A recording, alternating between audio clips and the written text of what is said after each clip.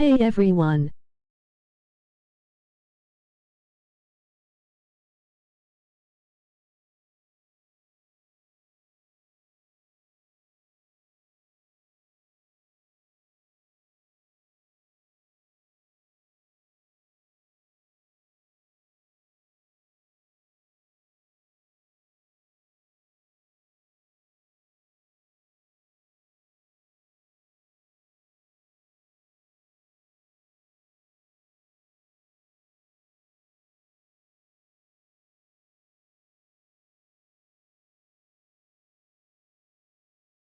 I don't usually stream Genshin this late, but when I saw that this event is going to take 5 days to get done, I knew I had to get as much due.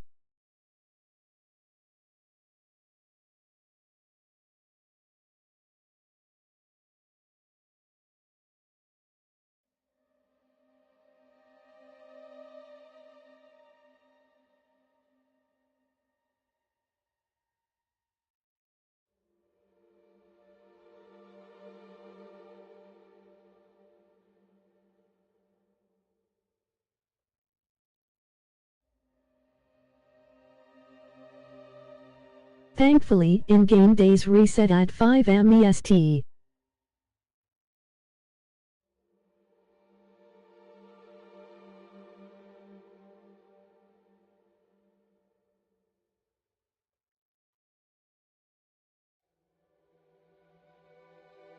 And if I'm really fast, I can get this done before midnight.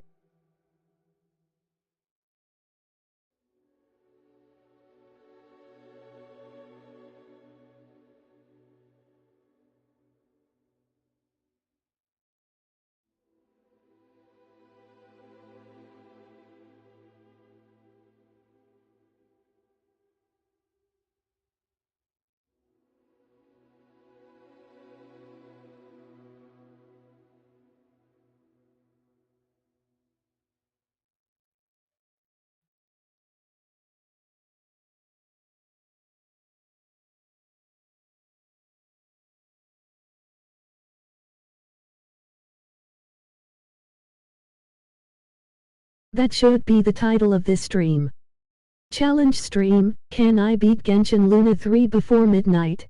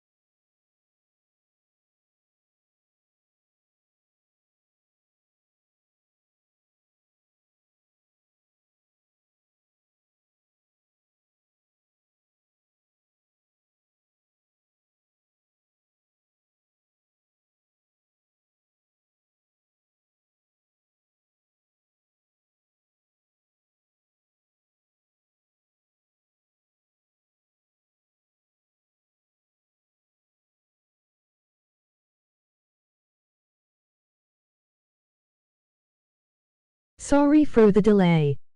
I had to share the stream. Challenge begins now.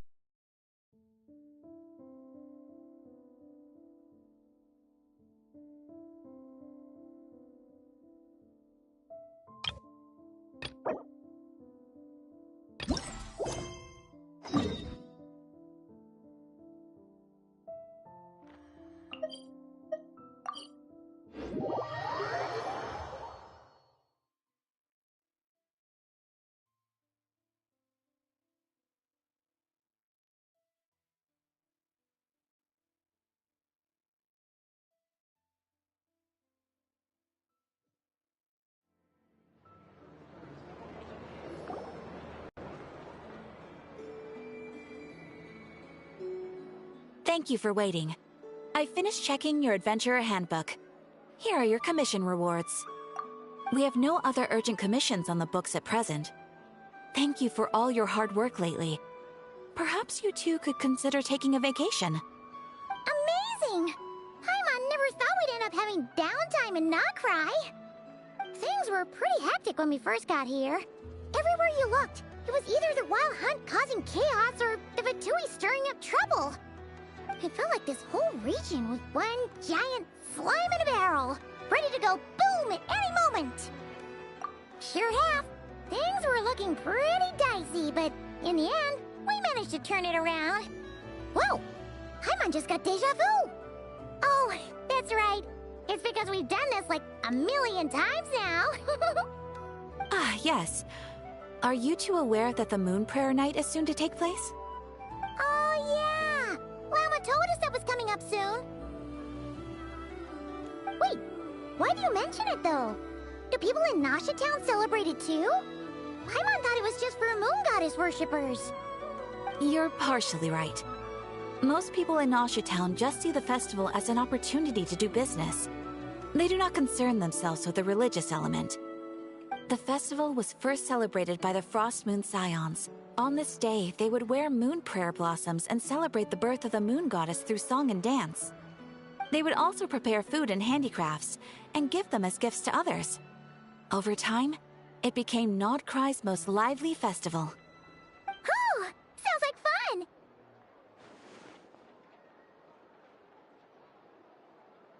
Great!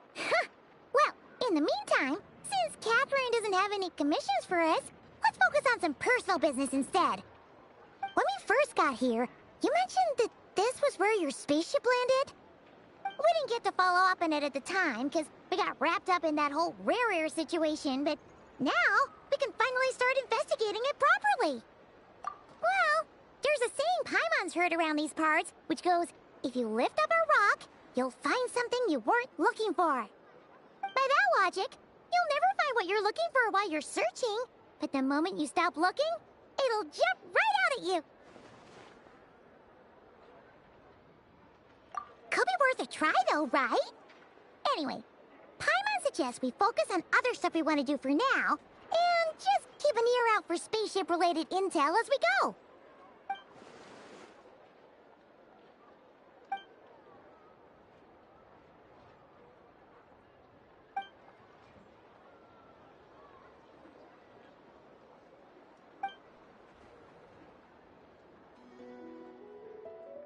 What's wrong?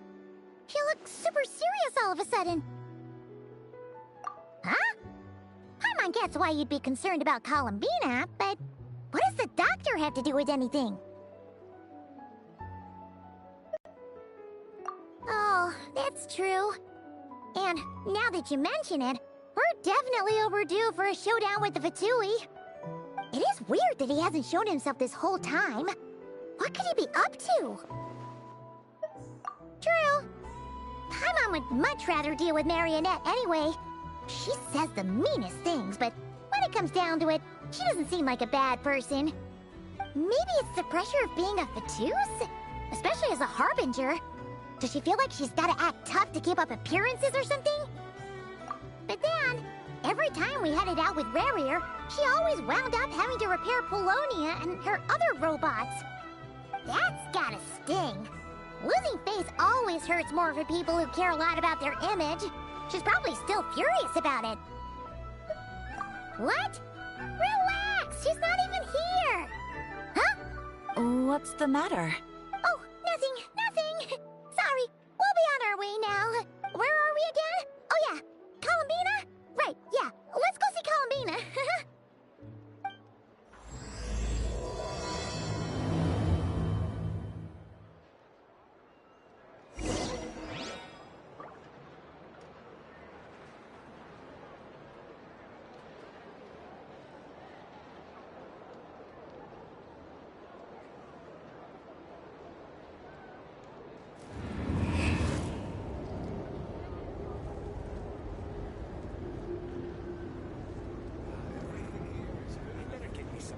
This land holds nothing but promise for adventurers from all walks of life.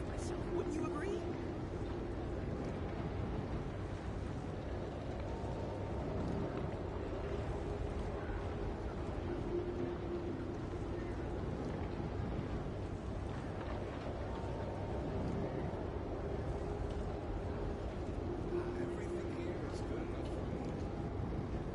This land holds nothing but promise for adventurers from all walks of life.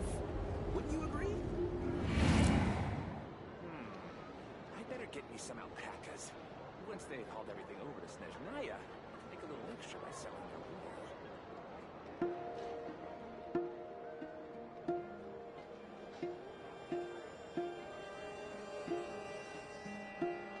Everything here is good enough for me. He who wishes to peer into the abyss needs simply to wander through Nodcry on a misty night. This land holds nothing but promise for The adventurers march from all of the walks wild life. hunt will be sure to drag him into the darkness. I better get me some alpacas. Once they've hauled everything over to Snezhnaya, make a little extra by selling their wool.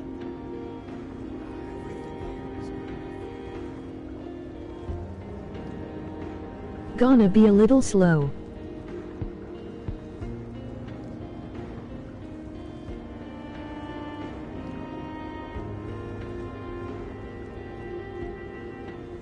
This land holds nothing but promise for adventurers from all walks of life. Wouldn't you agree? Everything here is good enough. I better get me some alpacas. Once they've hauled everything over to Snezhnaya, make a little extra by selling their wool. This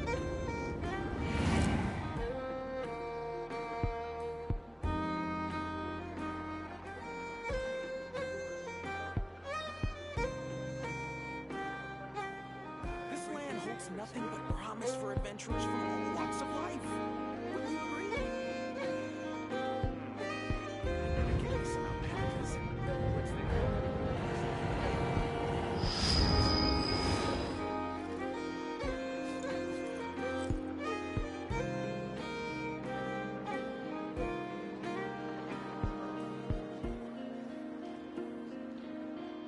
This land holds nothing but promise for adventurers from all walks of life. Wouldn't you agree? Let us have a modicum of patience for the richness and complexity of humanity. The wanton cruelty of the few is not worth our ire. I better get me some alpacas. Once they've hauled everything over to Snezhnaya, make a little extra by selling their wool.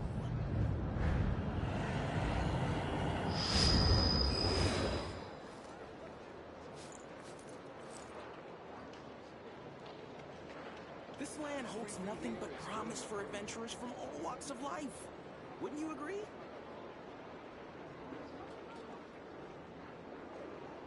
People ought not be so frightened of ghosts.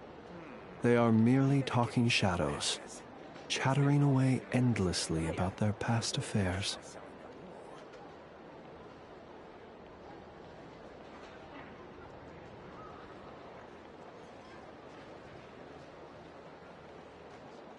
This land holds nothing but promise for adventurers from all walks of life. Wouldn't you agree?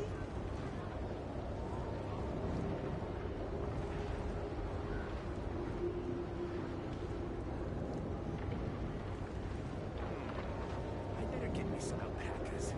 Once they've hauled everything over to Snezhnaya, make a little extra by selling them. Everything here is good enough for me.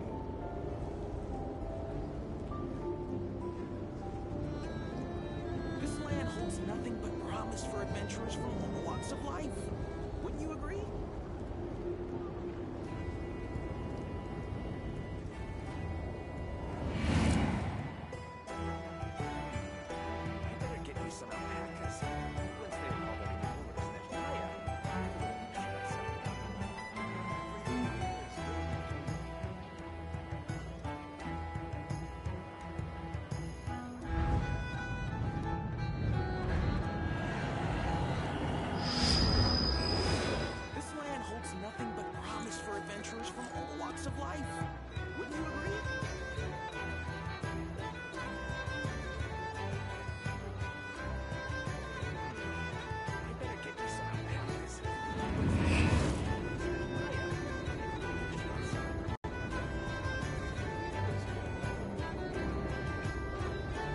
Back.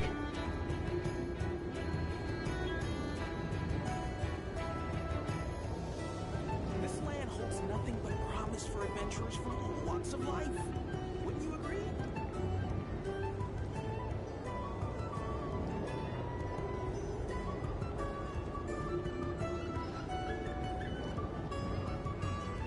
I better get me some alpacas. Once they haul everything over to Snezhnaya, there's a little extra myself.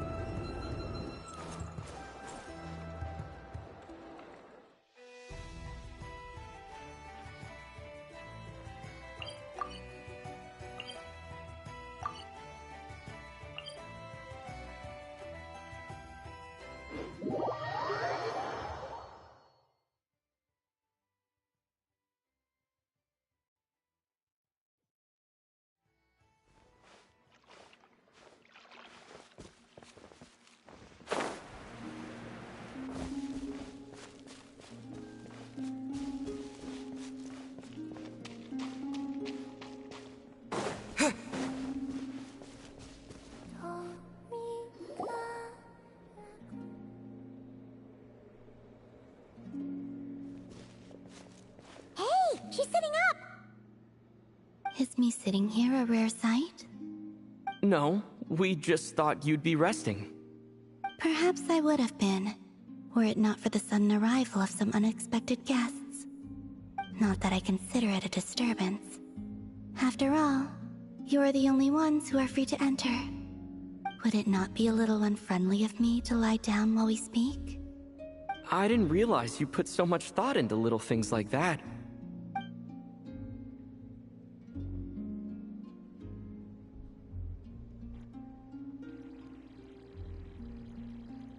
Only sometimes. There have been moments lately where I think about you and your companions.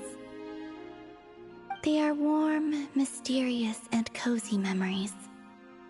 Very few of my past memories are anything like that. They say that travelers return home bearing bags full of souvenirs. But my luggage was empty, and I believed it would stay that way. Return home? So, you're still planning on returning to the moon? Yes. This planet continues to reject me, reminding me that I do not belong here. If I remain in Teyvat, there will come a day that I disintegrate. And I don't mean reduced to dust, or turned into food for the flowers. I mean, I will cease to exist entirely. Alright then. Well, we're sure gonna miss you. But it sounds like we'll have to say goodbye. How do you intend to return? The moon prayer night is soon to arrive. On that day, the moon will be closest to Teyvat. The Kuvaki in this land will reach its peak at that time. I merely need to grasp the tide, and with relatively little effort. Oh, Paimon gets it! It'll work like a slingshot! You make it sound like she's gonna get blasted up to the moon. If I did that, I suspect I would crash into the false sky. I will be using a much gentler approach. But I do like the analogy. It's fun. You see? She gets Paimon's sense of humor. In the blink of an eye, the time has come to part ways. It does feel that way, doesn't it? Time seems to fly fastest when you are enjoying it. I have always thought of myself as a wanderer on this earth, and it has never expressed any desire to keep me here. Yet, just as I plan to depart, it tugs at my arm. Is this a gesture of affection? Or is the world mocking me? Oh. Were you hoping I can answer that? Yes. You are a traveler, so you must have a lot of experience in this area. Then, what I would say is... enjoy the moment. That's right! Don't overthink it! Happiness is happiness and joy is joy! The point is to enjoy it, not analyze it! I see. Then what I would say is, even though I am very tired right now, I am still happy. I can't tell from the tone of your voice. Oh, really? You don't think I sound happy? I'm just kidding. I could tell you were in a good mood today from the moment we saw you. Ah, a joke. Albeit not a funny one.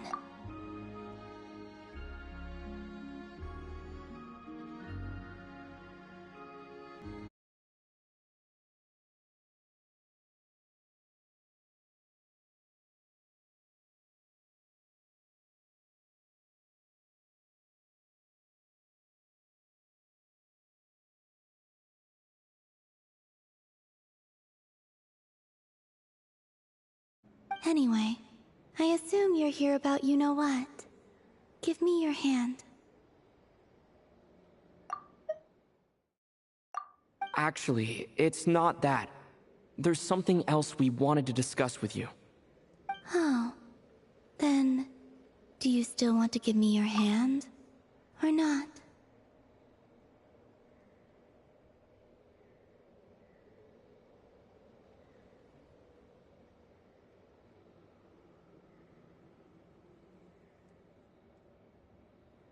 Geez, let him finish his damn sentence. Emoji happy tears. Sure.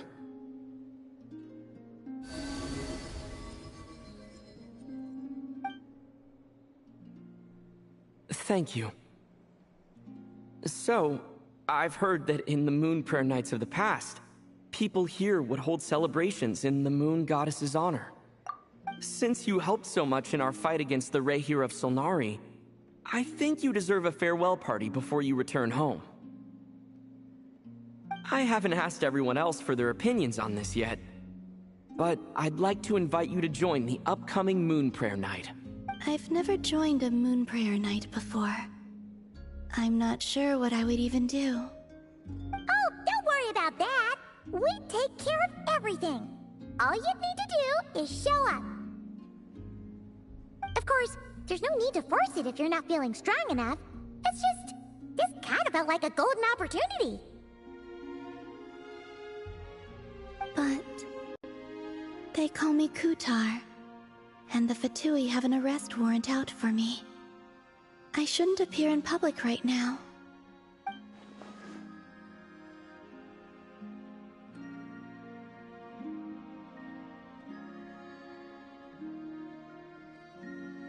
I'll make it work. You have my word. Yeah, we got your back. Well, he does. Paimon's actually not too sure what he's planning. All right, if you're sure. I will not refuse your invitation. I suppose it wouldn't hurt to pack a few more sights from this world into my suitcase before finally learning what my homeland looks like.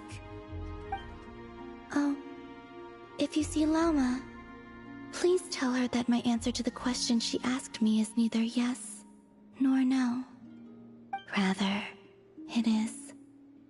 There is no need. That was kind of cryptic, but sure. Guess it's between the two of you. We'll pass along the message. Bye for now.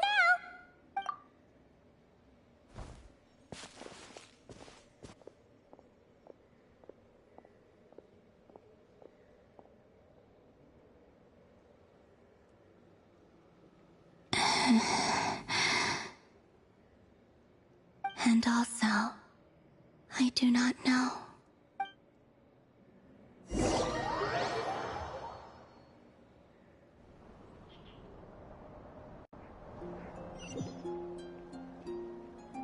Since she's agreed to join the festival, let's go see who else wants to take part. Lauma's gotta be the person most familiar with the Moon Prayer Night. We should start with her. Also, what exactly is your plan to keep her safe? Not sure yet. I'll figure something out. What? Are you serious? And Paimon even gave you her vote of confidence back there! When did you become so sneaky?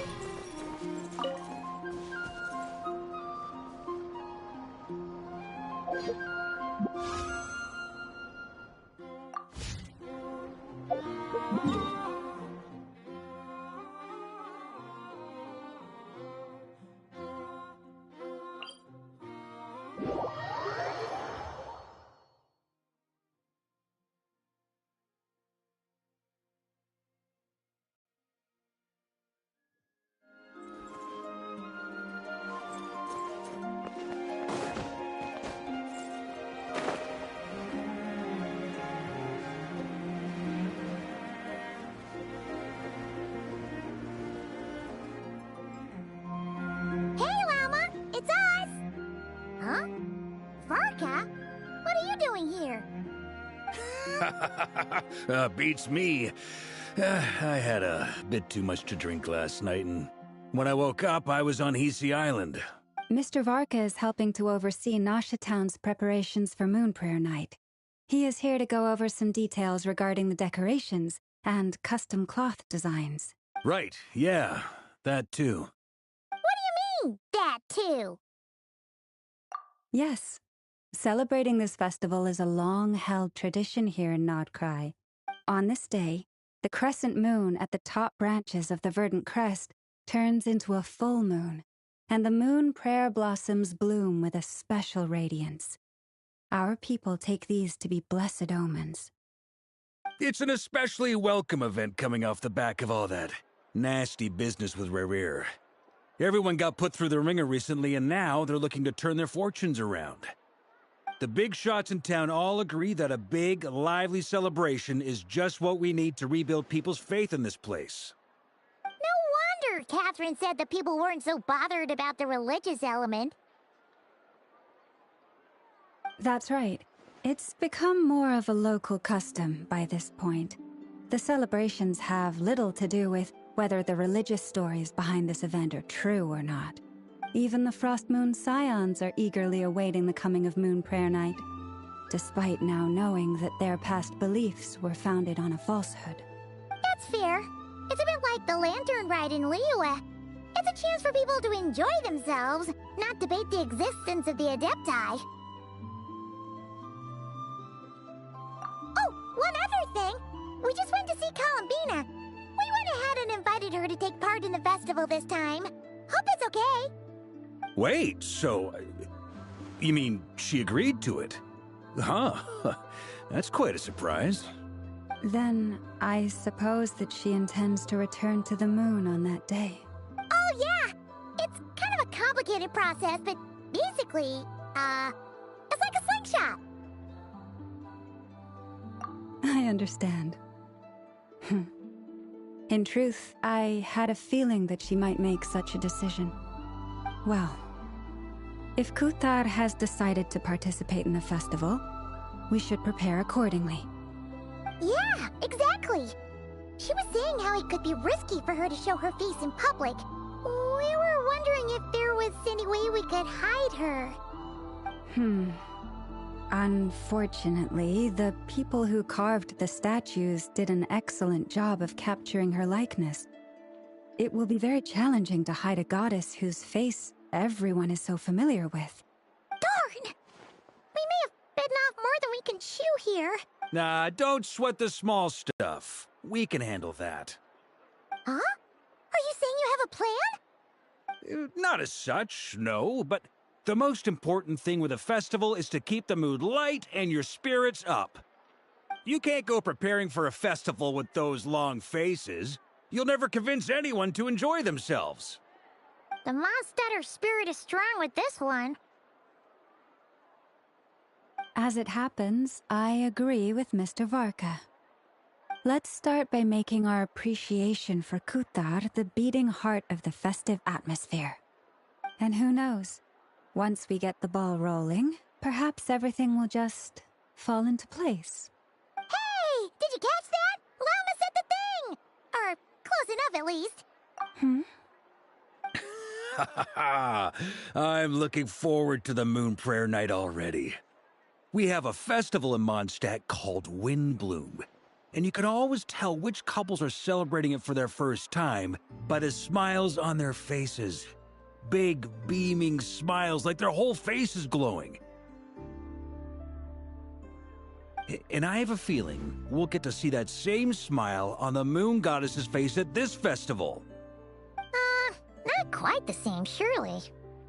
Anyway, I'll take care of business in the city, but I'll have to leave the decor up to you and the Frost Moon Scions.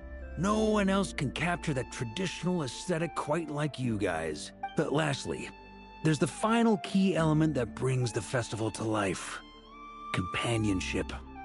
Before you leave, let me show you something that we've been preparing.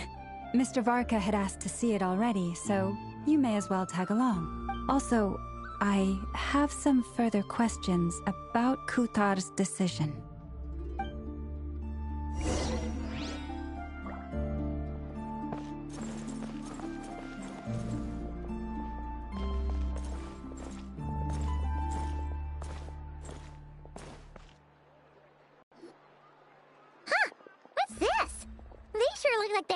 fun. I believe so. Kuhenki seem very skilled at playing drums like these, although I'm not sure where they learned it from. Maybe it's an innate talent? In their eyes, they're probably just playing with toys. Wanatar! You wanna play too? Yeah. She looks more confused than anything. Maybe we can teach her next time if we get the chance.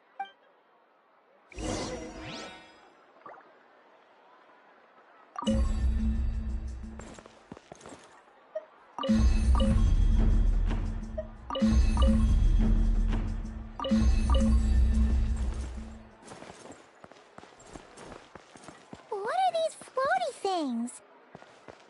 Moon veils. We hang them from buildings in the city during the festival. When you look at the sky through them, it creates a lovely misty effect.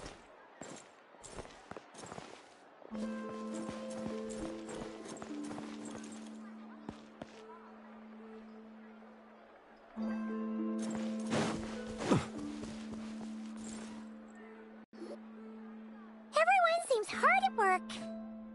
They're preparing items for Moon Prayer Night. For instance, the sculpture being made over here. Mr. Varka and I were just finalizing the details of where it will be placed. Ah, there she is. I didn't know the finished article would be so large. Not to worry, though. All the necessary arrangements have been made.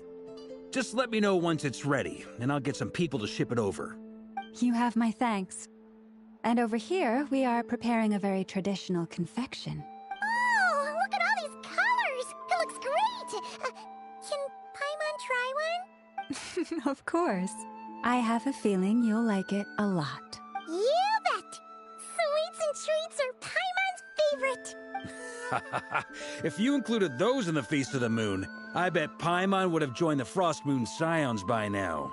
There will also be verdant crests like this present in Nasha Town during the festival. The timing of Moon Prayer Night is not completely set in advance. We make a rough estimate, then observe the changes in the verdant crests and moon prayer blossoms to guide us.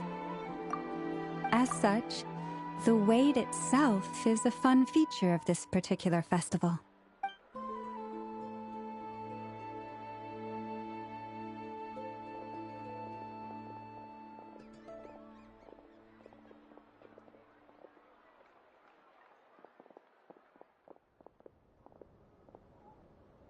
Let's talk here. To tell the truth, I am very surprised to hear that Kutar is willing to participate in the festival. I once asked her if she'd be willing to stay with the Frost Moon Scions. I could introduce her to everyone, and we could be a family to one another. She did not answer, but she has not appeared here since. I took this to mean her answer was no. But if that were the case, she would not have accepted this invitation. Ah, I see. Maybe she is right. Maybe the Frost Moon Scions of today no longer need a moon goddess. But my wish was not for her to come here and be worshipped as a deity. I simply wanted to offer her a place to stay. I'm sure she believes that showing herself here might invite Fatui intervention, and as such, she does not wish to cause us trouble.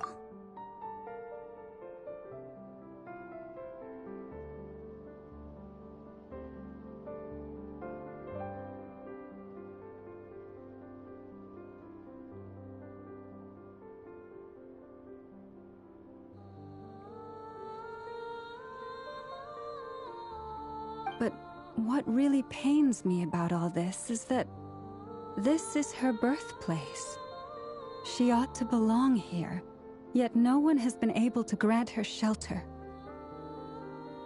I think I'm qualified to weigh in here. When someone's about to depart on a long trip, what they need is blessings, not burdens. We should wish her the best, not make the journey harder than it already is. Anyway, she's agreed to attend, hasn't she? All we need to do is simply respect her decision. I see your point. Yes, she will soon depart after all. Our job is to leave her with some happy memories. Besides, who's to say her journey to the moon is a one-way trip? It's not like she can't come back and visit if she wants, right? Paimon agrees wholeheartedly. Festivals are all about having fun, so let's keep it simple. All right, I'm gonna head back to Nausea Town soon. Want to come with? I'm guessing you have some other folks to visit there. Sure thing, let's go! Bye for now, Wilma! Thank you all. Goodbye.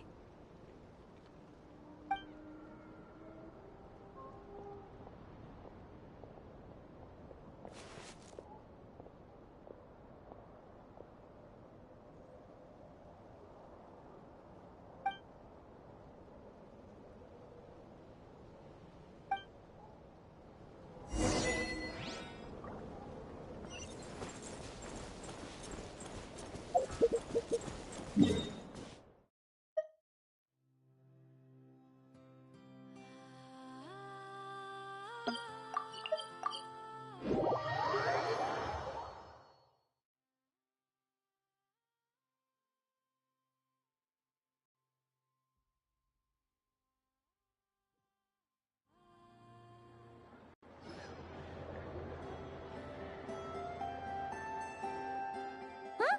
Hey, over there! It's Durin and Albedo with Flints! What could they be chatting about? Your guess is as good as mine. Ah, Grand Master, and the Traveler and Paimon. Hello there. It's been a while. Perfect. We have some new volunteers for our investigation. Wait, let me guess. The righteous Lightkeepers are finally ready to hunt down the Abyssal Dragon? Haha. Yes, that too. Yeah, right! Oh, wait!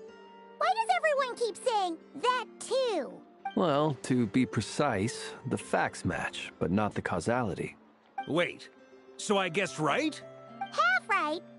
Don't act so impressed with yourself. Maybe I can explain. We ran into Mr. Flint's north of Nausea Town. At that time, we just noticed a few abyssal creatures out in the wild, but the strange thing was, I didn't detect any traces of abyssal energy on them at all.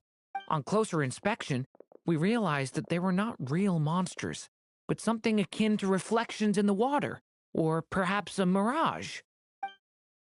Huh? What do you mean?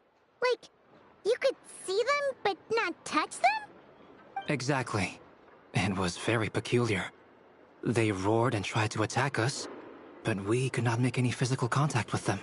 I think I've heard of things like that happening in Nodcry before, but I don't know much about it. Yes, it's a known phenomenon. Mirage-like illusions tend to appear in Nodcry in the run-up to Moonprayer Night. From a distance, they appear quite real. I myself thought that Misters Durin and Albedo were locked in battle with abyssal monsters when I first arrived. But after sharing intel and investigating a little further, we can confirm that these illusions are harmless. There is no great cause for concern. All the Mirage stories I've heard are either animals, rocks, or small houses. Abyssal monsters, though? That's a first. It's a first for me, too. So I'm planning to look into it further just to be on the safe side. I intend to inspect a few more locations. What about you two? Any plans? Alice contacted me a few days ago. She'd like me and Durin to assist her with an experiment, but we lost contact shortly after receiving the message. I'm sure that comes as no surprise to anyone familiar with her. We don't know when the wind will blow, yet when the wind blows, we will know. That, in a nutshell. Yeah, that tracks. Okay. Well, I suggest we investigate this Mirage business in the meantime. It's piqued my curiosity, and I'm pretty sure I know someone who will already be 10 steps ahead of us. Well said. Right? Whatever's happening in Nodcry, she always seems to be the first one to know. Let's go see what she knows. We can invite her and her staff to the festival while we're at it.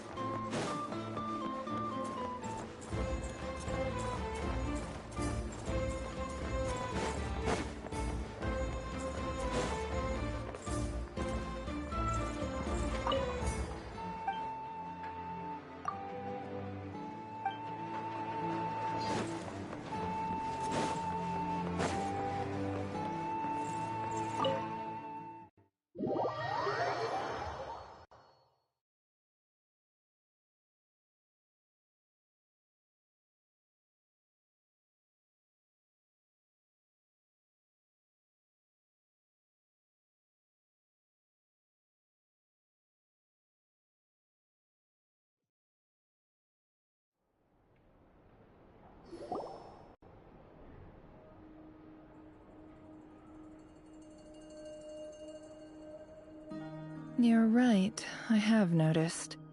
There's certainly something a little fishy about this situation. Only a little, though. Records indicate that this phenomenon can occur in the days before and following Moon Prayer Night. That said, it has always been a rare sight in the past. The odds of encountering these phantoms are similar to looking up in the night sky, happening to see a shooting star, and managing to make a wish before it disappears.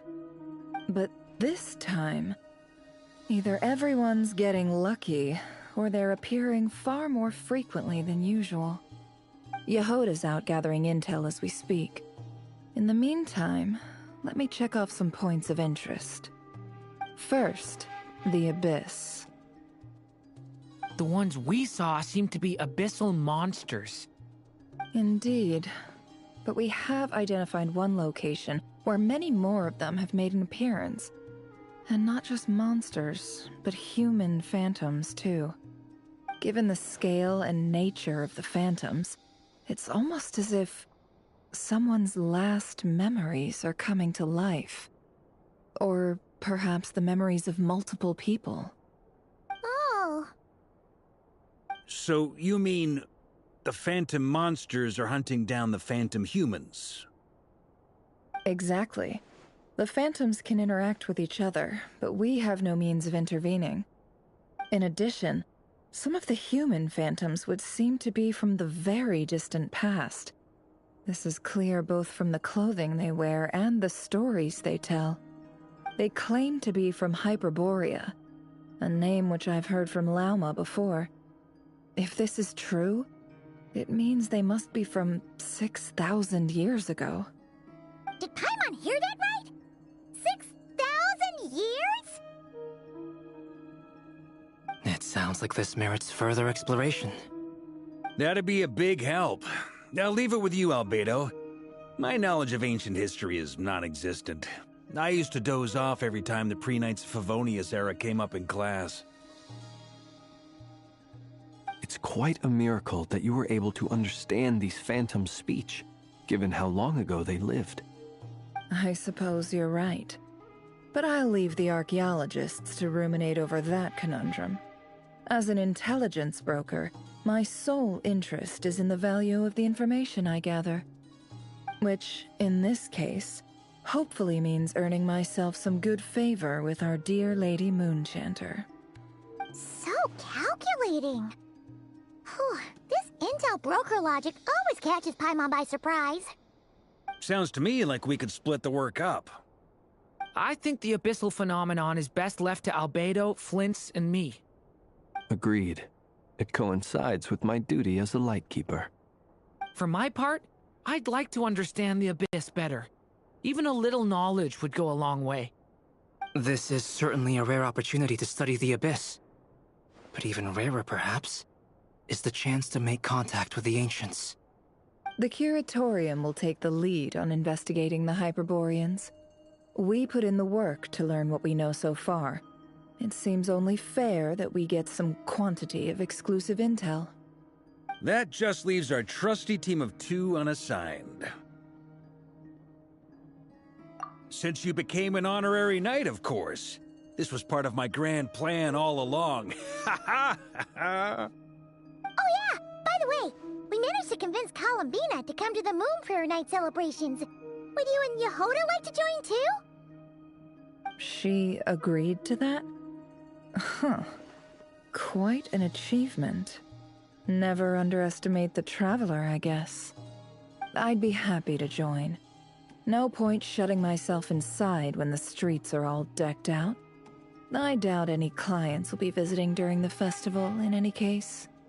And Yehoda loves a party, so I'm sure she'll jump at the opportunity. No, no, no, no, no, no, no, no, no, no! Way to contradict me in front of... Wait, no, that's not what I have bad news, boss. So many people. All right, everyone inside, quick!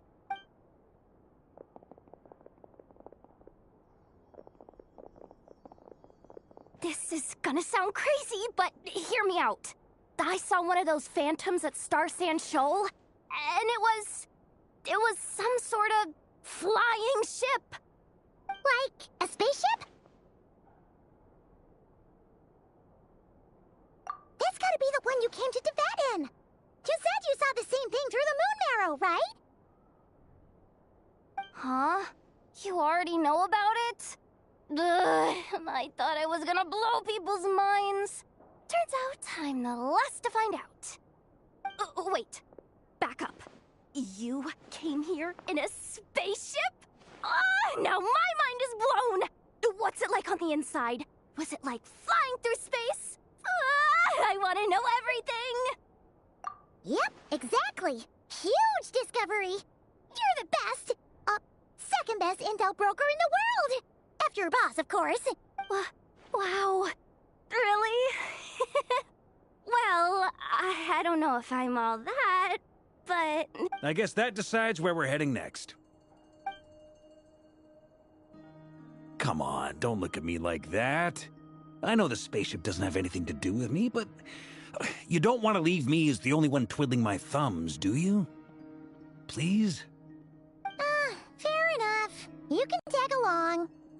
In that case, let's meet back here to discuss our findings once we're done. I wish everyone a productive investigation. You too.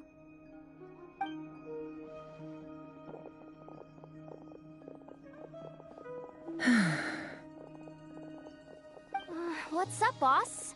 Aren't we gonna head out? Tell me, Yehuda, when did the curatorium start giving out intel for free? Oh, sorry, boss.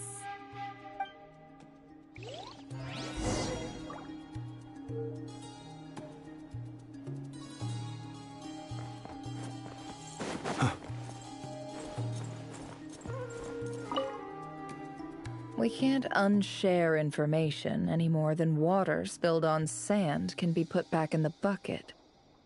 I'll just have to balance the books some other way. Please, boss. There's gotta be another way. Who knows? Depending on what they find, maybe this will work in our favor. Please don't find me. Please.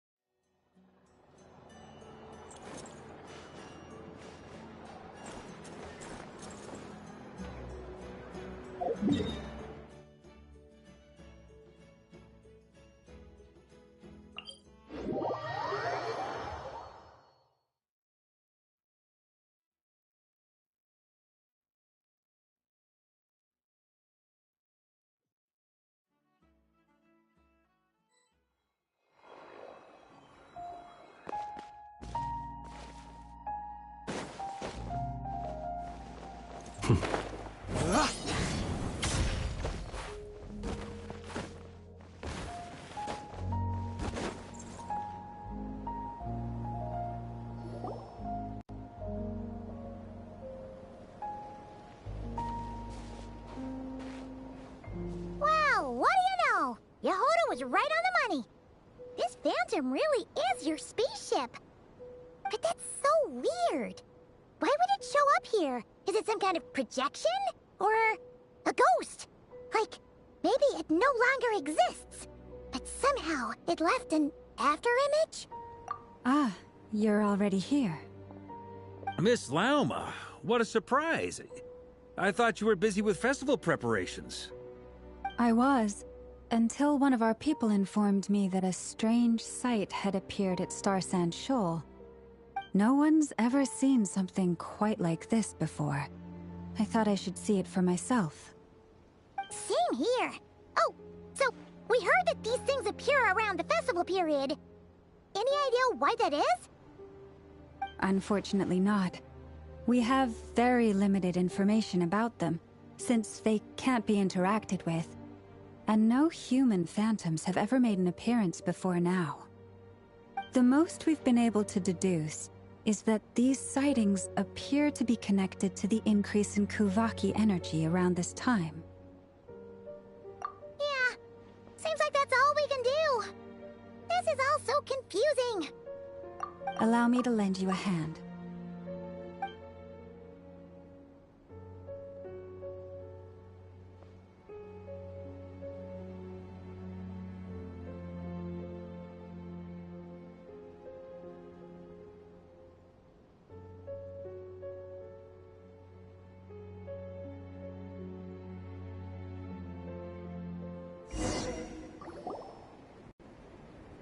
Everyone, our friend here should be able to provide us with some information.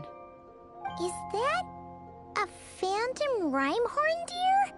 I've heard about how the Frost Moon Scions live in harmony with the animals, and can even communicate with them. That's coming in handy now, for sure.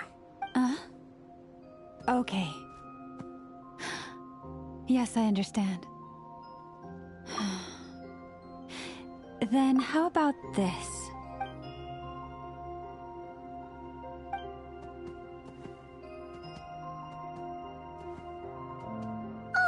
It's leaving! It appears to share our curiosity about this giant spaceship, so I asked it if it wouldn't mind investigating along with some friends. In return, I told it about some nearby spots where the wild fruit grows abundantly. We may live in a different era from these phantoms, but I trust that the terrain, climate, and ecology here are more resistant to the effects of time than some things are. Let's give them a moment, and hope for the best.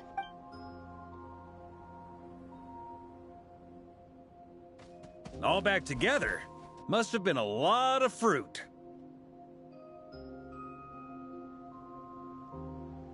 Indeed. Now let me ask them some questions.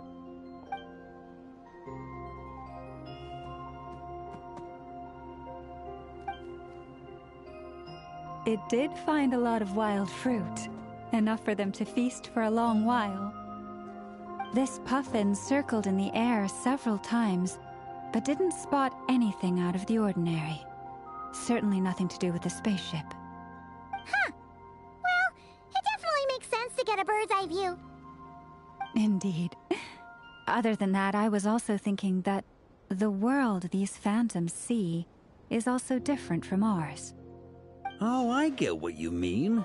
The wild fruit exist in both times and spaces, but there might also be things that only exist in that space-time, which we can't see. Good point. Great thinking, Llama. Blunthorn rhinos can use Kuvaki to shift great rocks, but this one says it couldn't get that ship to budge by even an inch. The sniffer mole tried too, but despite being a skilled digger, it could not get through. They say that the spaceship looks robust and undamaged. It seems completely impervious to any and all attacks.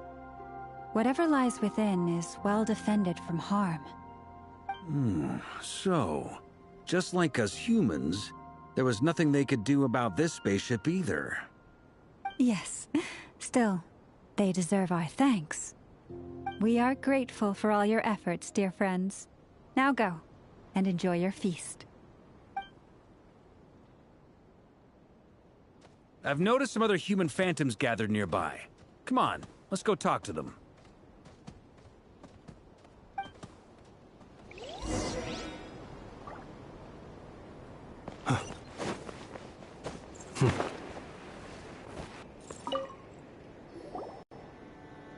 What is this thing? I've never seen it move, and there's no way to get inside. Goodness knows. My grandpa says it's been sitting here at least since his grandpa was still alive. What about his grandpa? Did he say anything to your grandpa's grandpa about it? Huh? I don't know. In all likelihood, it was here back then too. Hard to imagine something this huge could move. Guess that means that as far as they're concerned, this ship's been around a long time.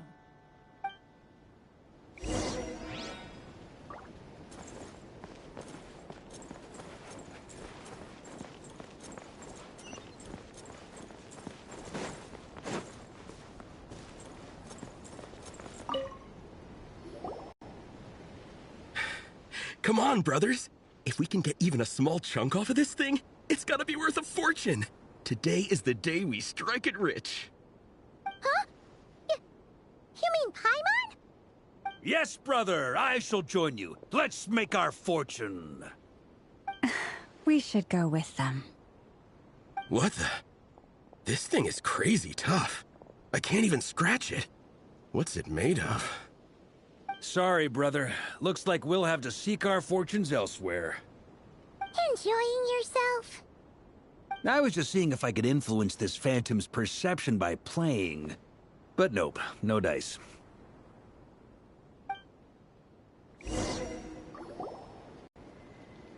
I'm sure we're all starting to build up an idea of what's going on here now that we've spoken to some of the people. These phantoms are reenacting real historical events in Nodcry. It's almost like we're in some kind of interactive stage play. We can talk to the actors, but the plot is fixed, and we can't influence it. It makes sense. History is set in stone. The objective facts of the past cannot be changed. Paimon totally thought you were just goofing around earlier. But actually, you were doing some serious investigating. Of course I was. Anyway, at this point, I think we're forced to conclude that although the Phantom spaceship is right there in front of us, we aren't going to learn much about it from these people.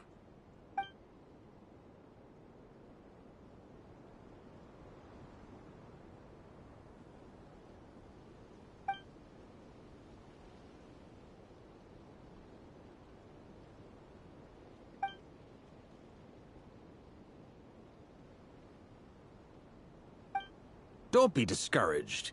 If nothing else, this is proof of the ship's existence. And think about it.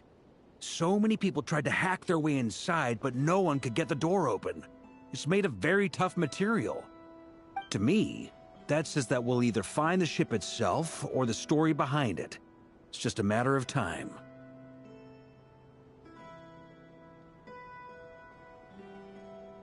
Huh.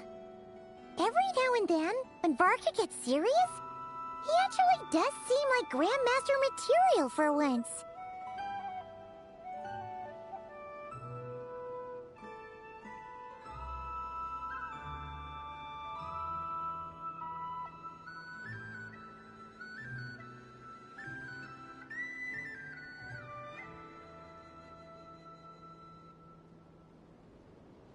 Yo, what the fuck, Paimon?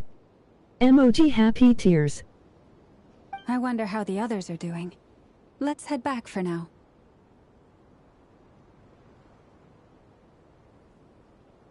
Sounds good. Also, drinks are on me if Team Knights of Favonius is the first to finish. Wait, we have a team name now? Am I in Team Knights of Favonius as well? You're very welcome to join. We've even got a cathedral ready for you. Isn't that technically blasphemy? You wouldn't dare make a joke like that if Barbados was in earshot.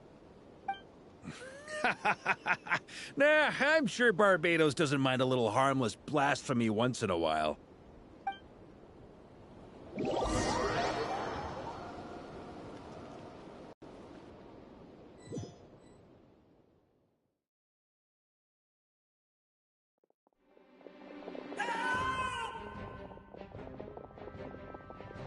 Oh, no!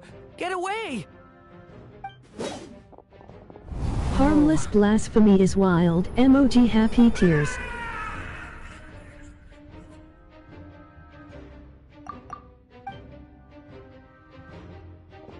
I know it's hard to stomach, Mr. Duran. But as I'm sure you've noticed, there is nothing we can do to intervene in that which unfolds before us. But we have to at least try. And try you have. But are you aware of how many unsuccessful attempts you've made now? I wasn't keeping count. I'm afraid this is the 39th failure so far. Or the 5th if we're only counting this particular victim. There are no indications that these phantoms may be altered in any way. You seem to have calmed down a little. I'll make us a fire. You should rest and have some water. Feeling any better now, Mr. Durin? May I ask a few questions? Be my guest. What exactly are we witnessing here? What happened to those people? My guess would be that we are seeing Nodcry during the Conrian Cataclysm. Would that be accurate? Conria. That is correct. As you know, once the Abyss senses even the tiniest crack, it floods in and spreads like wildfire. There was a time in the distant past when it permeated all of Nodcry, causing immeasurable harm. The people paid a terrible price to heal this land. Then, 500 years ago, the whole of Teyvat suffered an abyssal disaster. Once more, Nodcry was dealt a devastating blow. I see. In the face of the abyssal onslaught, all were like grains of sand tossed around by a tidal wave, be they human, fae, or god. The moment you witnessed is but one drop in a whole ocean of catastrophe. All right. I guess that answers my second question, too. I wanted to know why there's nothing I could do to help them, and that's because what we are seeing is history. That would be my guess as well. As I understand it, history and fate are not all that dissimilar. The latter may be unseen to us, but both are immutable. Yes. Fate was determined long, long ago. I still have a couple of other questions for you, Mr. Flint. You mentioned more than one abyssal disaster that has struck this land in the past. How can you be sure that what we're seeing is from the Conrian incident? And also, how are you able to stay so calm when you're talking about these events? From everything I know about you, you're not cold or ruthless, and you're not indifferent to the suffering of others. Alas, I am forced to show my age. I must be 600 or 700 years old by human measure. Wait, so you... One is not easily moved by history when one has witnessed the truth firsthand. I'm sorry. You needn't apologize. Your passion is a good thing to have. Treasure it, because someday you may find it in terribly short supply. Now, at the risk of offending you, I have a question in return. Your curiosity toward the Abyss, is it born from hatred or because you sense its call? I only ask because I kept a fragment of Rarir's body in my lantern for a short time. Specifically, his heart. So I know what a burden it can be to carry the Abyss with you. And I hear its power growling from somewhere within you. In my eyes, your mere existence is a miracle. My honest answer is... I don't know. I don't think I have the confidence to say for certain. What I will say is the Abyss is not the only issue that haunts me.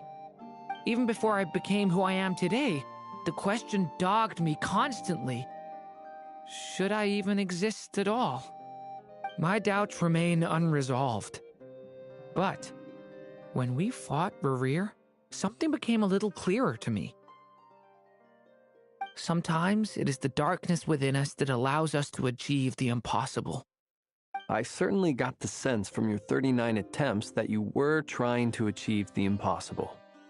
It sounds like you've resolved to see the truth for yourself. Absolutely.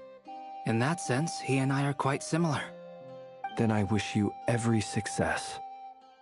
I look forward to the day of your transcension. Well, if everyone's caught their breath, I suppose we should head back. Oh, and one last thing. I'd appreciate if you kept our discussion about history a secret.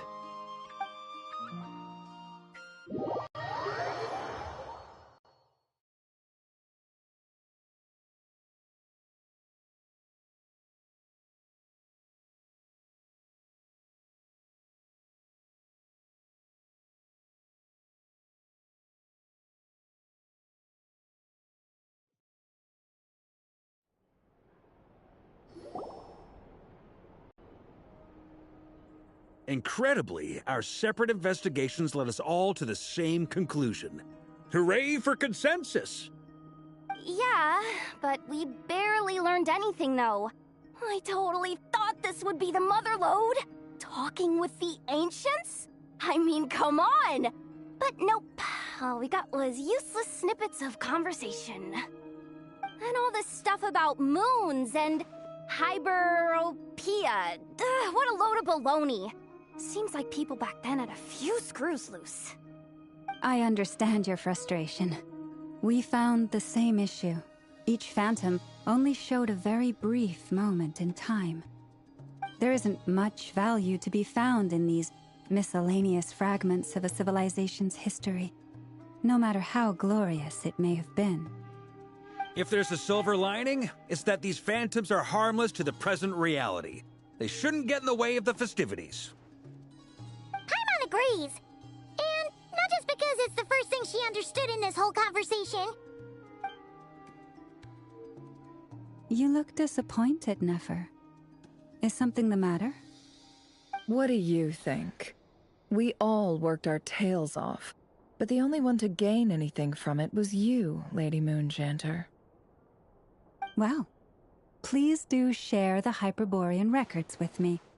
I will gladly inscribe them in our people's documents.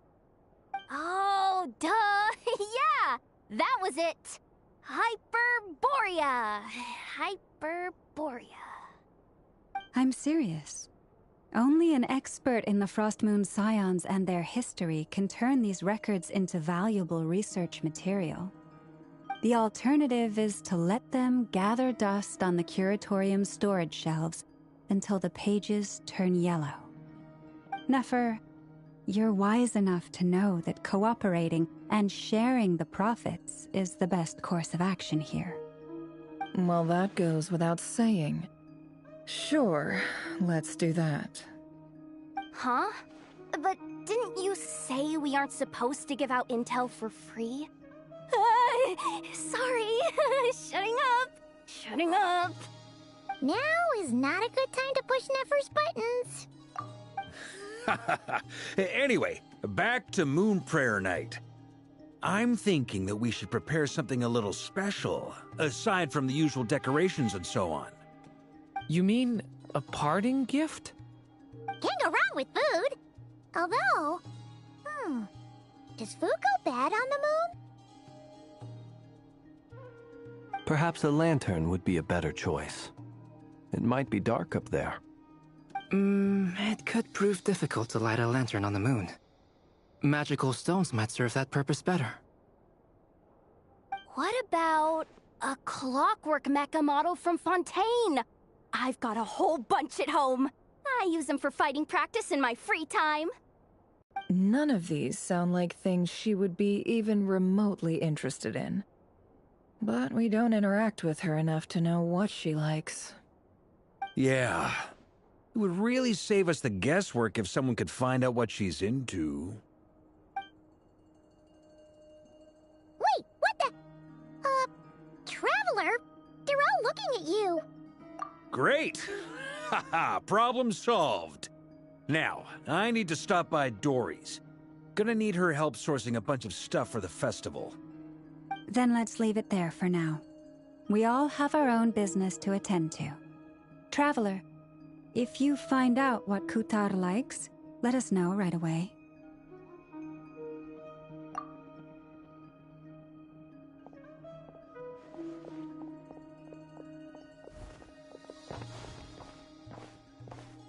Is something the matter? I'm fine. It's just... I'm still feeling a little rattled after witnessing the horrors of the Abyss. But it's okay. This is something I have to work through. I'll be alright.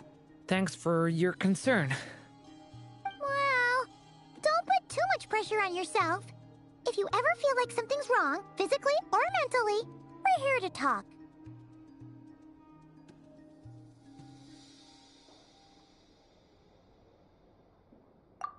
Come on. Stop treating me like a kid.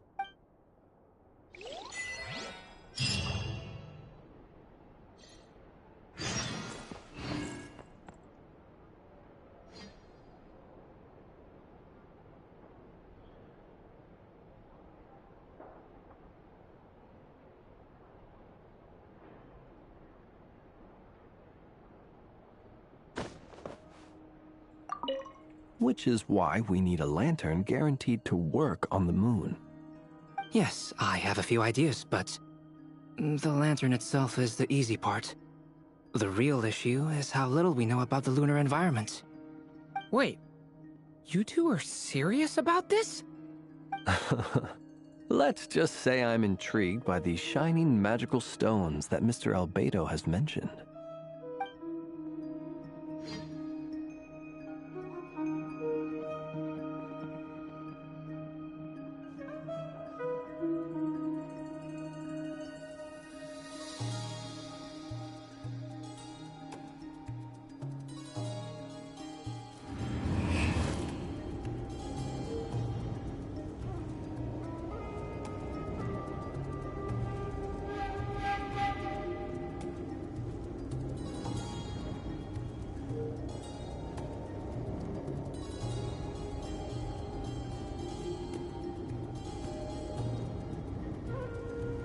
Nodcry had to deal with the Abyss before the Cataclysm.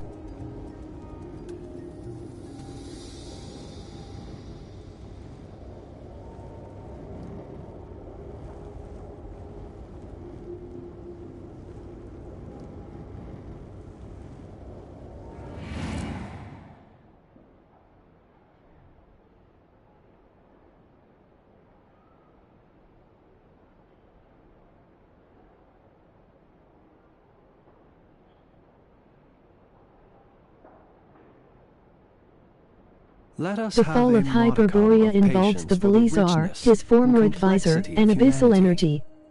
The wanton cruelty of the few is not worth our ire.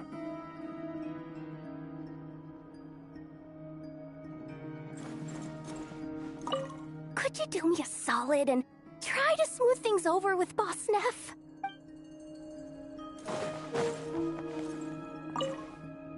You should get going. It's important that we ascertain what Kutar likes.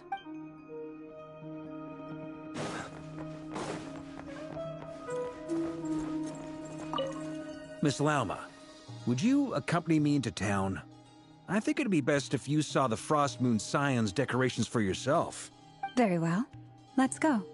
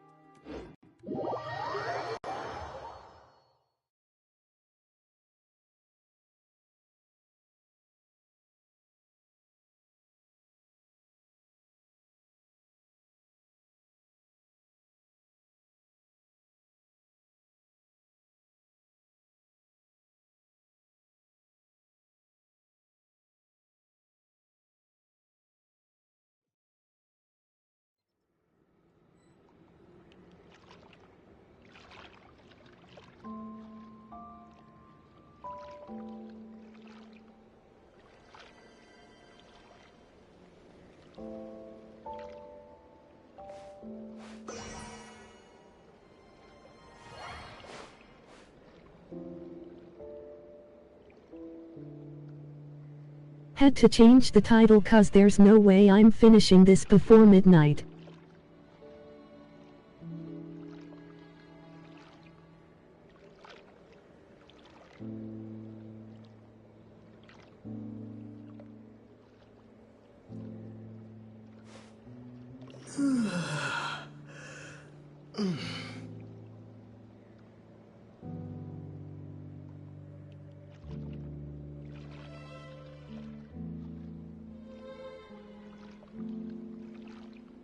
I might even have to use the quick start feature for Duran's story quest.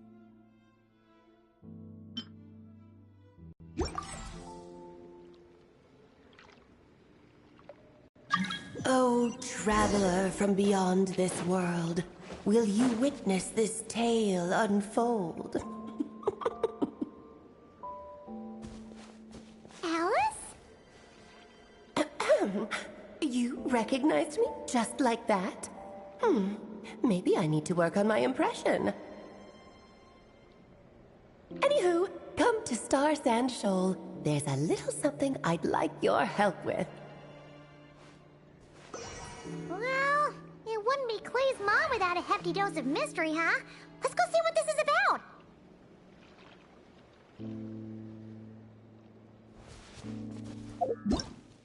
I'm not entirely sure if I was supposed to do it now though.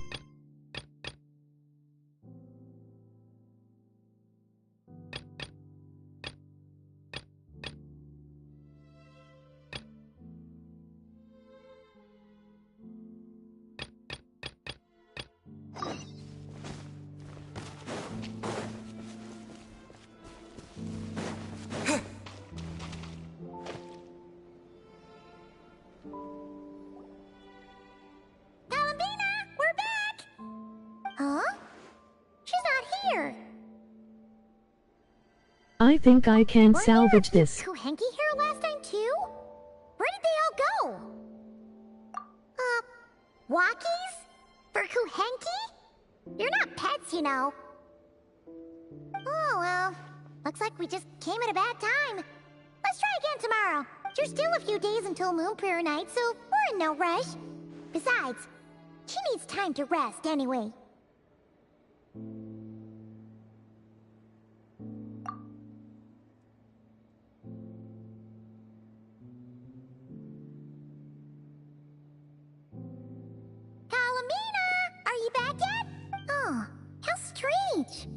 Looks like she still isn't here. Right? It's not like her to spend so much time outside. Especially since she's worried about attracting unwanted attention. What about Luonatar? Luonatar, you there? Hey! Do you know where Kalambina went? Sorry, didn't understand. But if you know where she is, could you take us to her? Perhaps she's finally been captured by the Fat Yui. Yeah, that's even stranger.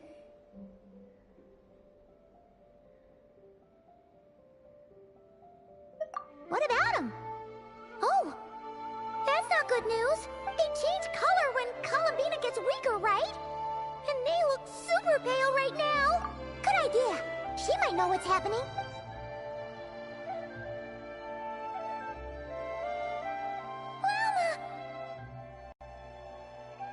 Ah, it's you. How is Kutar? Is she okay? No, she hasn't. I came here to check on her after I noticed the flowers had changed color. Based on past precedent, she must be very weak right now. Even getting up to walk would be a struggle. It seems unlikely that she wandered off outside. Not to mention that she doesn't do that at the best of times either. So yeah, this is super weird. No. Very few people are in the know about Kutar's whereabouts. And if anyone suspicious had visited, they'd have left some sort of evidence. Come on, let's go to Nasha Town. If anyone has seen her, someone there will know about it. It's not Cry's information hub after all. Makes sense. Let's go!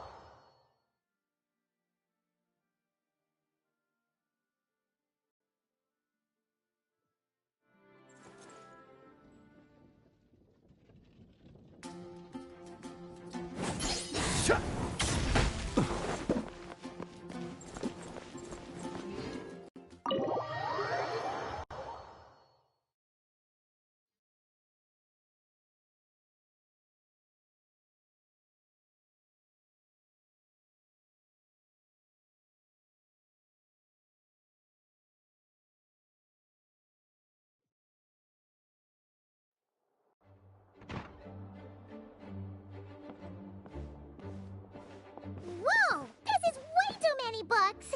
Considering this library organizing job is classified as a premium commission, I'm on key mentally prepared, you know?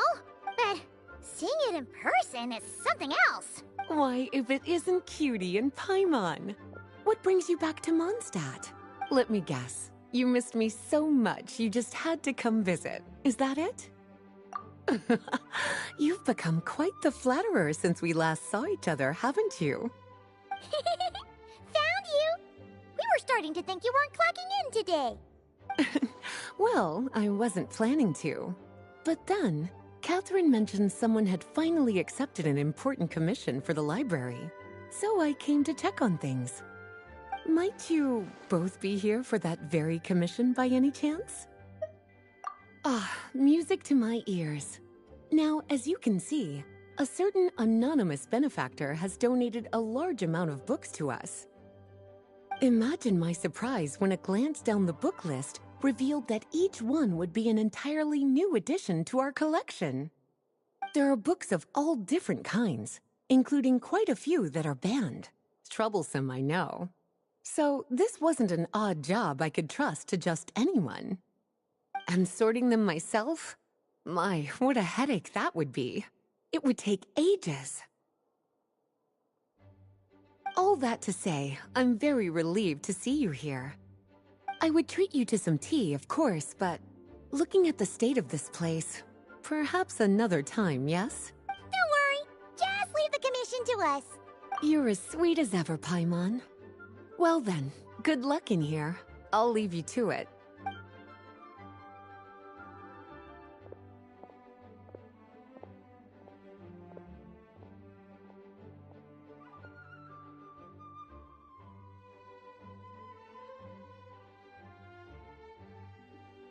Finally! We made it to the last stack! What even are some of these books? A Hilichurl's Guide to Running for Your Life? Do Hilichurls even read? Oh, and Basics of Whopper Flower Cultivation. Who'd grow one of those, anyway? And what's this one? The Little Witch's Dictionary? Huh. That title's kind of suspicious. And didn't we already sort this area? Did you notice it earlier?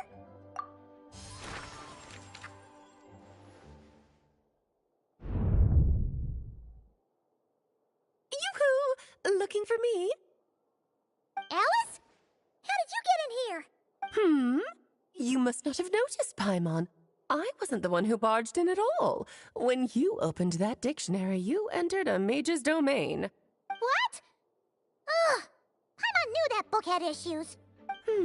Have you ever read the storybook, The Little Witch and the Undying Fire, by any chance? Splendid! That makes things easier to explain. This book was written as a dictionary for that other story. The actual contents of the two aren't related at all, though. That explanation makes things even more confusing. Oh dear. Where should I begin? You know the promise the Hexen Circle made to Varka at the Tripartite Conference, yes? Namely, that in Mondstadt's greatest time of need, the mages would return and lend their aid to the nation? Well, waiting around for danger to descend upon the land isn't exactly our style. Rather than a scenario where we jump in and save the day out of nowhere, it makes more sense to lay the groundwork over time. That's how M put it. Besides, who knows when such a crisis could occur? It could be in the next life, or even tomorrow. Preparation is crucial. So, I gathered the mages together to write this dictionary. Of course, it had to be under the guise of being related to that storybook. Otherwise, I would never have been able to get them in one place. Well, we looked into Barbie's scryglass and came up with a series of tasks tailor-made for the people of Mondstadt. They're all in this dictionary, striving toward a common goal, overcoming obstacles alongside trusted companions, becoming better versions of ourselves. That is the best defense against what dangers could lie ahead. Oh, you make it sound like something bad is actually about to happen. Now, I never said that. But still, we are talking about trusted companions here, Paimon. And when we speak of a person who could be considered a friend to all in Mondstadt, I'm afraid the pool of options consists of but one. Wait, the huge book donation? That was just an excuse to get us here, wasn't it? We had to spend ages sorting through them, you know. Oh dear, I never could have imagined you would need to go to such trouble. Uh-huh, sure you didn't. Well, this is an important book. I couldn't just bring it into Teyvat without taking any precautions. Much better to hide it in plain sight, you see. That's why I donated all those other books to the library. Besides, it's not like this is a bad thing. Just think of it as an excuse to reunite with old friends. And as a favor to your dear Aunt Alice. Okay. If the goal is to help the people of Mondstadt, then we're in. We'll take the dictionary. And the next time we run into our friends, we'll pass your tasks and stuff along, okay? Wonderful. Then I'll let you get to it. Have fun!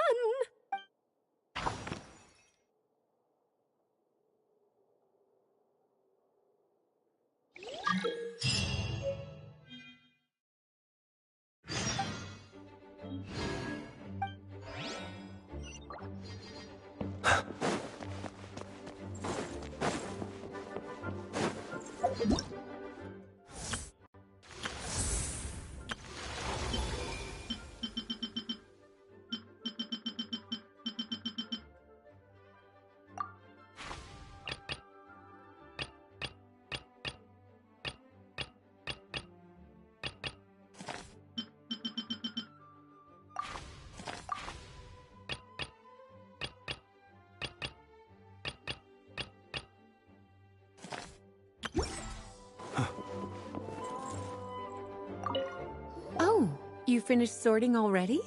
That went much faster than I expected. Now then, what would you like in return, cutie? You freed up my whole afternoon helping me with that. How about we spend it together? Ah, so you noticed too. Such strange names, and even stranger contents. Not to mention, this is the largest library in northern Teyvat, and I didn't recognize a single title on the list. I just don't see how that's possible. Unless... Actually, we just ran into... Trouble, I presume? I think I'll steer clear if it's all the same to you. Besides, if a book exists in this world, then there's a place for them in this library. Better for them to remain here than end up in the hands of someone more... suspect. Anyway, here's your payment. Thanks again for all the help.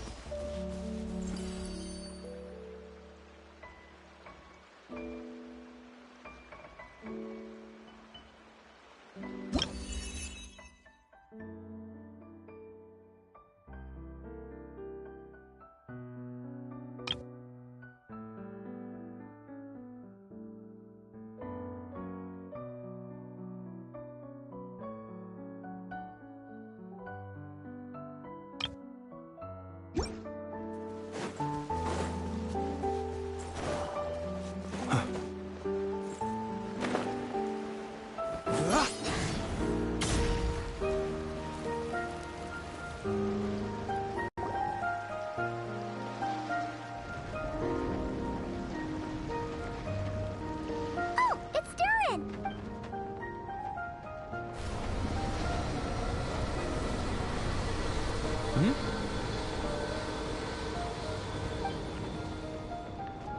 Traveler in Paimon? I'm sorry. I hope I didn't scare you. Oh, no, you didn't scare us. Just gave us a little surprise. Looks like you've gotten even more powerful now. I don't know. It just feels like it's gotten harder to control. I didn't mean to strike so hard. I'm so relieved you didn't get hurt. It's all good. We've had worse. No, don't worry about that. It's been very stable ever since I got this body. Albedo made sure of that. What you saw just now is something that only started happening recently. Maybe I'm still acclimating or something. I'm sure it'll clear up over time. Anyway, what brings you here? Did you need something? Well... The day that the writer and the watcher crossed paths was the day that the magic, known as storytelling, was born. So, she asked us to come. Miss Alice? Oh, you too? I guess I really do need to work on my impression. Well, never mind that. It's been too long, Mini Durin. And please, that's Aunt Alice to you. I have brought you and the Traveler together here for a very important purpose. It has to do with your mom. My mom? Indeed. Fairy tale author extraordinaire, Anya Marie Andersdottir. See, I knew this would be right up your alley. Now then, if you'll open the book, I will begin narrating.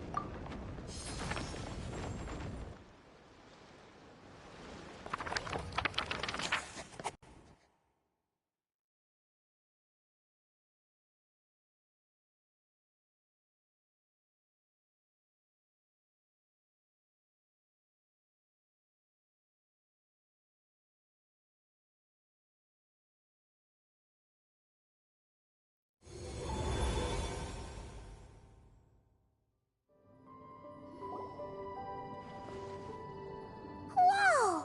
What is this place? It reminds Paimon of Simulanka. The two are indeed similar. Both worlds were built using the same magic, after all.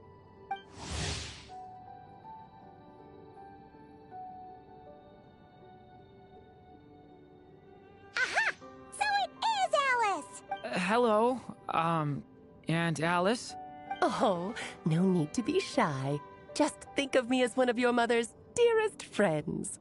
You keep talking about stories and magic. What's this all about? Simulanka 2.0 or something? Certainly not. Simulanka was a peerless masterpiece. Without the original author, it would be impossible to create a sequel, even for me. But you are right about one thing. Just like last time, I want to show you a work of magic that has to do with storytelling. What's this? This is your mother's dying wish. My mother's dying wish was a book? Let me answer that with a question. What do you suppose would be a writer's greatest regret? Have you ever read a book called The Little Witch and the Undying Fire?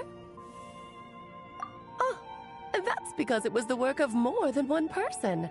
It began as a little game at our tea parties. Each of us took turns writing the next part of the story.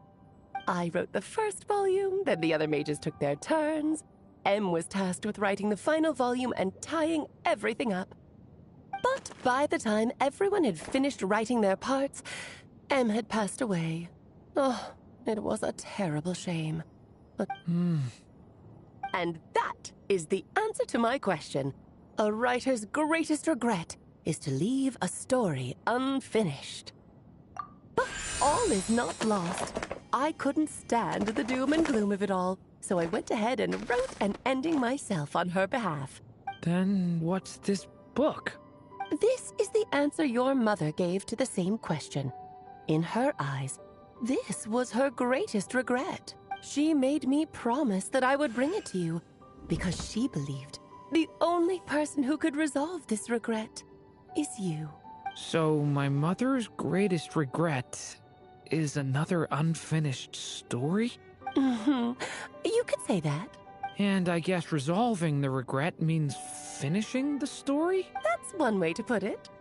Oh, Is a straight answer too much to ask for? Her answer was quite the opposite of what I'd expected. But oh, how touching it was. I'd love to tell you what she said, I really would. But that would spoil the plot, and we can't have that. Spoilers ruin everything. Oh.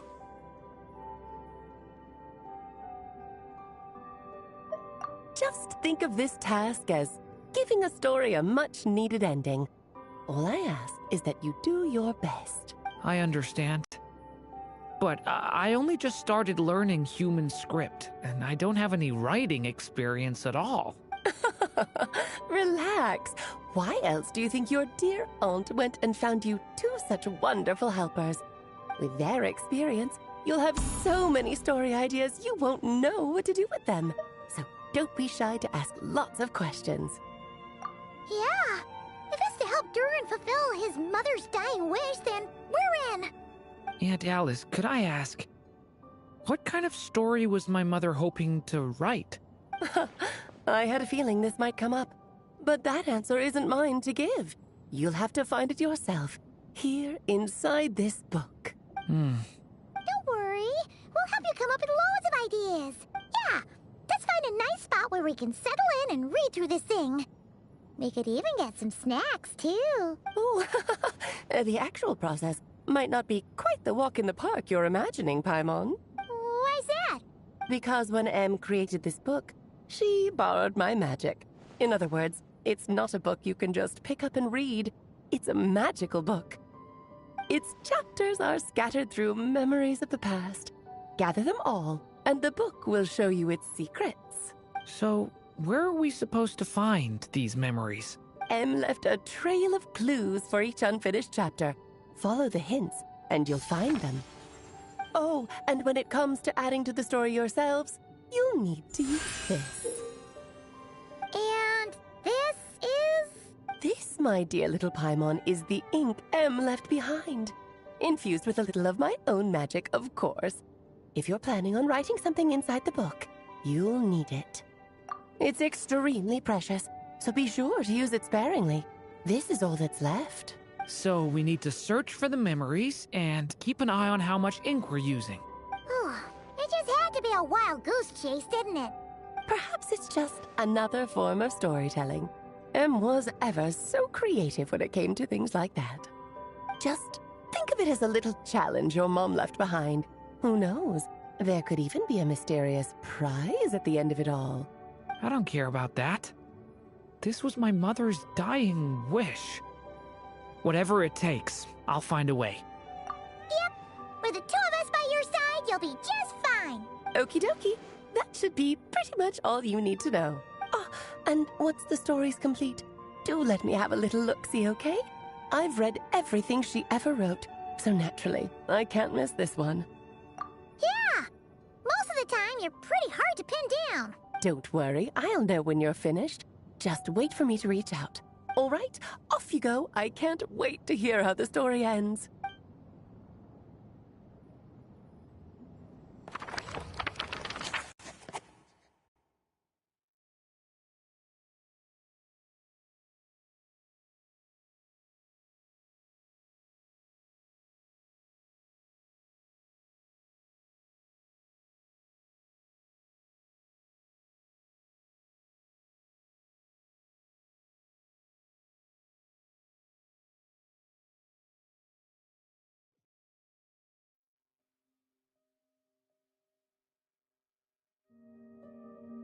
Oh, here we are again.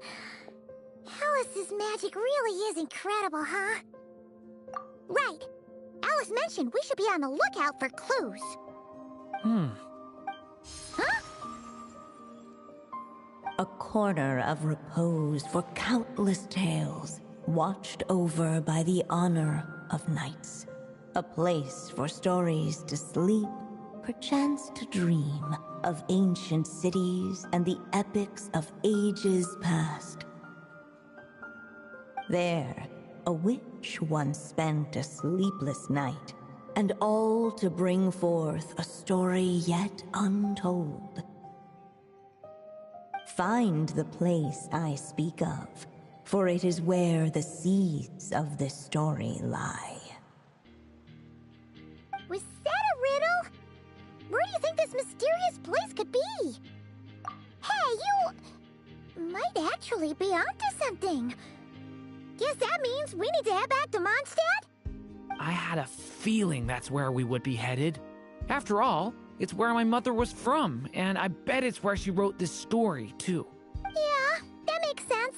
Still, I feel bad about dragging the two of you along on such a long journey. Don't worry about it. We don't really have much going on right now, so we're all yours. Come on, let's go!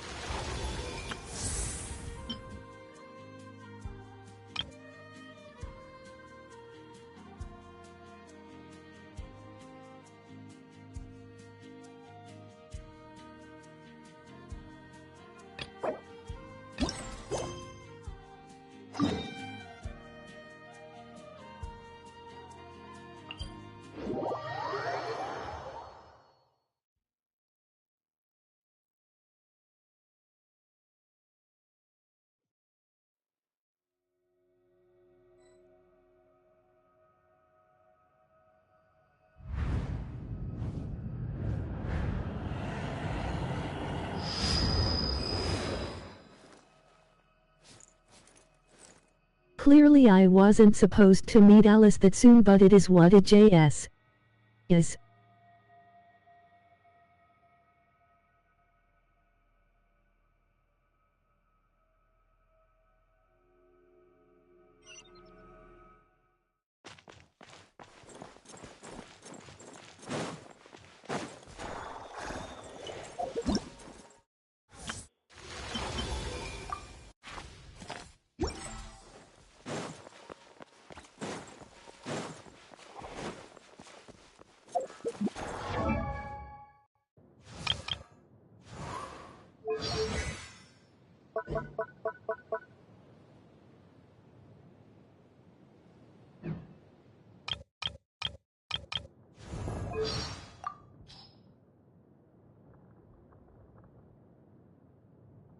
My brother is learning all manner of new things.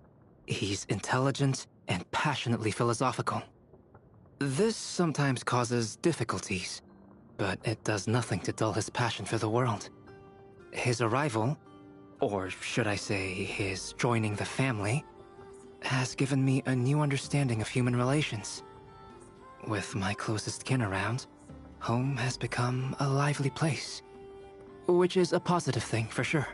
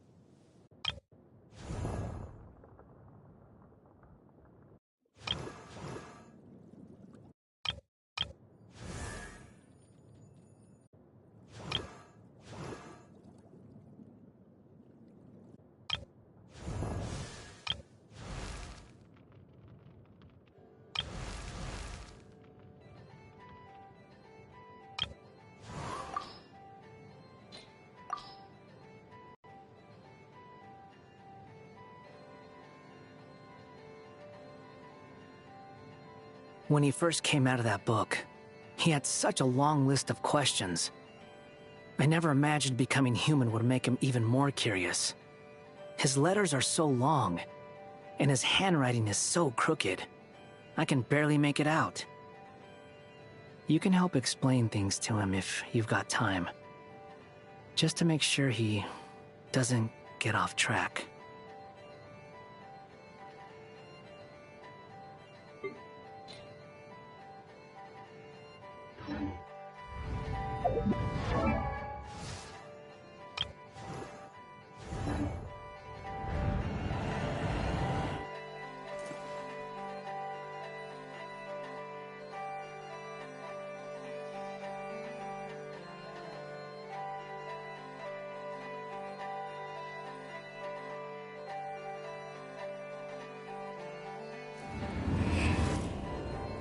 This music is a bop NGL.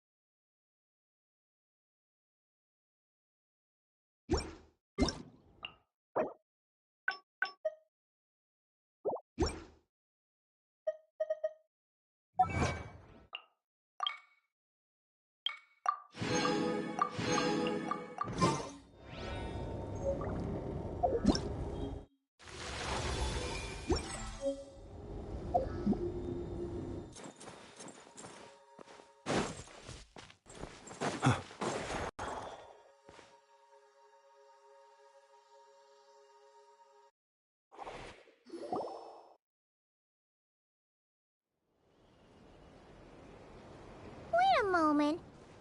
Is it just Paimon, or is this stall kind of suspicious? It's never been here before, right? No, I don't recognize it. Alas, your free and easy adventure time is over. Now, prepare to face the final boss of Nod Cry. Whoa! Where'd that voice come from? Not sure, but it's definitely hostile. No, not that way. The final boss is right here. The sniffer mole? That's the final boss? Surely not. Also... Okay, the jig is up. I'll stop teasing you. Turn around. I'm right behind you. It seems I've managed to leave quite an indelible impression, even though you've never seen my face. Oh, nothing could make a great mage more pleased with herself.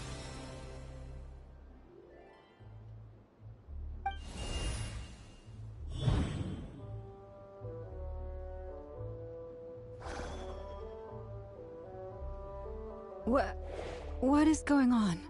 I've heard that all the big shots in Teyvat have long, wordy titles that stun people speechless when they make their entrance.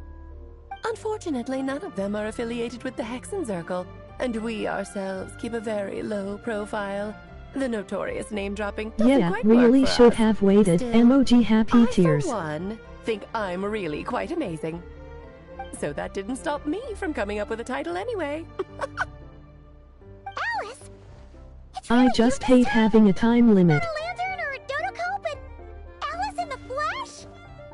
Oh, that's right. So, what do you think? How does it feel to finally meet me? It stresses me out so much. You look like... What is that supposed to mean, I'm the mother of Klee, Teyvat's #1 cutie. How old could I possibly be? So she's a friend of yours? Kind of. This is actually the first time we've seen her in person. I see. Madam Mage, that was, quite a powerful entrance. I certainly won't be forgetting it anytime soon. force it. Paimon will do the honors. This is Alice from the Hexen Circle. She's a friend of ours. And of Arcus, too. That's right. She's a good person. Why do you do this stupid shit, Genshin? Unpredictable. Well, what is the human heart if not unpredictable? If we could not do as we please, how would we differ Making from players machines? plan days ahead? I am Lauma, Moon Chanter of the Frost Moon Scions. It is a pleasure to meet you. Oh, I know. Before you got here, I spent a good, 15 minutes Some of us getting up to actually speed on have Noghrai's lives. present situation. In other words, I've read the whole in the last episode part, so we can skip the pleasantries. Fair enough. Well, Miss Alice, I can already tell that you have quite a unique personality. He'll get used to it. Paimon sure is. So anyway, what are you doing in Notcry? Oh, I thought I told you already. This time, I'm the final boss. And what a formidable foe I shall be. Powerful, confident, decisive, and good luck finding my weak spot. You will never succeed. Oh, drat! My one weakness, and you found it in an instant. Fate has been dealt a devastating blow. Thus falls the great Dodo King. Why are you playing along with this nonsense? For What is funsies, happening, of Oren? course. What's wrong, Paimon? Are you disappointed in me? Am I a gigantic letdown? No, it's just... you seem like a busy lady. And this is the one time you've shown up in person. Paimon figured it would be for something more high stakes than just goofing around. I'm so fucking conflicted, Oren. I'm here in Notcry because something big happened. Something big enough it caught the attention of the Hexen Circle. It concerns the 3 moons, Tevat's borders, and of course, the moon goddess you are currently searching for. Kind of. Why don't we discuss this over a pot of tea? My main reason for coming on this trip to Tevat was, of course, to have some fun. But I do technically have a job to do as well. Namely, maintaining the stability of Tevat's borders. I'll skip over the complicated parts, but to sum it up, abyssal energies are all that lie beyond Tevat's border. We'd find ourselves in a real pickle if they ever made it through. And the phantoms you've been seeing are a sign that the border has been disturbed.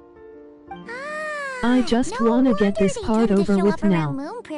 Is it because the real moon is now so close to us that its power can cross the border? In part, but only a negligible amount passes through. Just enough to influence the verdant crests and so on. And as you've noticed, there has been an unprecedented number of phantoms appearing this year.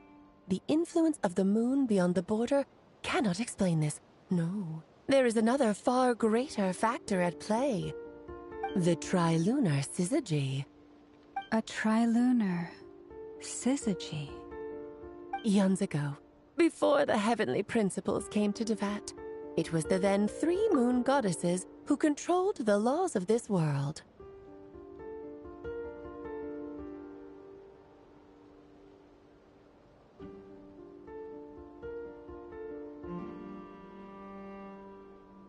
I wanna skip these cutscenes, but I can't cause the lore is too important.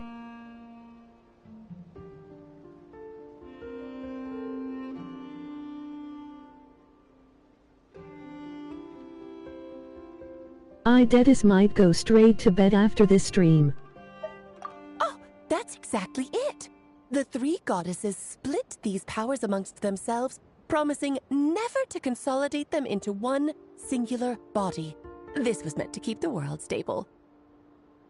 But, fast-forwarding to the present, the eternal moon's marrow is with you, while the iridescent moon's marrow, which should never have appeared in this world, has been retrieved. Add that to the presence of a moon goddess in the flesh and...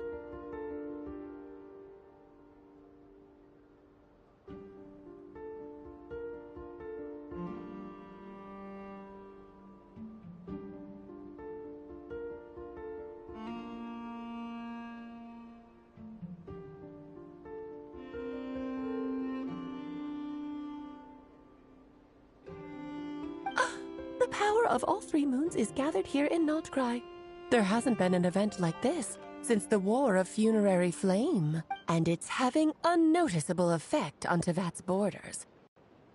Because I wish to give my darling daughter a peaceful, sunny environment to grow up in. Is that a good enough reason? Kinda sounds like you're dodging the question, but it does make sense. Well, that's one reason anyway, and the most important one.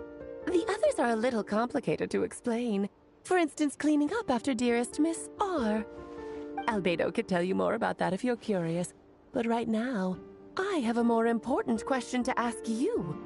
Why are you collecting the moon marrows? I see. Nicole told me about that legend once. Nicole? You mean Mage Anne? Oh, so you remember. Yes, of course. That was a story about fate, her area of expertise. But back to the story of our dear moon goddess. I'm afraid her intended method of returning to the moon is unlikely to work anymore.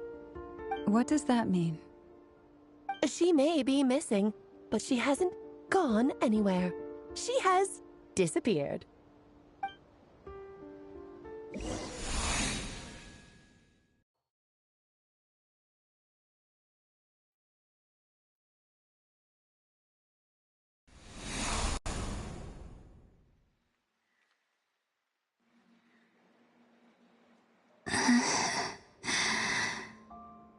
My body is so heavy. Wait, no. It's my mind that's heavy. My arms and legs are as light as a feather. What's happening to me? I feel drowsy, like I've been asleep for too long. Is it daytime or nighttime? Is the moon out? I think I'll go for a walk.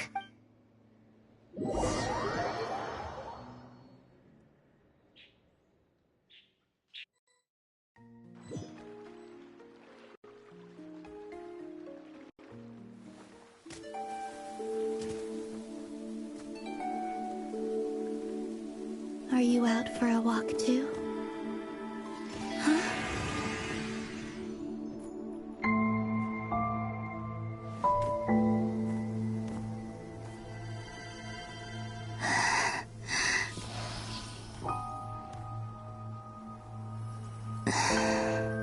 The day has come at last.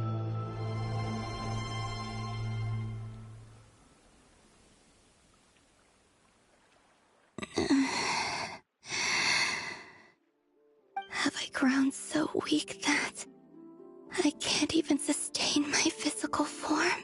But Moon Prayer Night is nearly here. I was so close to returning home.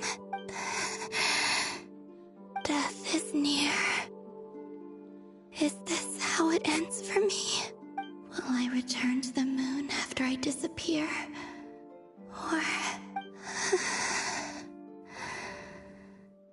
I don't want it to end like this. So far, at least, I still exist. Even if not physically, I can still feel.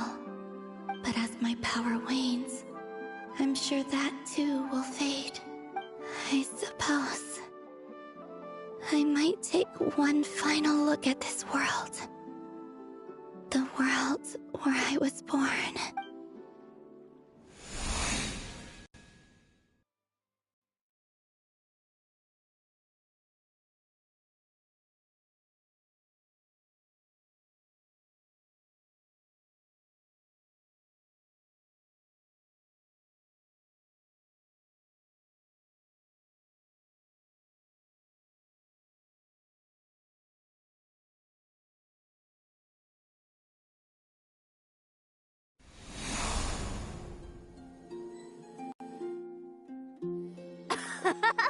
Come on! Wait for me! The Frost Moon Enclave. How much it has changed since I was born. These decorations, they're so heavy. It's times like this when you kinda wish men could be priestesses and acolytes.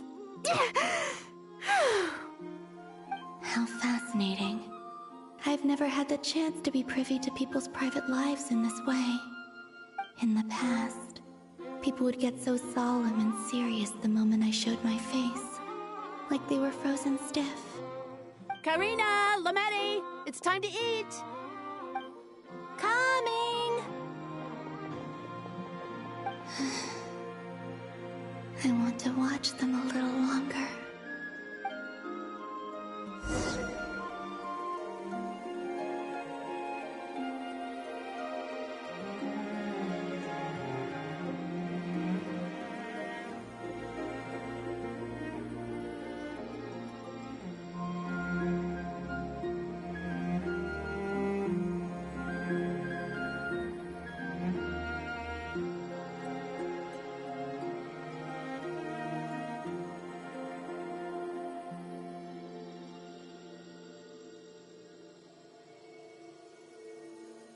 Teaser for future playability?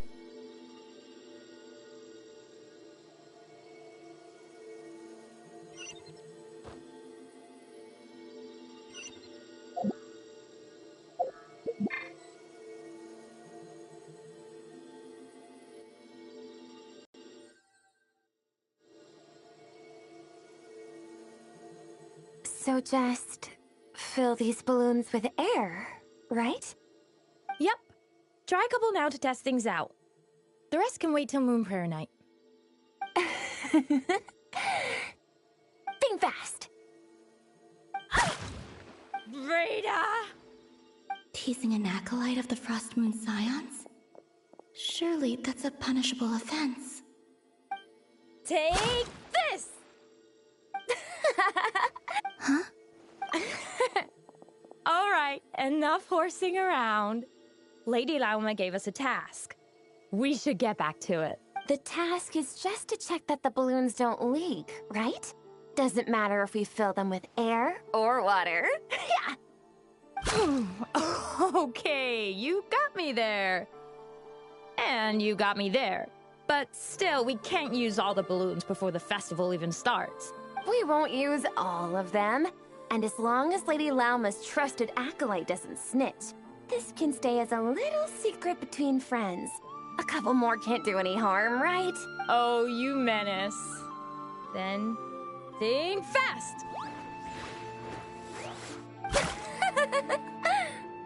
Is pumping a balloon full of water really so much fun?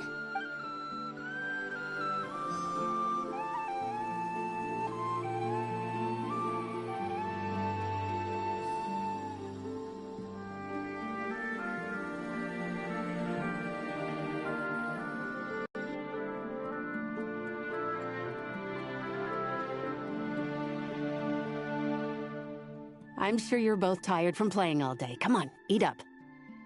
A plain, humble meal. That has always been the way of the Frost Moon Scions. Huh?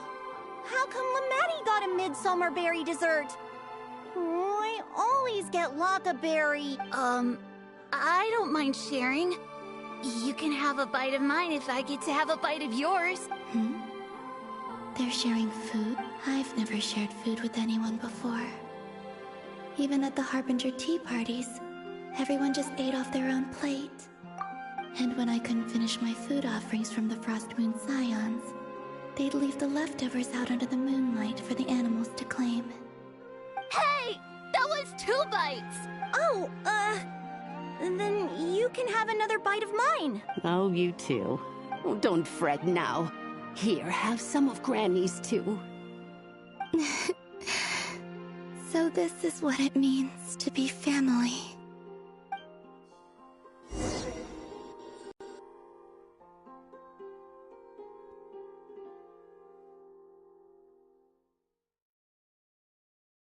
I'm seeing so much that I'd never usually get to see.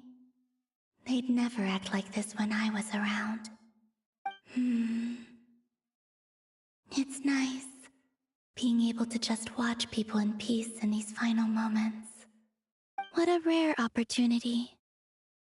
I think I'll go take a look around Nasha Town, too.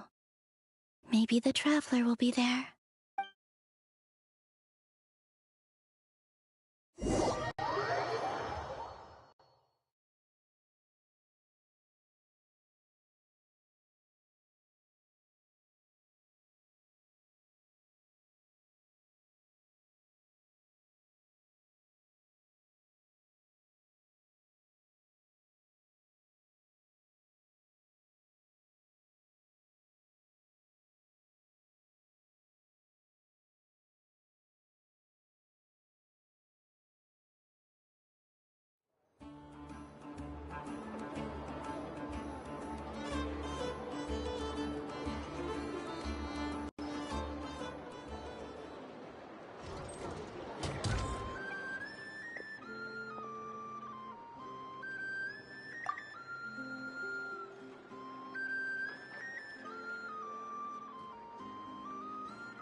That's why the Moon Goddess's strength is fading. She cannot withstand the world's rejection of her. To be more pedantic about it, the Moon Goddesses did something to offend the heavenly principles, and that's why they were ousted. Something of a recurring theme in Tevat's history. Theoretically, speaking so candidly should put me in their crosshairs too, but they can't tell me what to do. I'll say whatever I want. Anywho, the Moon Marrow energies were but a drop in the bucket for her, and that battle against the Ray Hair of Solnari only weakened her further. Fortunately, it happened close enough to Moon Prayer Night when the Kuvaki concentration here is high. That's the only reason she managed to survive this long. What do you mean, fortunately? You said she disappeared. We're too late. Oh, what a headache. I thought this was all common knowledge. I guess I have some more explaining to do. Okay, buckle up. It's time for another lecture.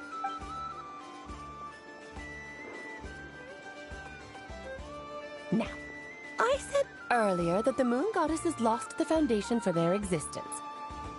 The reason for that has to do with the natural order. Basically, the rationale for their existence in Tevat was lost. The same logic applies to the present Moon Goddess, too. Consider her existence so far. Her comrades in the Fatui called her Damselette, and she was worshipped as Kutar by the Frost Moon Scions. But these connections have now been severed, whether by her hand or yours. So, the rationale that once sustained her existence is now gone. Wait, we did that to her? Well, strictly speaking, yes. But let's not start pointing fingers, shall we? I'll only end up as the big bad villain, and that's not the kind of final boss I want to be. Of course I do. I'm only the greatest mage in the whole entire world. Now, if you wish to find your Moon Goddess, there are two problems we need to solve. Firstly, we'll need to strengthen the connection between her and Tevat, at least enough to sustain her until Moon Prayer Night. Strengthen her connection? But does that mean I'll have to rally all the Frost Moon faithful behind this? I'm afraid a bygone faith and a former home won't be of any help to her now. Do you know her name? Her name? Yes. Names are very important things. A name is a fundamental concept that anchors one's entire existence. Then your first job is to find it. As a Moon Goddess, I'm sure she must have a name she identifies with. Neither Columbina nor Kutar is her true name, and she's never really accepted either of them. So, finding out her real name is enough to sustain her existence? Yes, I know it sounds like a small step, but every journey begins that way. So for now, that's all we need to focus on. The second problem is with her plan to use the Moon Marrows to return to the moon. Unfortunately, piercing through the false sky will take an enormous amount of power. Given her current condition, she won't be able to provide anywhere near enough power, even if she recovers her physical form. But no need to fret. Nicole's the expert in this field, and I'm sure she'll figure something out. Wait, Mage N is going to help us out too? That means we've got 2 Hexen Circle mages on the case. This is turning into a pretty big deal. Actually, this is more of a side quest for me. Like you said, I'm a busy lady, so I can't stay for too long. I'll have to return to Tevat's border soon. That's the upside you get for looking out for my little Klee. Hopefully that will incentivize you to carry on keeping her company in the future. Anyway, jokes aside, you'd better get moving. It will take quite a miracle for the Moon Goddess's consciousness to hold out till Moon Prayer Night. Oh, I suppose I might as well tell you where Nicole is before I leave. Off you go now. Time to meet your new friend. Oh, yes, and a little suggestion. Don't forget to mind your heads. What? I wonder how Durin's doing. I should really go see him before I head back. You really are super busy. I most certainly am. There's so many children I have to keep tabs on just in Mondstadt. Durin, Albedo, Venti, Varka. Klee didn't make the list, huh? Of course not. Klee is my pride and joy. I have no qualms about her, because she's the best child in the whole wide world. Yep. Klee's a little angel. I'm glad you agree. Well, all the best. See you when I see you.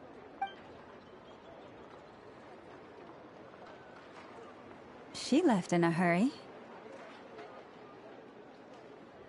Yeah, she didn't pack up her stall. Should we handle it for her? I must say, I'm now very curious about her daughter. Klee, wasn't it? What's she like? That's a long story. Come on, we'll fill you in as we go.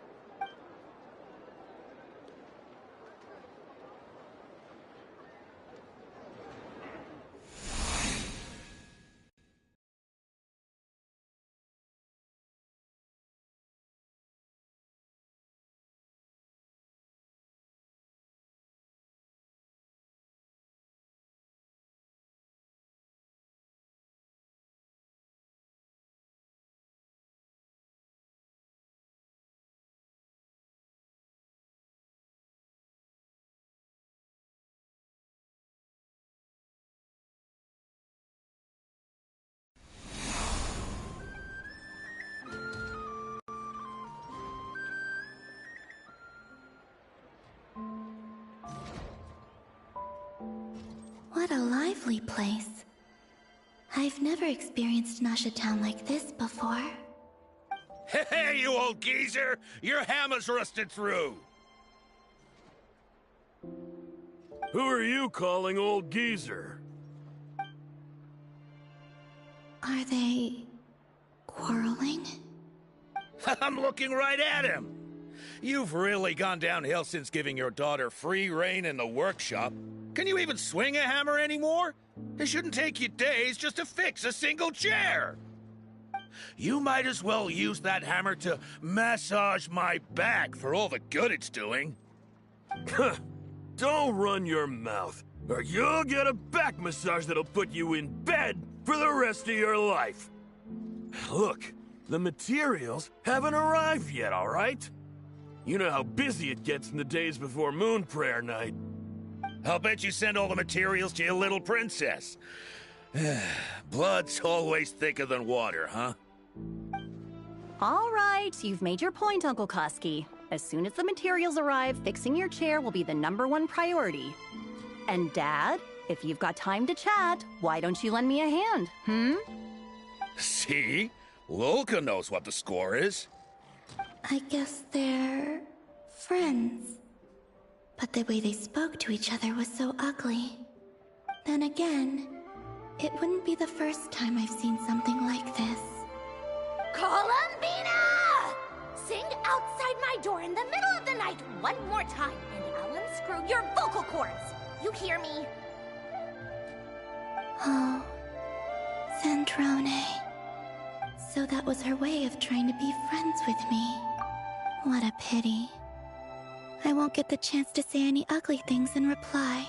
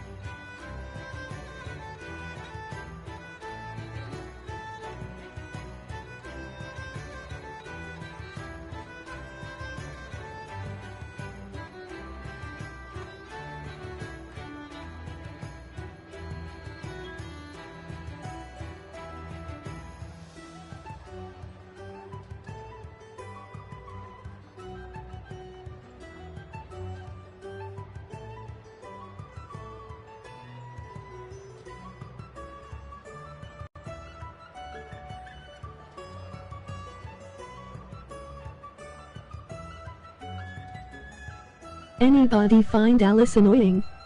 I'm genuinely curious.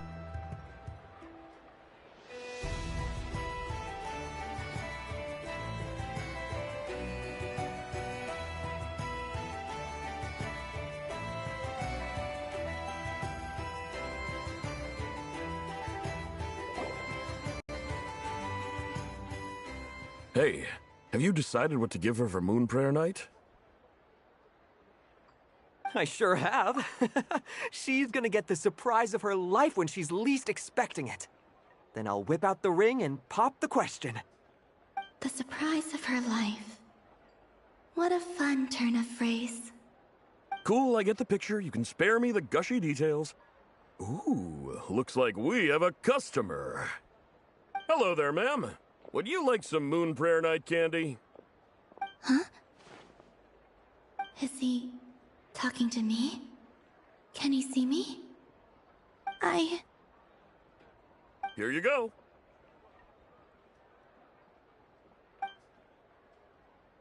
Oh. Come back anytime. Right. Now, where were we? I don't know why, but I still held out hope.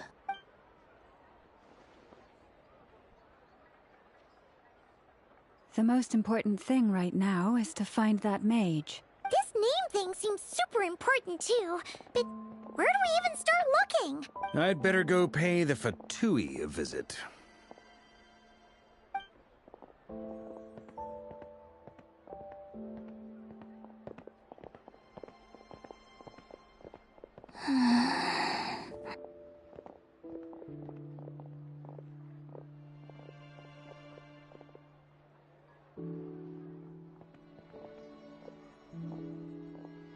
Columbina?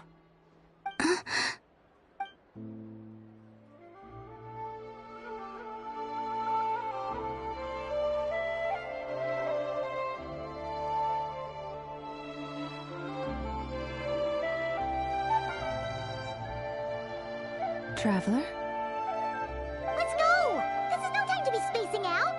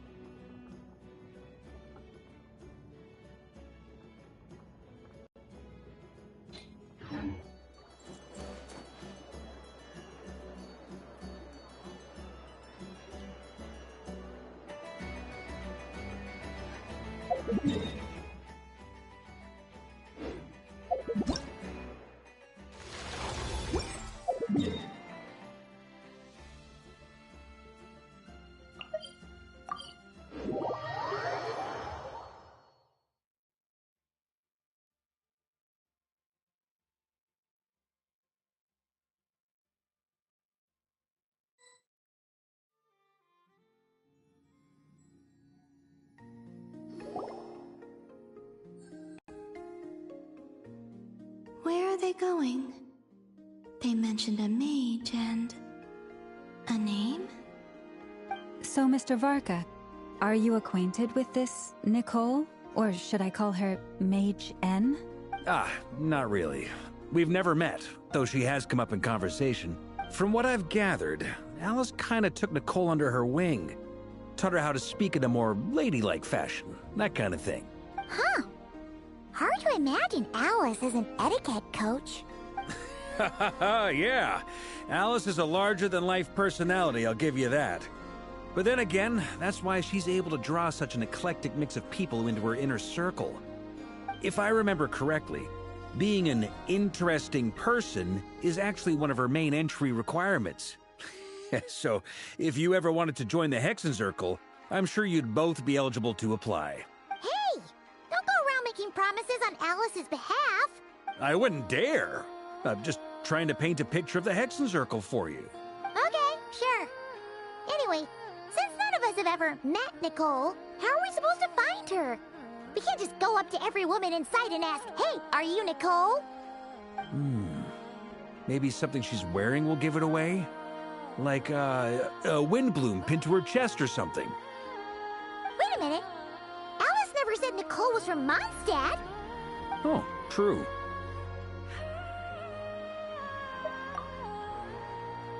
That would be this young lady, then?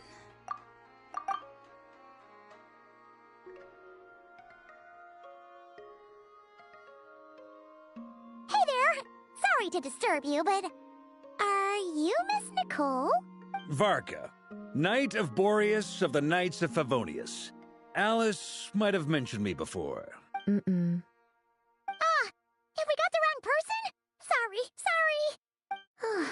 Well, this is awkward. When I shook my head, I meant, no, Alice hasn't mentioned you before. Huh? Where is this voice coming from? My apologies. For certain reasons, I am unable to speak. This is the only way I can communicate with you. It might take some getting used to, but I hope you can understand. Hey, it's fine. I'm more shocked by the fact that Alice never speaks about me. As for you two, we have crossed paths twice before, but it is nonetheless a pleasure to finally meet you. It's really you! Thanks for all your guidance in the past! You're quite welcome. This time, things are different. We have reached the unwritten pages of the story. You might say that we stand at the crossroads of fate. Now then, allow me to formally introduce myself. My name is...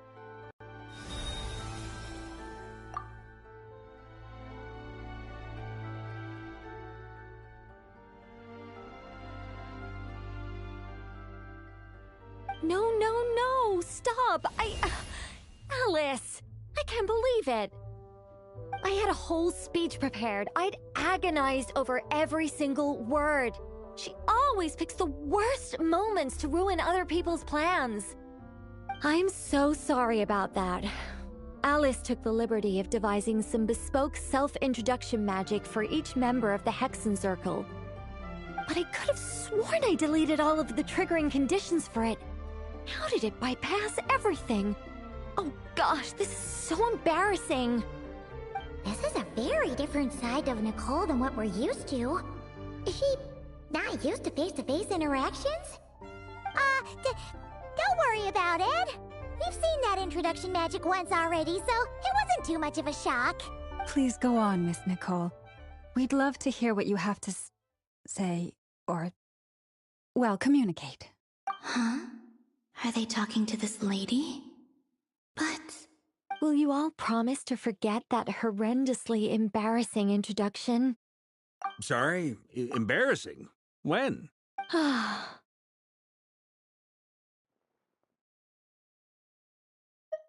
Yes, my name is Nicole, and I am one of a very few angels who have retained both their preferred form and their power.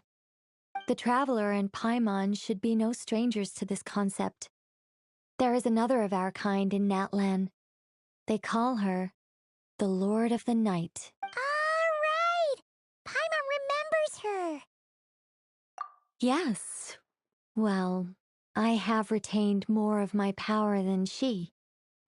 It's because I don't have a long-term duty to fulfill. To be more specific, no. We'll be here all day if I get into the specifics. Moving on. If I'm not mistaken, you are here because you wish to learn how one might reach the moon beyond the sky. That's right. Is that something you can give us any guidance on? Yes, I do know a way. It began with the Hyperboreans, who lived after the War of Funerary Flame. Blank looks. Maybe I should start with the background of the war. Or maybe not. It shouldn't be an issue. I'll fill in the gaps for you when we have more time. Anyway, after that war ended, the three moons retreated to beyond the false sky. The Hyperboreans were humans I once aided. They accepted the civilization and creations bestowed upon them by the angels. But despite accepting many blessings of the angels, many among them still held on to their faith in the moons. They were reluctant to accept the new order, even after the War of Funerary Flame. They sought to contact the moon goddesses beyond the sky and receive their guidance. But all three had passed away by that point. This mage has a unique method of communicating. Is she talking about the moons? Yes, but they did not know. And so, still they prayed for the moon goddess's mercy. After building titanic structures that consumed vast amounts of Kuvaki, at last they glimpsed the moons and heard their voices. But of course, they were gravely disappointed. For it was then that they realized the three moon goddesses were dead. Oh, that's such a sad story. It is. Humanity was in a very sorry state at that time. The angels who had once aided them were gone, and the War of Funerary Flames had left them homeless and destitute. Just a second, I gotta ask. How relevant is all this history to the task at hand? Well, I mean, it's... Okay, it seems we've drifted into irrelevant narrative waters. It's been a while since I've had the chance to speak inside someone's head. As soon as I got started, I lost control and the words just flowed out like a waterfall. What I'm trying to say is... Right, yes, that's it. The relevant part is the ritual created by the Hyperboreans.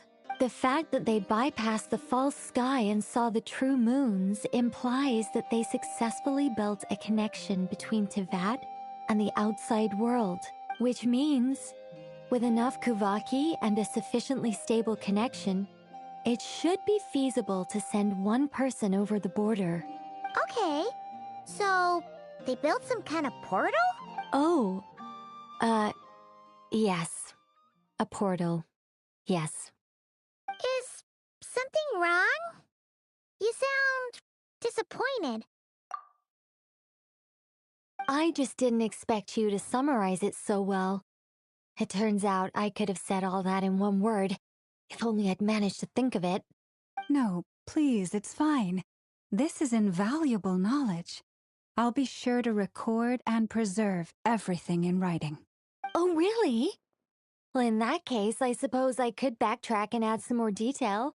I did gloss over a few things so far. Whoa, time out. Let's summarize what we've got first. The Hyperboreans were the last ones to use this method, right? So we somehow need to find whatever structure they built and make sure there's enough Kuvaki to power it up. Luckily, we have the moon marrow of both the eternal and iridescent moons, so we're all good for Kuvaki. Which means the key issue we need to focus on is finding the place. Am I right so far? Yes. Although I expect the structure is long gone by now. That said, what if we could take advantage of the phantoms to travel back to a time when it still existed?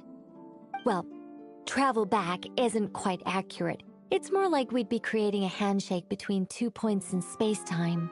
We wouldn't even have to pick a time when it still existed. It could just be a time when it still appeared in phantom form via projection, or we could project our own phantoms, fold them together, You look lost. Was that too hard to follow?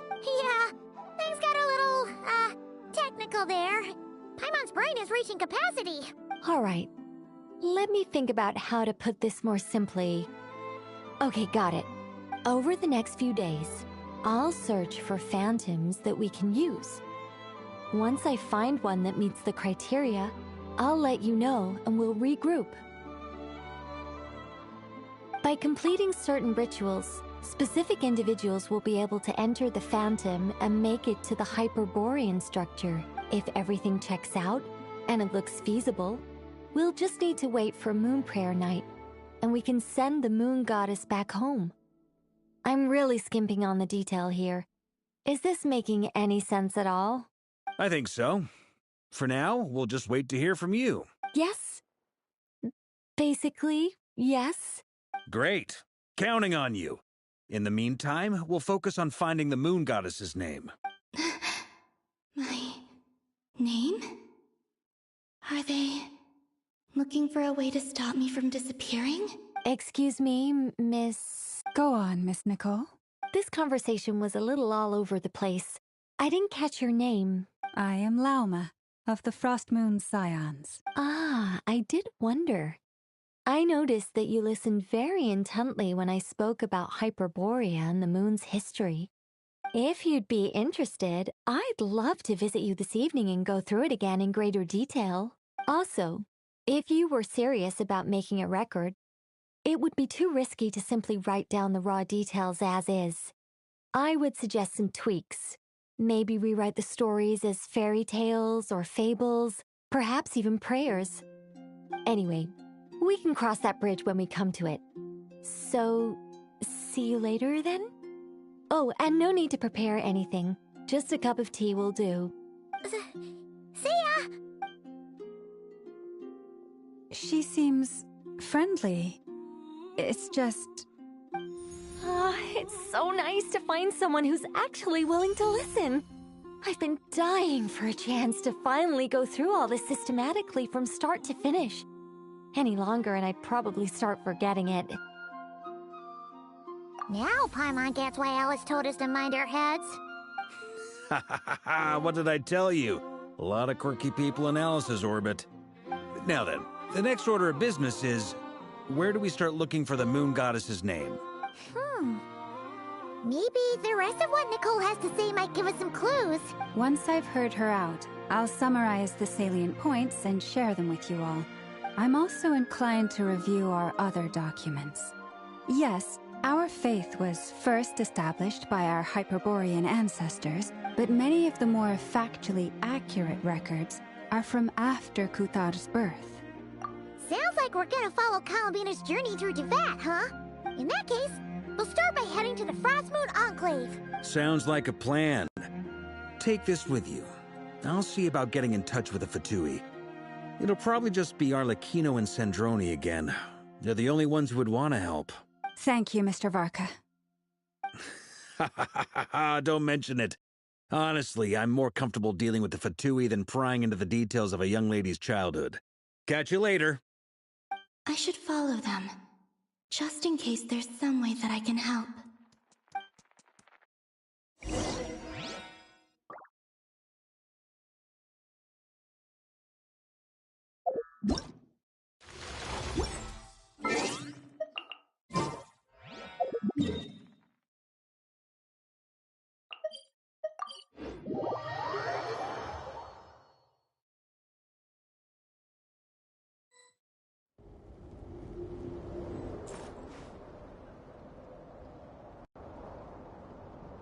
A while ago, I took the time to organize all documents in our possession that pertain to Kutar. What you see here is the material I consider reliable. You're saying there's unreliable material too? Yes. Most of the information we have was transmitted through an oral tradition. Inevitably, some of her stories were mythologized and deified over the years through countless retellings. That's why I organized them into reliable and unreliable. There's no sense seeking answers in history unless we can ensure the veracity of the historical record. make sense? Alright, let's take a look through.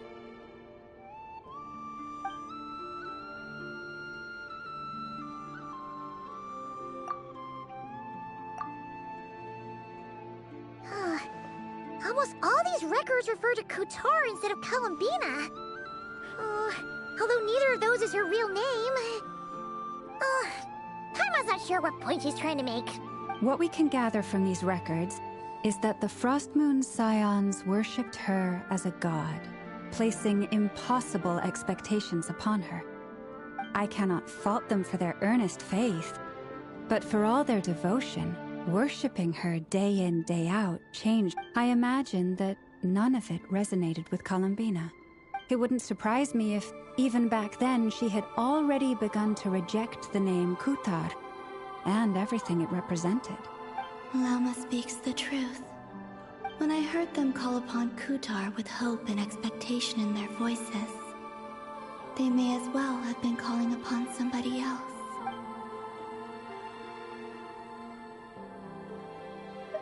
Well, that's a bit complicated.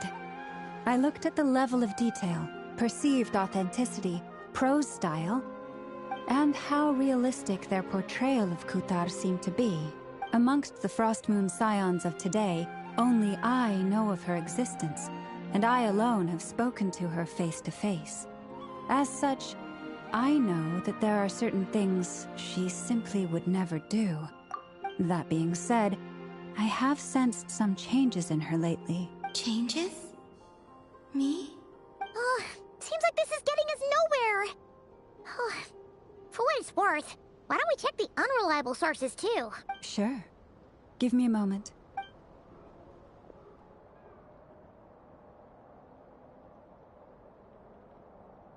Exerting but a fraction of her divine might, Kutar sheared a great mass from the snow-capped mountain and cast it into the sea, upon whose surface shone the mirror image of the moon. Thus was formed the island of Hisi.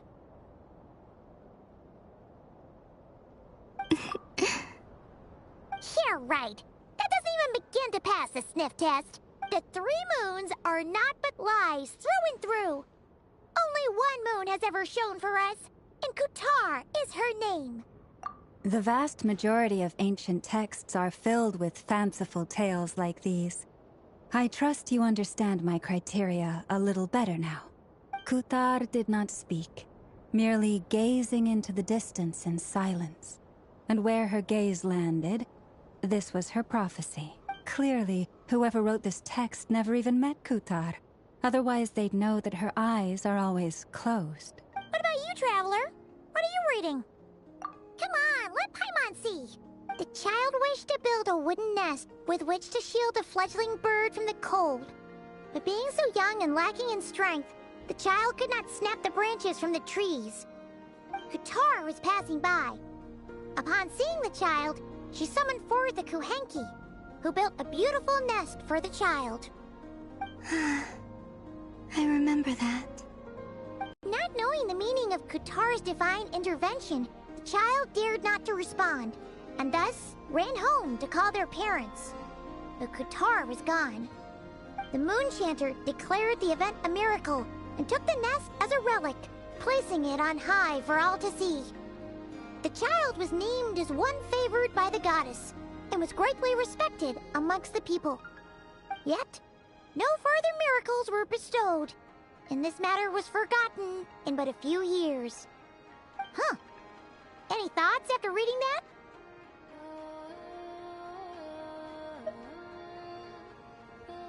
Yeah. Columbina probably just wanted to join the kid in making nests. Ah. I'd originally considered this a fabrication, because Kutar did not perform any similar actions in subsequent records. But now that I think about it, it does seem like something Columbina would do. It's just that... She didn't know how other people would interpret her actions. She was probably worried about making things difficult for people. So, she gradually stopped joining in. Yes. Oh, that's so sad.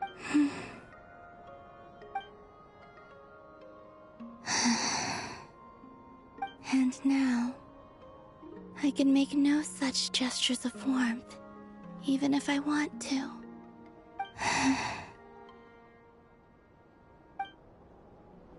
Still no name. That's a bit of a shame.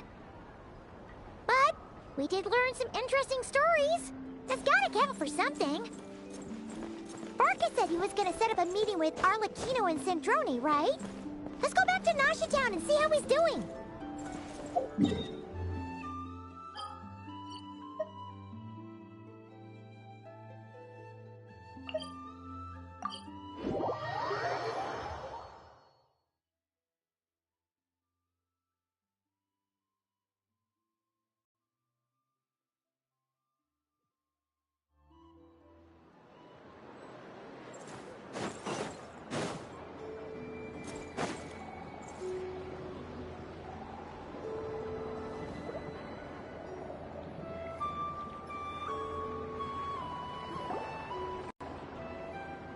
Let's see.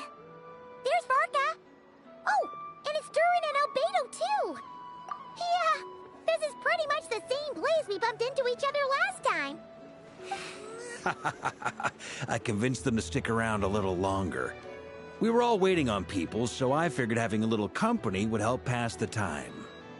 Ah, so you've been waiting for us? Does this mean that you've already arranged things with the Fatui? Sure does. Now you're back, we can go meet up with them together. How'd your investigation of the Frost Moon Enclave go? Well, we didn't find out Columbina's true name. But apart from that, it went pretty well. Aha, just as well that I didn't tag along then. I'm sure our moon goddess wouldn't want every man and his dog knowing all about her private life. Still, desperate times, desperate measures, I guess. Someone had to do it. So, Varka was waiting on us, but what about you two? Are you waiting for Alice? Oh, no. We already met with her.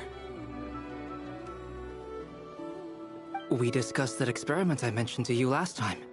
Oh, and she also handed me this communication device. That's right. I understand she informed you about the relationship between the Phantom phenomena and Tevat's borders, yes? She wants me to help her with some more experiments on that front. She said that she'll contact me through this device with more information. Ah, I see. Following instructions and making observations. Pretty common research method. Takes me right back to Albedo's lab.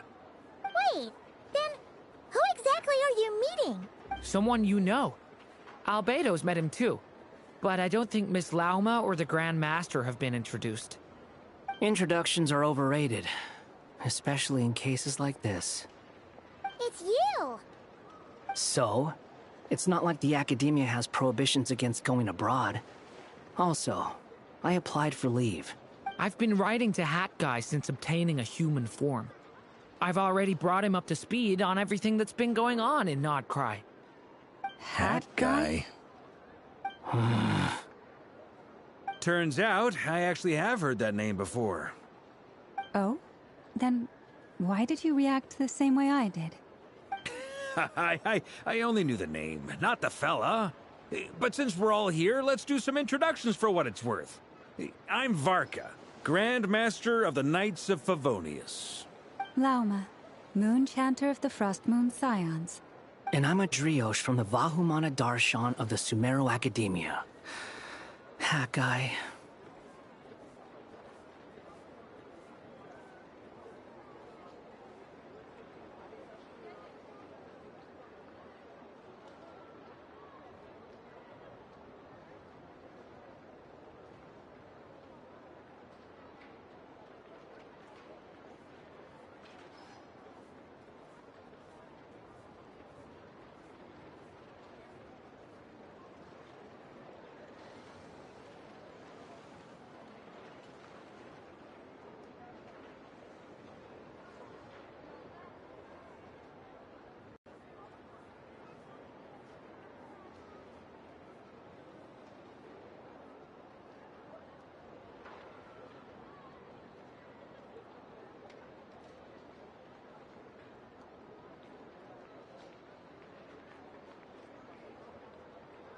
Dry Ayosh means traveling scholar.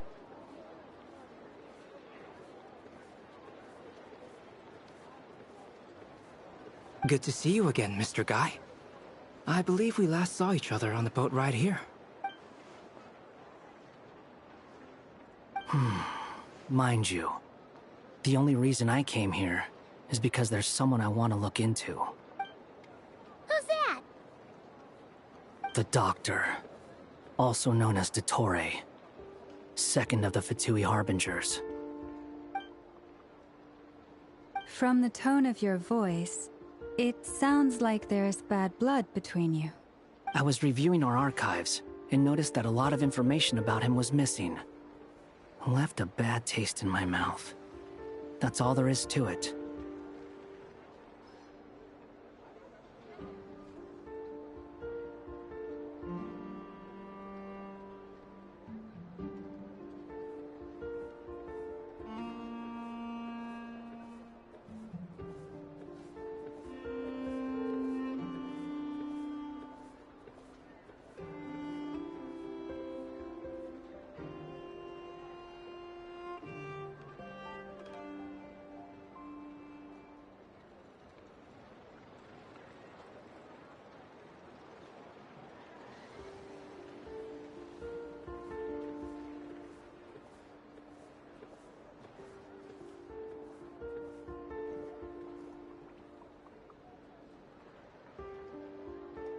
Or's research involving Hadguy was either altered or destroyed after Hadguy removed his data from Irminsul.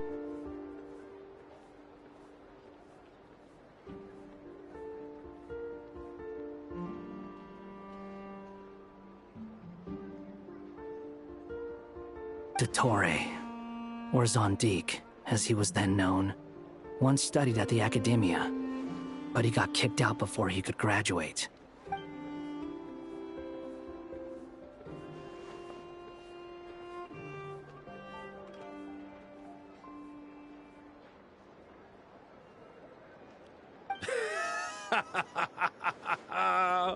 So the Harbinger's #2 man is a college dropout? How embarrassing for them. Last we heard, he was planning something. We actually heard that a few times before, even coming to Nocry. But we haven't seen a trace of him since we got here. He only appears when something interests him. For all we know, he might have left already. But the fact he did something here at all is worth noting. It'll fill a couple extra lines in his file. Why does it sound less like a file you're writing and more like a criminal record? Anyway, we were just about to meet 2 of the other Harbingers. Want to come along? You might learn a thing or two about him there. Sure. Even though they're Harbingers, well, they're old acquaintances of ours, so, you know, when you talk to them, try to be... I got it.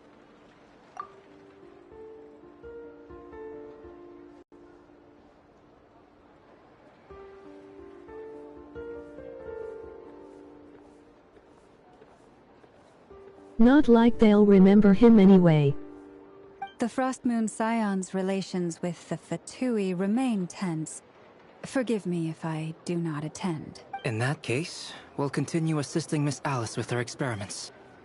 Good stuff. Everyone's having a fruitful time. All right, we better get going. I'll lead the way.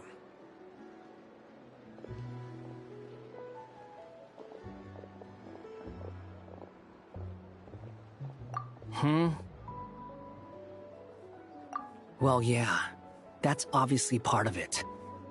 But I'm not the only one who has a score to settle with him. Neither you, nor Lesser Lord Kusanali, nor I want to see him meddling with things again.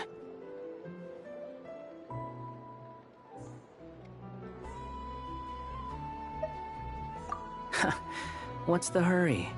Don't worry. Pigeons always know which way home is.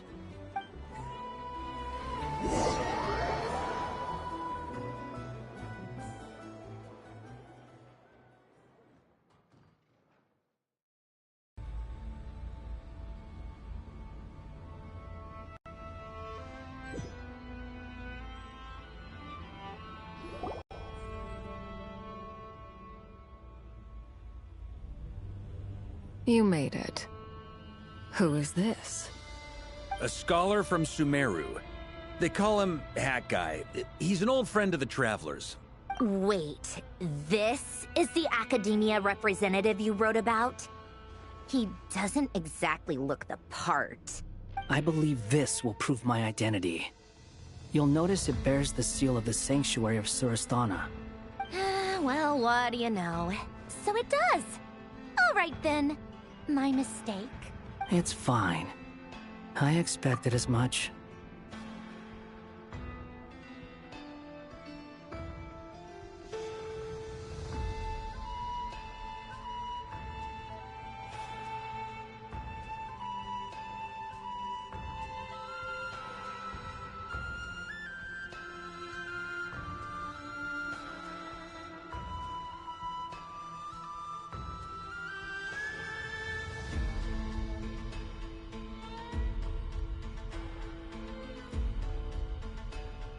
Oh shit, I just remembered he hated her during his tenure as the 6th Fat Yui Harbinger. What? So as I mentioned in my letter, the Academia's got its eyes on Dottore. But this matter remains top secret. Apart from those assisting in the investigation, the fewer people who know, the better. If anyone asks, I'm here in Notcry to pursue my personal academic interests. Gotta say, Varka, you did pretty well to keep all this under wraps for so long. Sounds like you got in touch with the academia about this way back. You flatter me.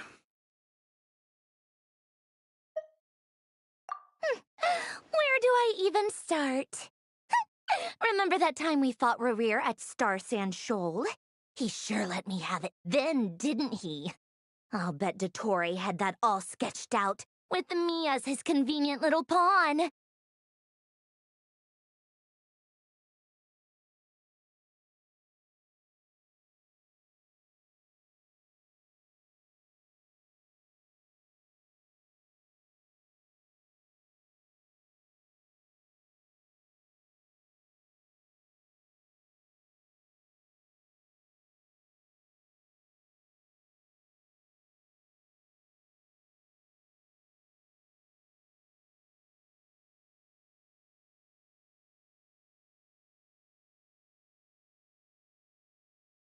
Somehow I doubt Dottor planned the fight with Rerir. He could not care less about us if he tried, but hey!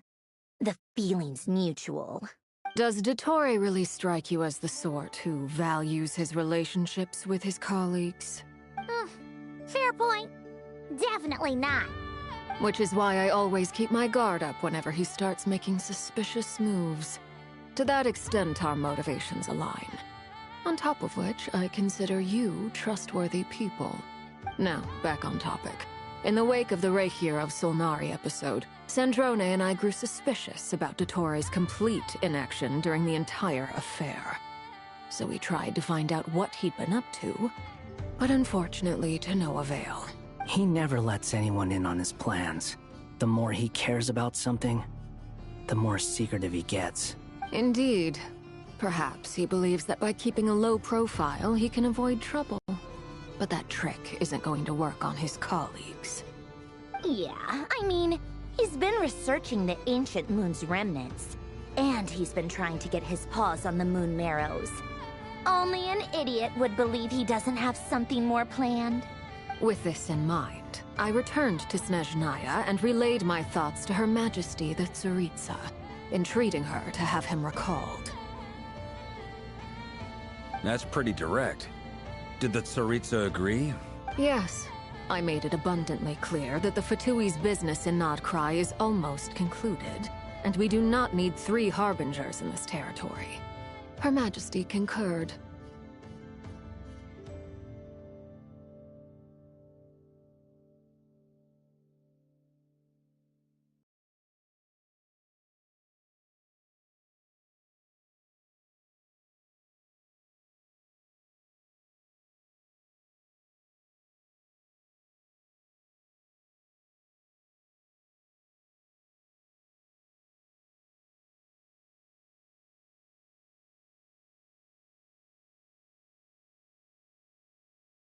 Damn, So Or has already been called back to Snezhnaya.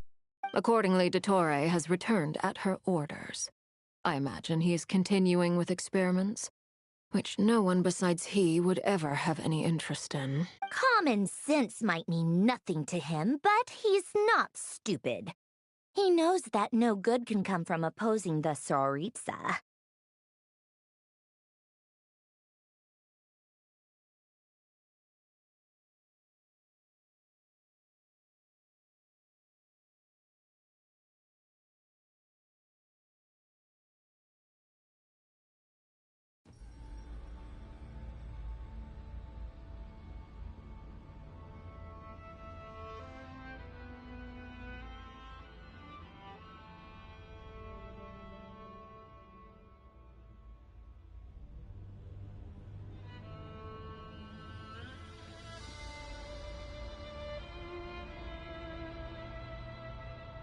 Smarts alone won't get him all the way.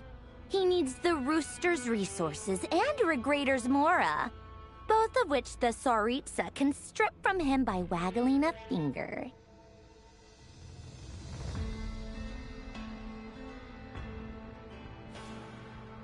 But doesn't he have a track record of publicly following orders while going against them in private? He probably has it down to a fine art by now. Wouldn't put it past him. We worked together on a research project once. Only briefly, but it was enough to show me that we're fundamentally different people. He has no interest in doing things methodically, stage by stage. His thoughts jump all over the place, and the moment his curiosity is satisfied, or he gets the results he wants, he disappears. The only similarity we share is that, once we set our minds on doing something, we will see it done. Whatever it takes. Oh, we definitely saw some of that in your battle with Rerir. You got so competitive. Ugh, do not remind me. Then I believe we all concur. Dottore will not simply give up.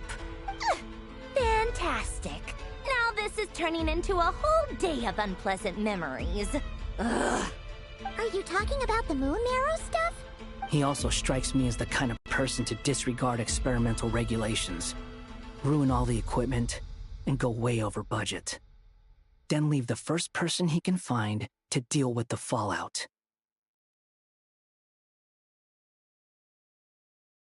Exactly. This one time, he was running some high-temperature experiment and the substance exploded. But does he care? No.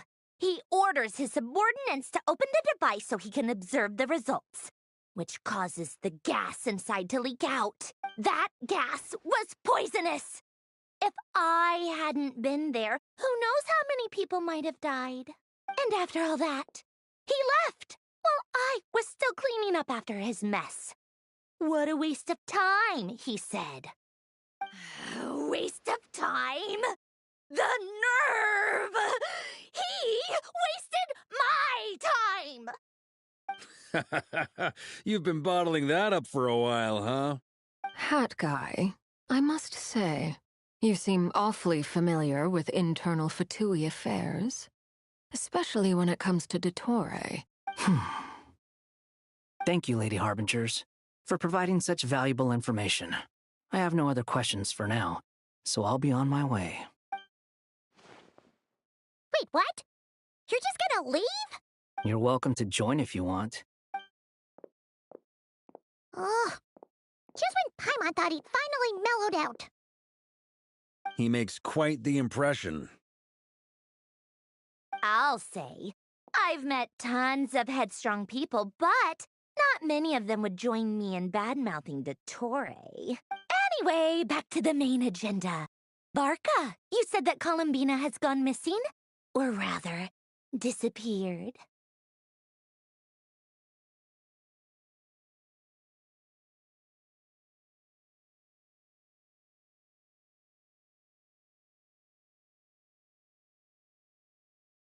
Yeah. We're working on building a connection between her and this world.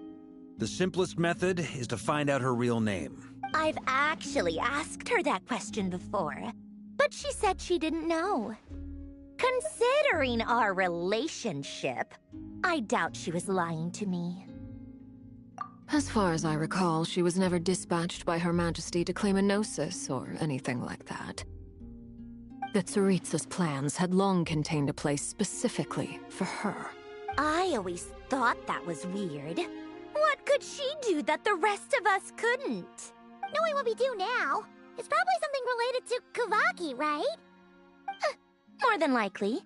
When she first arrived, Columbina would often go to Her Majesty and ask when she could start the task assigned to her. But Her Majesty always gave the same reply. The time has not yet come. So she spent her days in Snezhnaya doing basically nothing. The Tsaritsa has summoned a beautiful blind maiden to be a harbinger, giving her the third seat by virtue only of her enchanting voice. It was a dumb and stupid rumor, but the reality of the situation made it hard to refute. And what happened after that? I imagine she stopped caring. She no longer seemed to care why she had been recruited, and Her Majesty never gave her any missions, so she just continued to sing in the flower garden. For my part, I was busy. So busy, in fact, that watching someone be that idol had me fuming. But still, I got the sense that she had long been used to a life of other people claiming she was needed when she wasn't.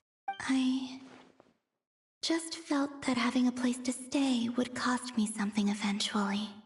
And so I waited quietly for the day that I would have to pay the price.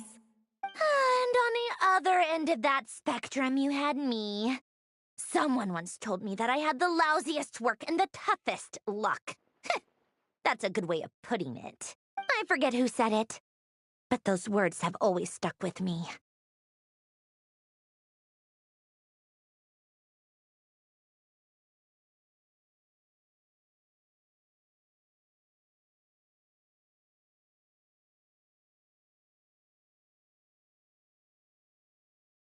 It was Hat Guy who said that.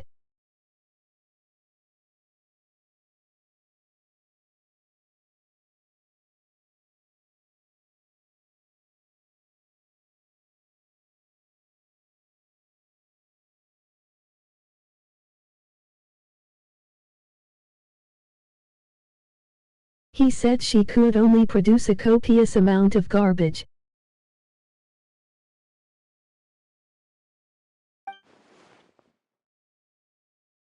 But you've done your job exceptionally well all this time.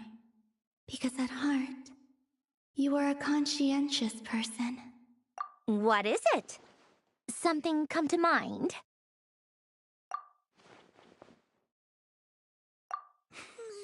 That makes sense. Nothing screams "you are needed" like your name shouted from across the town. Well, good luck with it. But if you ask me, Columbina is still the most shoutable name. I'm just so used to it now, after all the arguments we've had. I can't be bothered trying to remember another name for her. Nor I. Sandrone. Harlequino.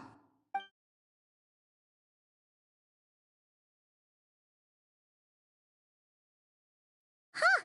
It's a Sealy! Does that mean Nicole has news for us? Ladies, I thank you for your hospitality. If the chance ever comes up, I definitely owe you both a drink sometime. I'm sure it will. You can make your own way out. Heck, you've been here enough times, you probably know your way around better than I do. Okay! Time to do what adventurers do best. Follow that Sealy!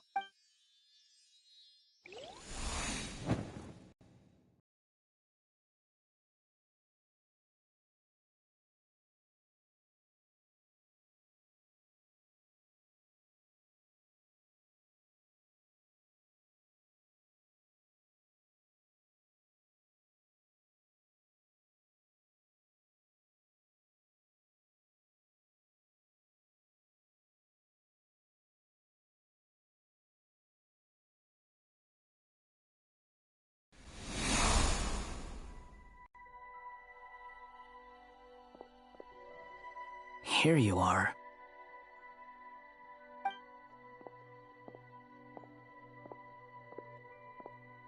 Oh, Hat Guy.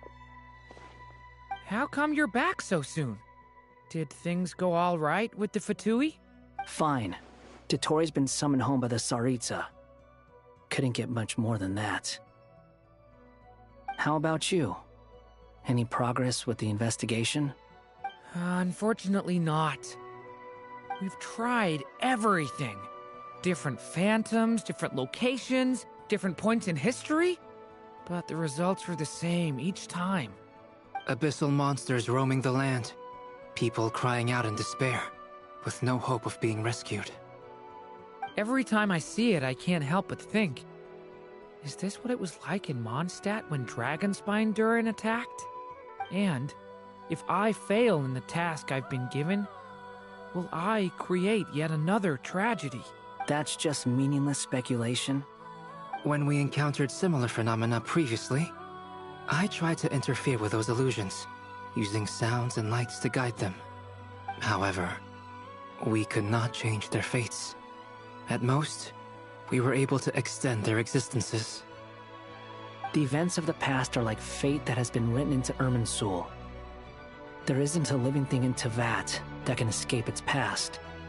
But Miss Alice instructed us to try to find ways to change the outcome that these phantoms face.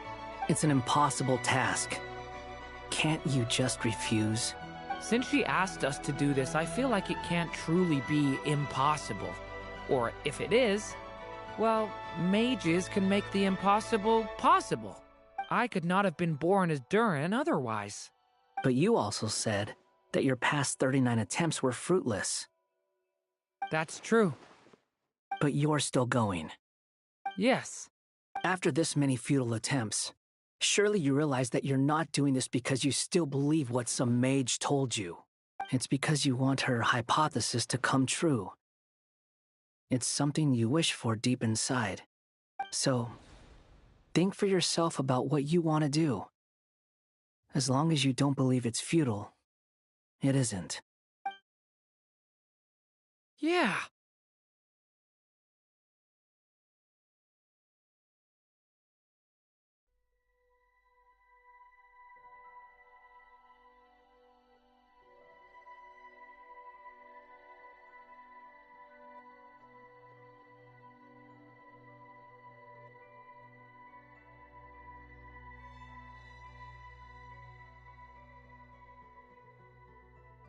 That might be the most encouraging thing Hat Guy has ever said to anybody.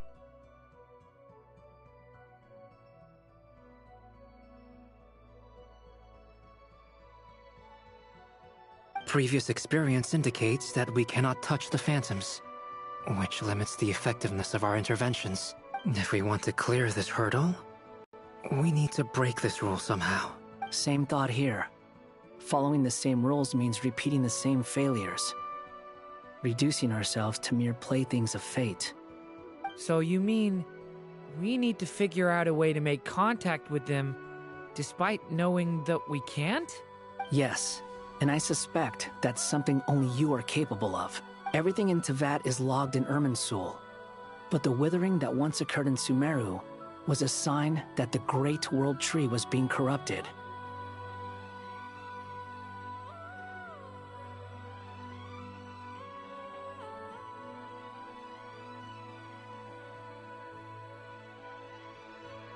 This corruption allowed things that should not have existed in Teyvat to appear. This is tantamount to rewriting reality to an extent. You're saying abyssal power might be able to affect those phantoms?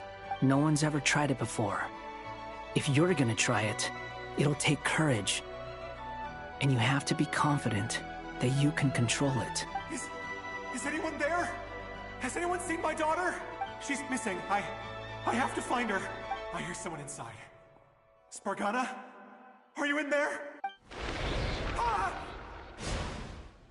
If I can use my abyssal powers to warn him that there is danger here, maybe it'll change his decision. Maybe he'll stay away. Yes. The important thing is not the nature of the power, but rather how you use it. To intimidate and obstruct. Sounds about right for the Abyss. Let me try. I should be able to influence that thing.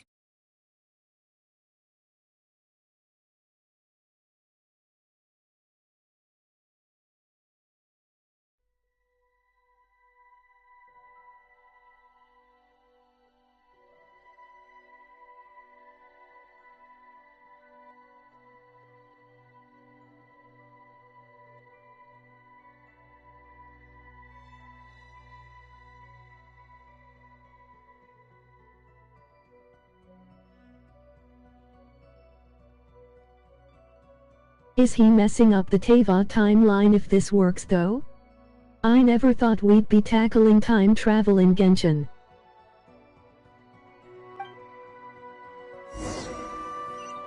Have you seen a little girl? What? This isn't the time for that! Just run!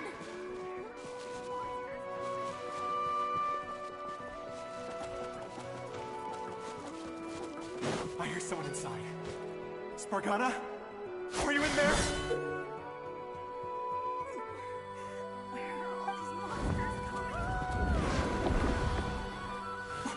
What is this? Looks dangerous. I should get out of here.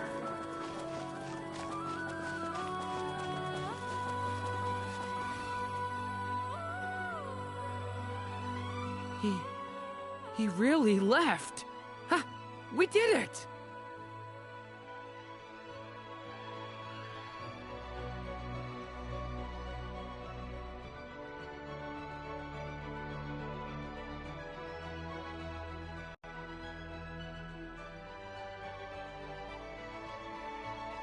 So, fuck the space-time continuum? Emoji happy tears. Don't celebrate too soon. Follow him. See what he does next.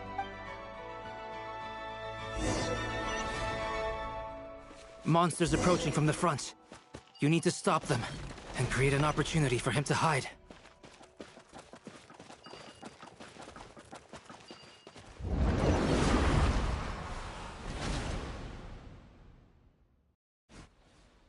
Help me!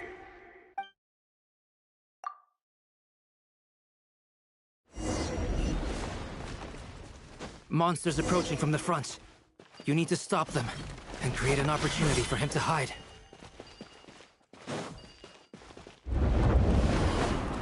No! There's monsters ahead!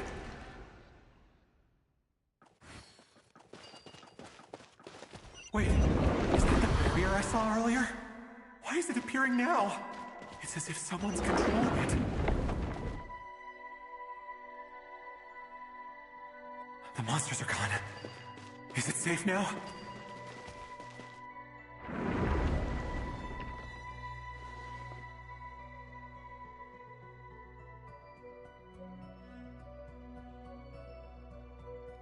The barrier's gone too.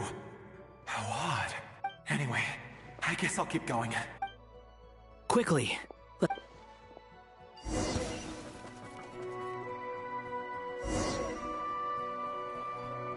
Wait, there was someone else here? Don't go any further. We've got anti-monster traps laid out everywhere. But my daughter must just be up ahead. I have to go. This way's blocked.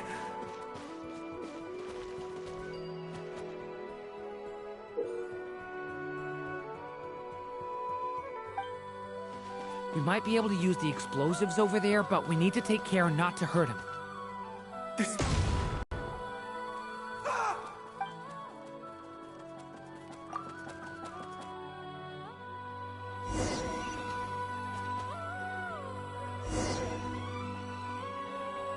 Wait, there was someone else here? Don't go any further. We've got anti-monster traps laid out everywhere. But my daughter must just be up ahead. I have to go. This way's blocked.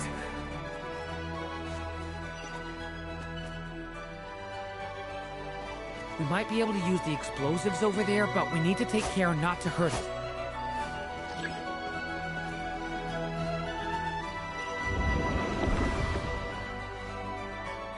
I'll use the barrier to keep him at a safe distance.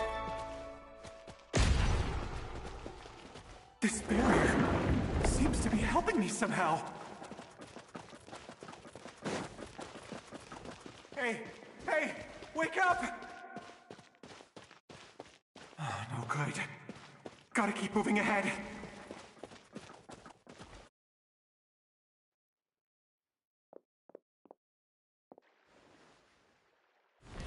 So many monsters! There's still a chance, Durin. Use the traps.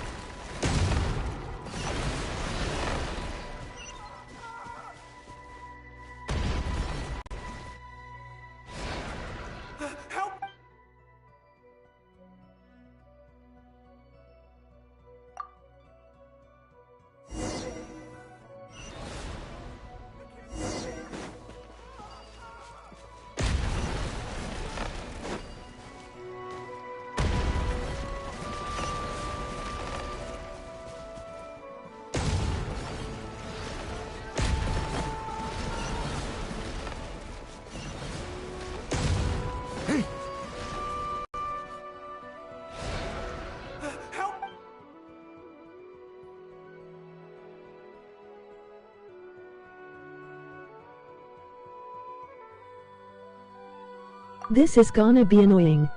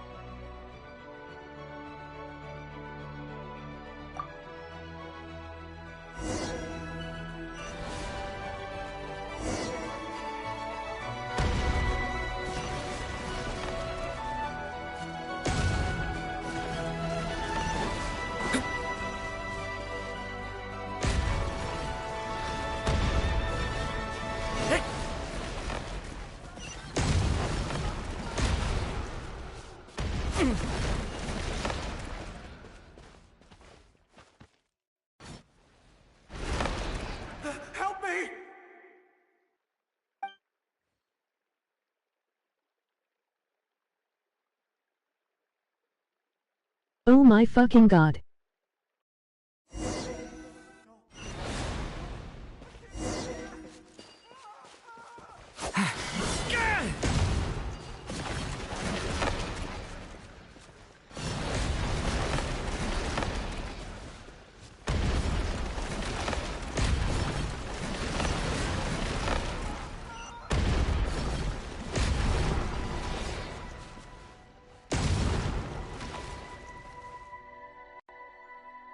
This is a new development. I've never seen this happen before.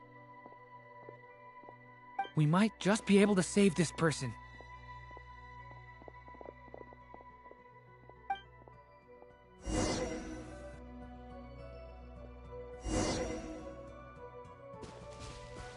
Fucking finally, what the fuck, hoyovers?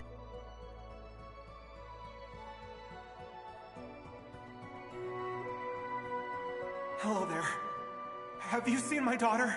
Spargana's her name. She's carrying a large backpack.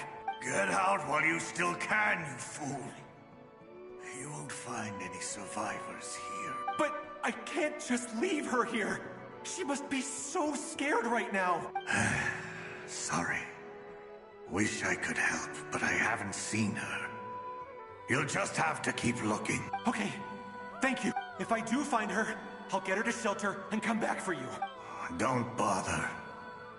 I've got nowhere left to go. What's that noise? Monster! No, if he goes inside, he'll be walking into a trap. Let's try this once more.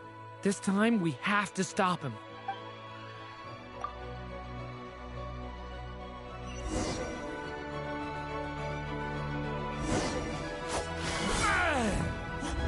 Why? How will I know where Spargana's gone like this? You know what? I'll trust this strange barrier. It's gotten me this far after all.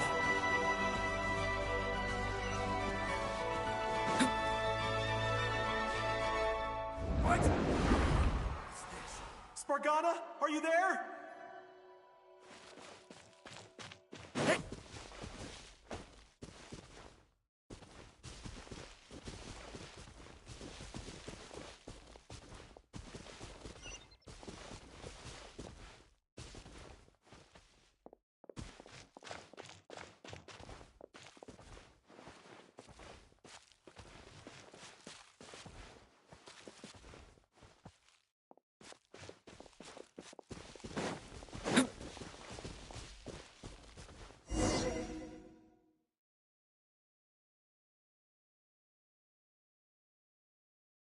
Huh?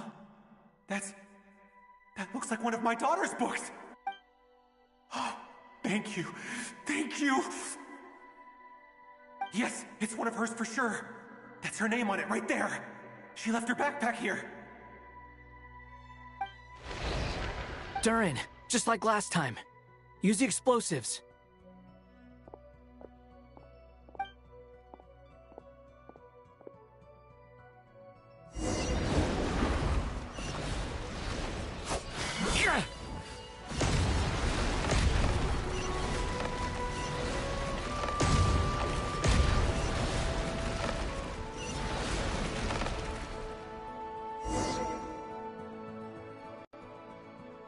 It won't work. But then, this clue... It might not be the only one. Better he misses that clue than loses his life. I guess so.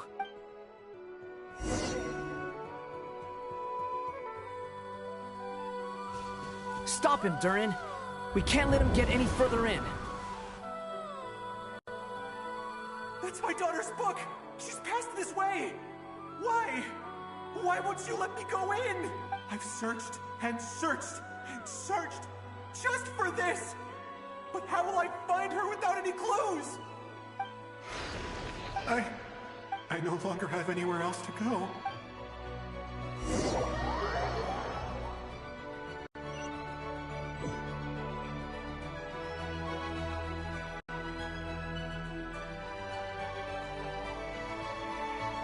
I'm sorry. I'm so sorry. He refuses to go anywhere else. Whether he opens this door or not, all that awaits him now is death. couldn't change his fate. This was really fucking stupid. Albedo? Hat guy? Let's try one more time. I don't know how we're gonna do this, but I don't want to give up either.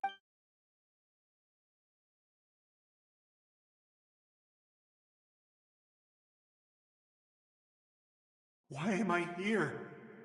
What's going on? All these scenes running through my head. Where are they from? Huh? What's going on? His reactions have changed. How many times have I... What's happening to me?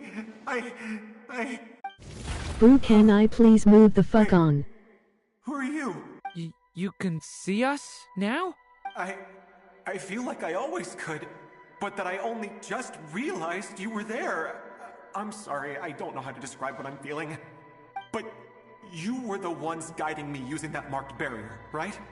I haven't done anything yet, but those monsters, those deaths, they feel like memories.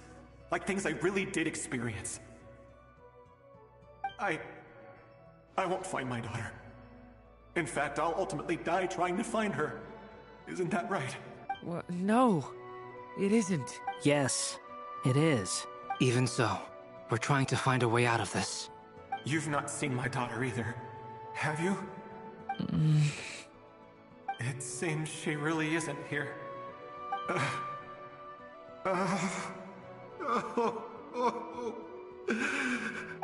I'm sorry we couldn't help you. I'm just tired. Maybe this is destiny. Maybe it doesn't matter how hard I search. How long do I have left? Experience says 15 to 20 minutes. 15 to 20. Thank you for all your help. Let's rest a while. You look exhausted too. Now's not the time for you to start pitying us. It's not pity. I'm just realizing that I've only got 10 or so minutes left. You know?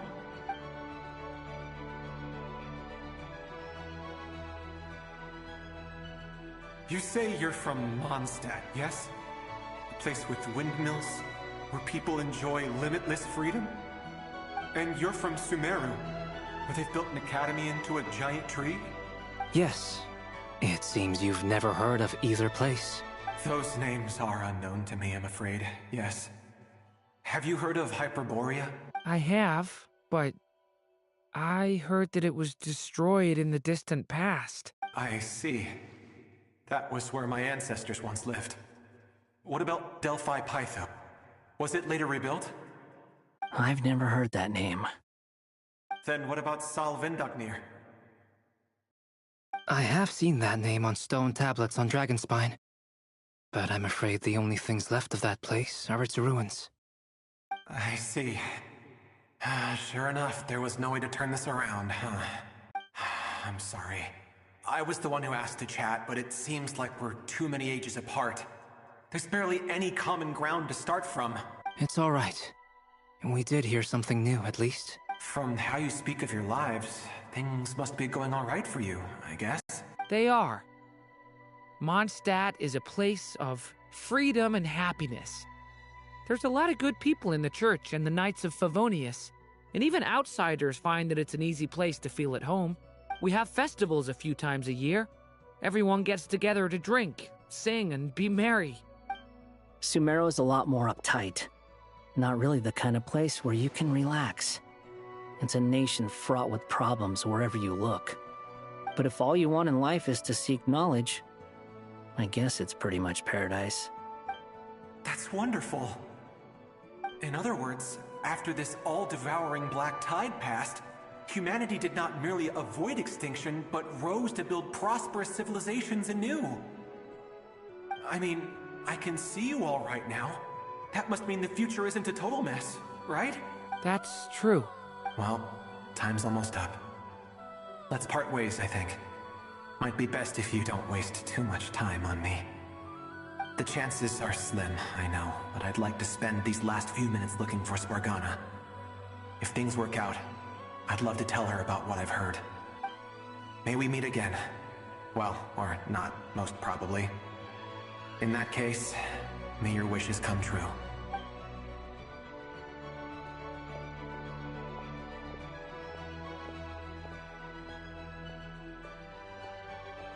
He's gone. In a few minutes, he will meet the end that was his to begin with. The ending of this tale did not change, but I believe that we've just made the most progress we have yet. May your wishes come true. If only it were so simple. Hat guy, could I ask you a question? You've never talked about your past. It seems complicated, and it weighs heavily on you, too. Would you be willing to tell me about it? I mean, sometimes it's better to get things out in the open. Take that guy we try to help, for instance. At least he said goodbye with a smile, right? I know about Albedo's past. Our experiences are very similar, and he created me. As for you, you're my first friend, and you've witnessed every step I've taken. But by comparison, I know nothing about you. Either way, I mean, we're still best friends. But if I knew more about you, I might understand your thoughts a bit better. I've told you about myself. I'm a student at the academia. And what did you do before that? Prepared for the entrance exam? All right. If you really don't want to talk about it, I won't press you any further. I was a puppet built from the branches of a white tree, using technology left behind by the Conrian schools of mechanical engineering.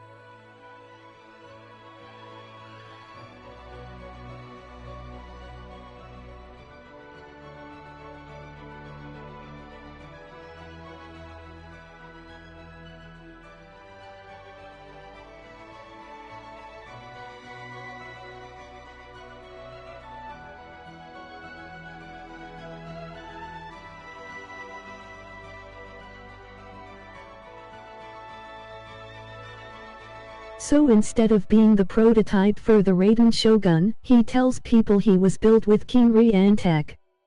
A white tree? You mean an Irminsul tree? Yes. A branch of Irminsul that was once connected to the main tree. So you had a human creator too? Yeah. But my creator abandoned me after deciding that I was a failure.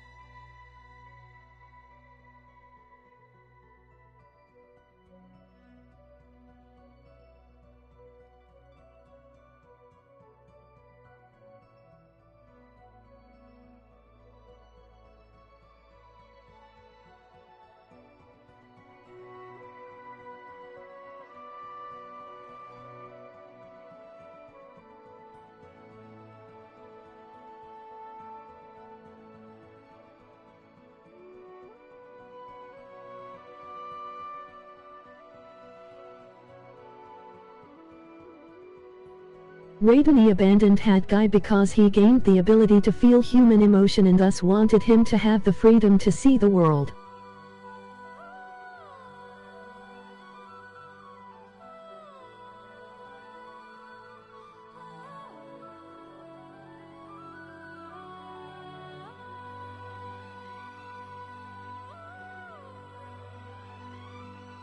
After that...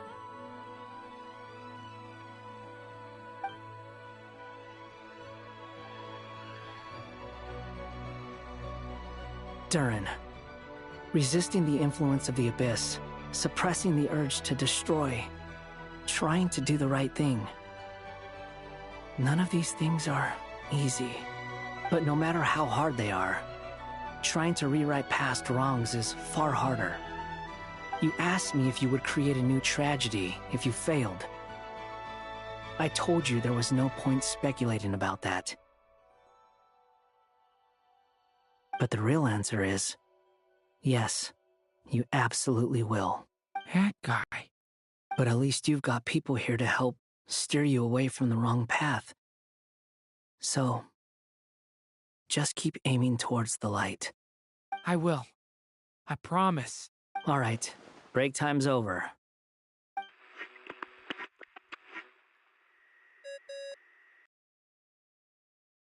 Hello? Durin speaking. Hello, friends, it's me! What have you been up to, I'm detecting some unmistakable fluctuations here at the border.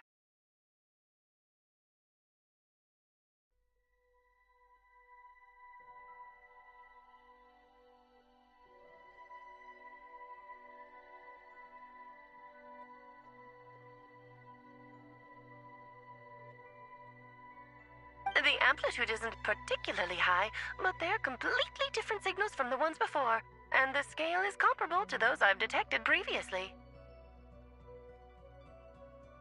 Alice, we were unable to save that person.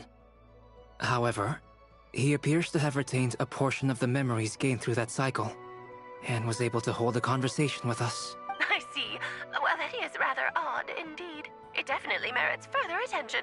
Could I trouble you to keep trying the same approach? I need to gather some more data. Counting on you. I should probably have Nicole come and check this out as well.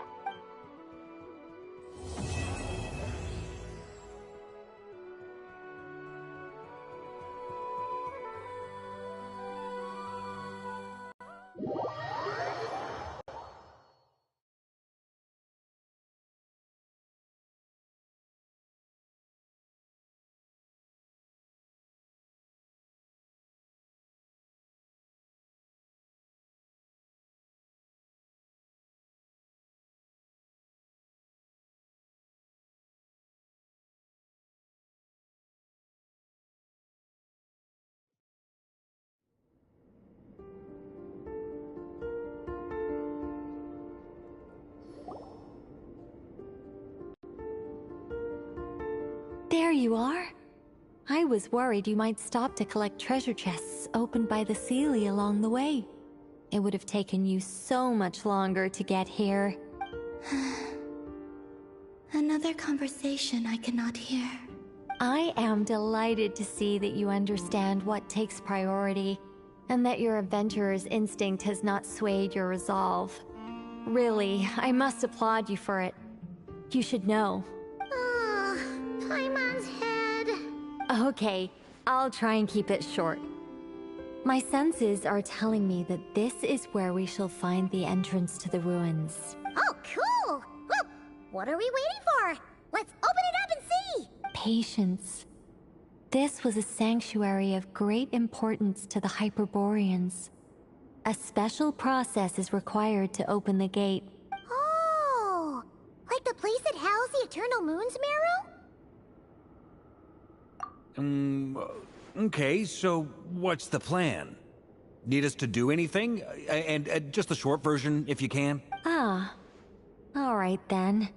I was planning to start with some background on the invention of these techniques. Are you sure you don't want to hear it? It's quite informative.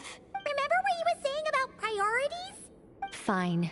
Simply put, we need 3 human representatives to successfully undergo a process of Kuvaki resonance. Think of it as a test from the 3 moon goddesses to see if the entrants are qualified, with the most recognizable qualification being Kuvaki. Pretty sure Lauma would ace that test. Oh, wait. But we need 3 people. I also have no doubt that the Moon Chanter would be qualified. But we would need 2 other people with the same constitution. Therefore, The most feasible method is not so much to follow the rules, but to figure out how the test functions and find a workaround. I've done some research, and it turns out the mechanism is rather crude. We'll simply need humans to stand before it who have sufficient Kuvaki energy within them. I'm with you so far. How do we get the Kuvaki in them? The easiest way would be transfusion. Take some Kuvaki from Nodcry's soil, put it into the bloodstream, and get it circulating in the body. So we're going to cheat on the test? Precisely.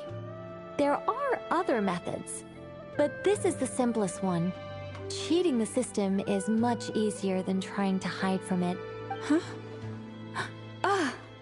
Sorry? Does the idea of cheating upset you, Miss Lauma? No, that's not it. I suddenly had an idea. Oh, what is it?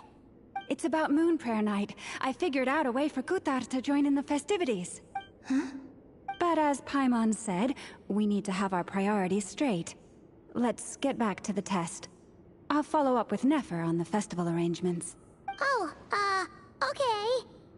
Anyway, is this really the best method we have?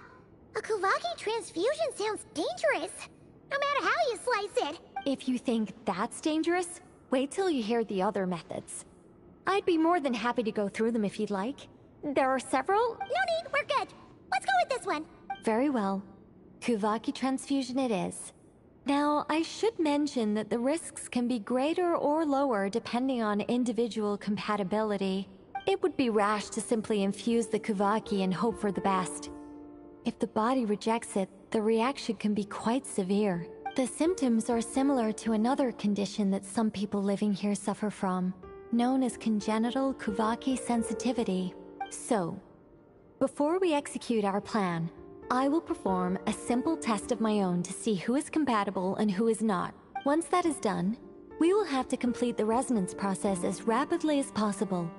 The participants must remain stationary while the Kuvaki circulates and bonds with them, and they mustn't eat or drink anything. What? No eating or drinking? That's some hardcore fasting. They'll all be monks by the time they're through. 3 days. Oh, that's so long! And we still need to find 2 more people who are not just compatible, but also willing to volunteer. Fasting? What are they talking about? Really? Don't you want to think this through? Haha, count me in too. 3 days without food? I can handle that. Miss Nicole has made it clear that this is the easiest way. The way I see it, there's nothing else to discuss. It's time to step up.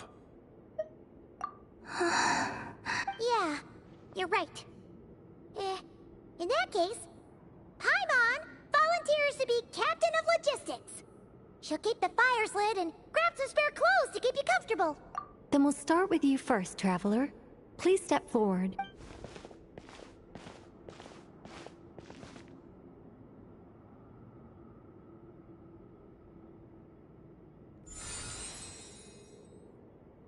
How's it going? Do you feel anything? How about now?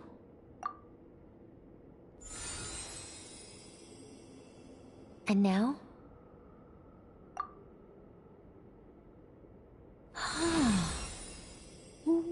What about now? You guys, it's not a competition, you know. All right, I'm officially impressed. Even as a descender, you can withstand far more than I imagined. It's like I summoned a giant stone titan to arm wrestle you, and your arm hasn't even moved an inch. In my last attempt, I infused 5 times the amount of Kuvaki required. Yes, safe to say, compatibility won't be an issue for you. You're eligible to join. You're next, Mr. Varka. Sure, you're... All right. I'll start where we left off. 5 times the required Kuvaki dose. Whoa, whoa, whoa, hey, wait a minute. How's it going? No, not great. I kinda wanna puke. Feels like I've been drinking too much.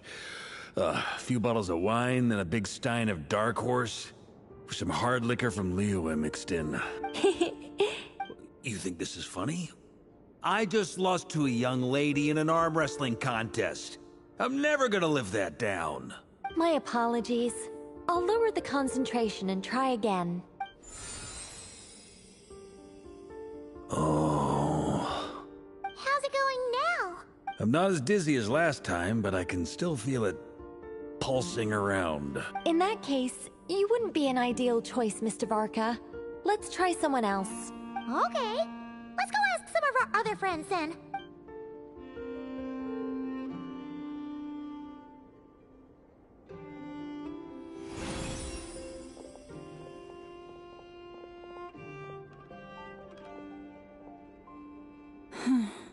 No surprises here, Miss Moonchanter. You're perfectly compatible. You may join.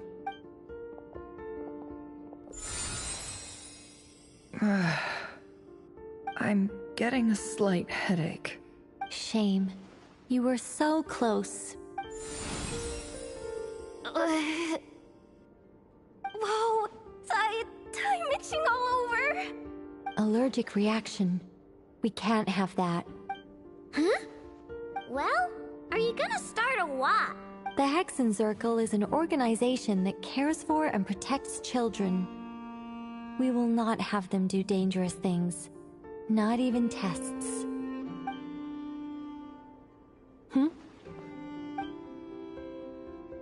Is something the matter? The candidates have to be human. I guess that rules me out too. Huh. Everyone except the Moonchanter got beaten. Guess I don't need to feel so bad after all. I mean, looks like this isn't gonna be as easy as we thought.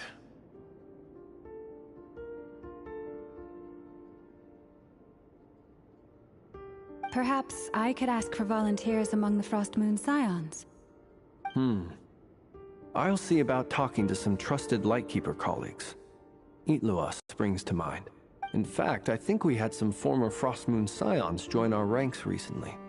Can you give me the scientific explanation for how the test works? I can probably make some kind of test bot. Then we can just zip through Nasha Town, going up to people and pressing a button to check their status. Wouldn't that be way easier? No. Wow! No elaboration for once. How about I contact the Knights of Favonia's garrison in the Wave Chaser plane? Shame that Lohan's already left. And that guy's even tougher than I am. Strange. The moon goddess is clearly revered by many people. So why is she on the brink of disappearing? She mentioned that the world has rejected her from the very beginning. And when we fought the Reikir of Solnari, it seemed like she exhausted her power for our sake. Also, I'm not sure revered is the right word for how people feel about her. Gratitude, certainly. For my part, anyway. It's basic reciprocity. She helped us, so she deserves our help in return. Yeah. Even though she looked like she didn't care, she still saved a ton of people, including me. A review of the relevant data leads me to conclude that Miss Columbina is a good person.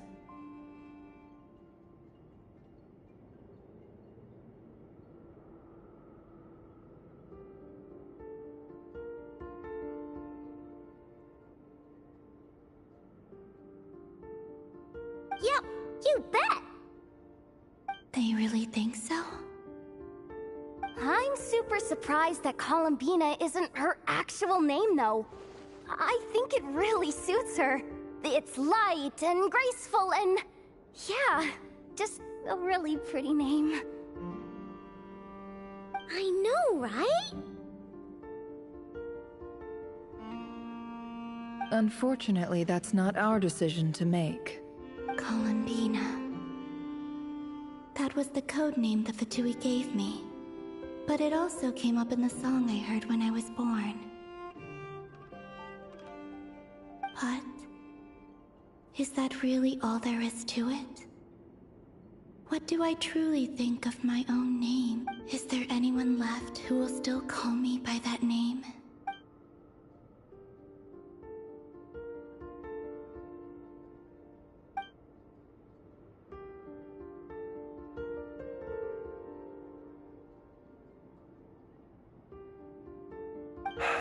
Moonprayer Night is getting closer by the day.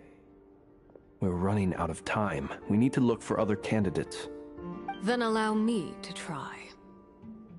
Huh? What are you doing here? You contacted your friends via the Adventurers Guild. Sandrone has been keeping an eye out for something like that, so she informed me. Since I have the ability to accommodate a moon marrow, I should prove to be a suitable candidate. Arlecchino. When can we begin? I see. We can begin right away.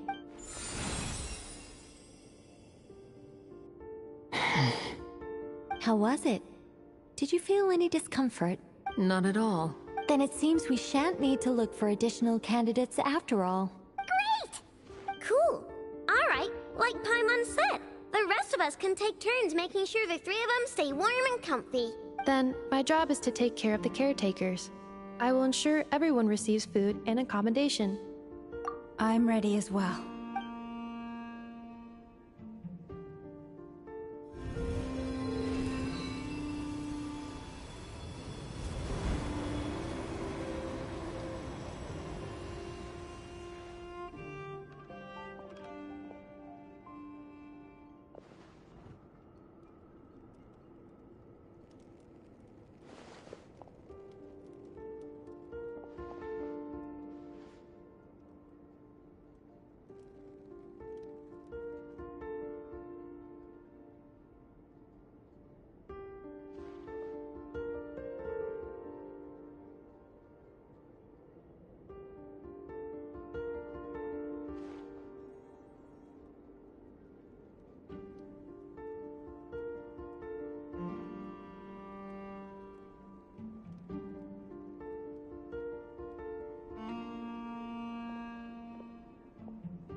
The work is done.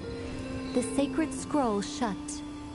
The stars grow dim, the people silent. The white sun sets, the silver moon rises. O path to the temple, appear now before us.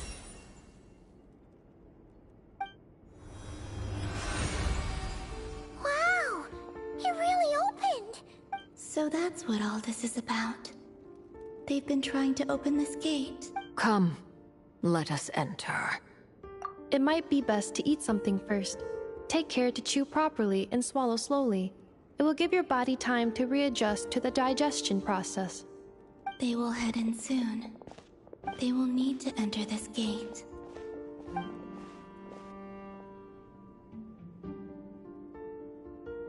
Huh?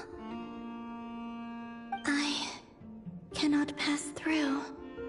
Is it because I have no physical body?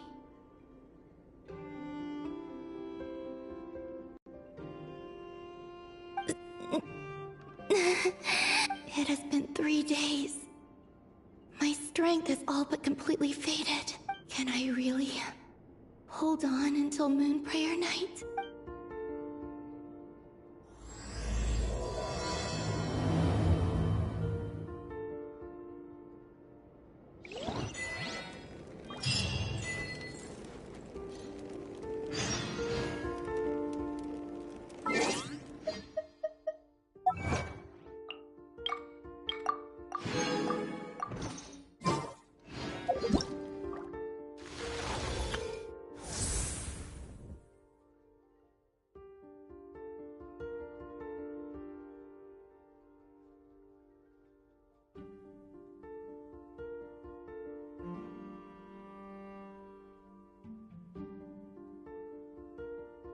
Be right back. Bathroom break.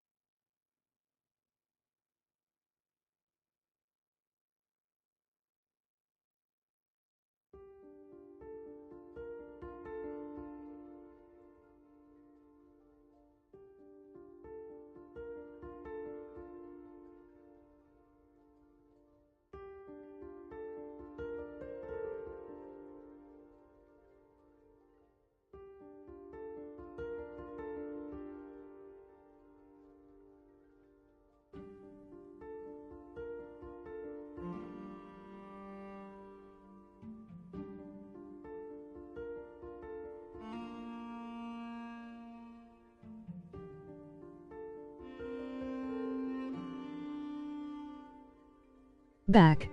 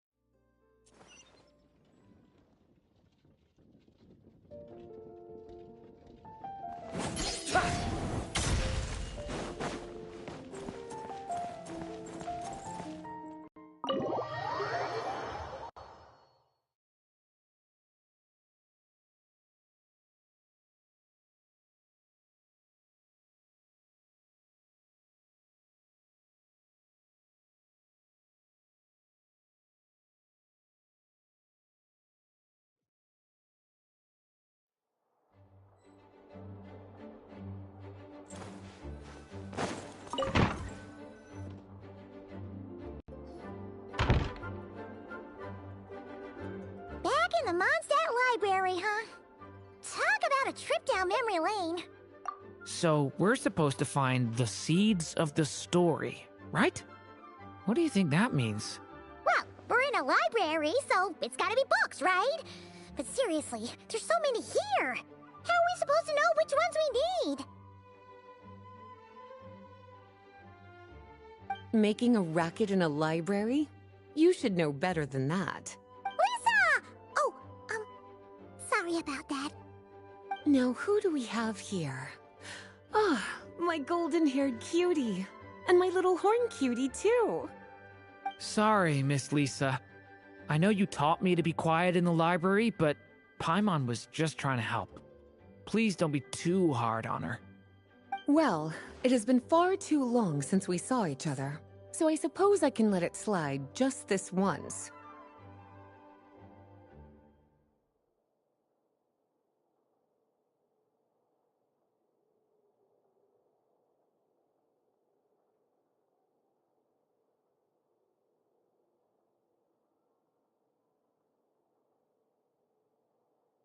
Back when he first arrived here, poor Jean wasn't sure what to do with him, so I stepped in to lend a hand.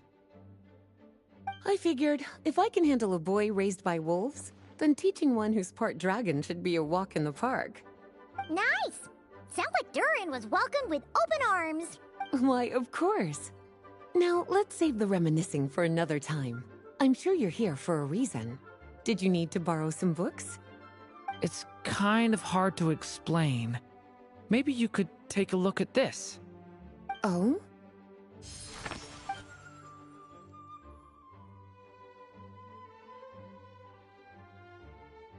Ah, I see. These so-called seeds of the story must be the books that inspired its creation. That's just how it is with stories. They grow out of the tales that came before them. And that mage, I can almost picture her here, hundreds of years ago, scribbling away at one of these very desks. But we don't know anything about this story. How are we supposed to figure out which books inspired it?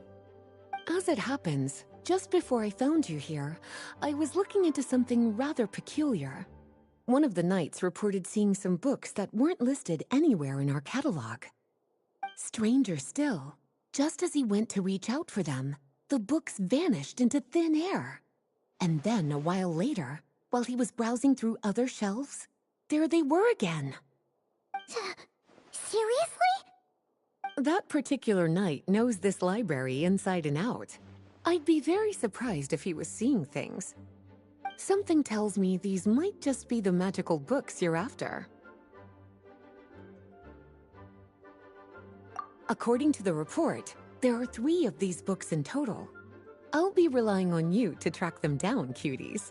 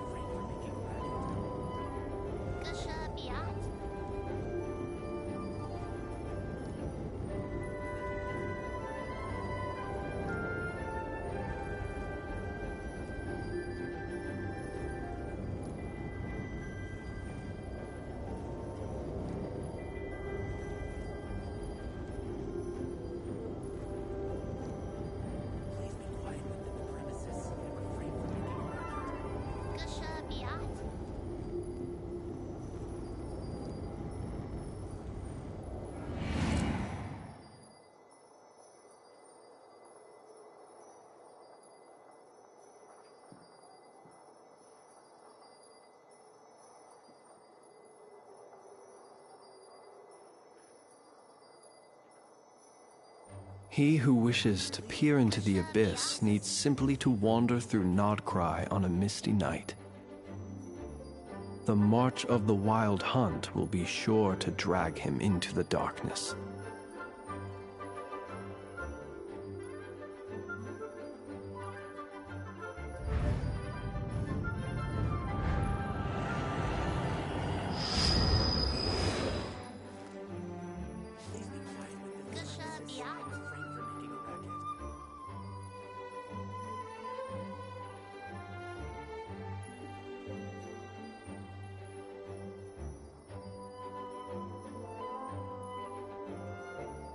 Let us have a modicum of patience for the richness and complexity of humanity. The wanton cruelty of the few is not worth our ire.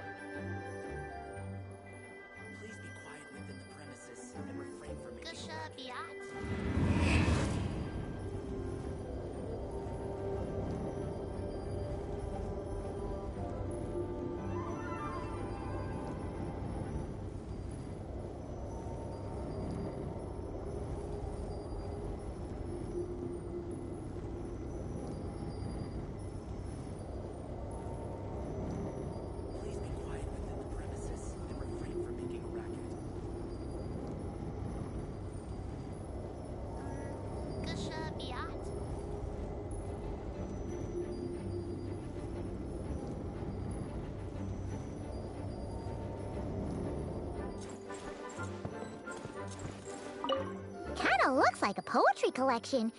But why is part of the title missing? Let's see what Lisa makes of it. Oh, wait! Did Klee write this one? Should this even be here? We better show it to Lisa.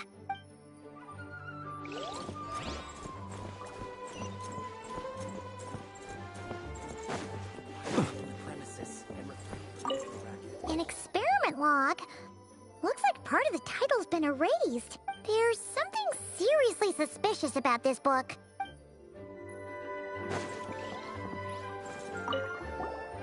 Second strongest spell in existence. Do not show Klee. Wait, there's actually a book like that right here in the Mondstadt library? That title's just gonna make people even more curious. Huh. There's definitely something fishy about this one.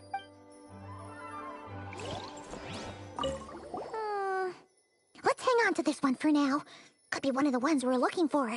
It's one of M's, after all.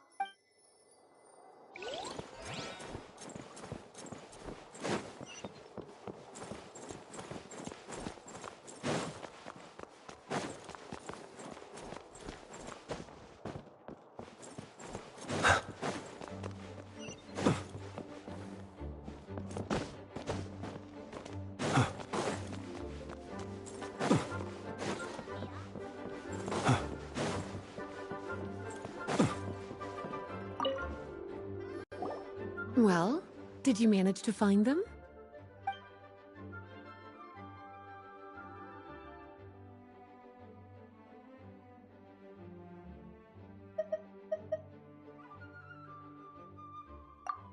Well, this book has quite an obvious connection with that mage, considering she was the one who wrote it. But as one of the library's classics, its presence here is hardly unusual. It really is a must-read, so if you haven't read it yet, that's your homework, cutie. Well, did...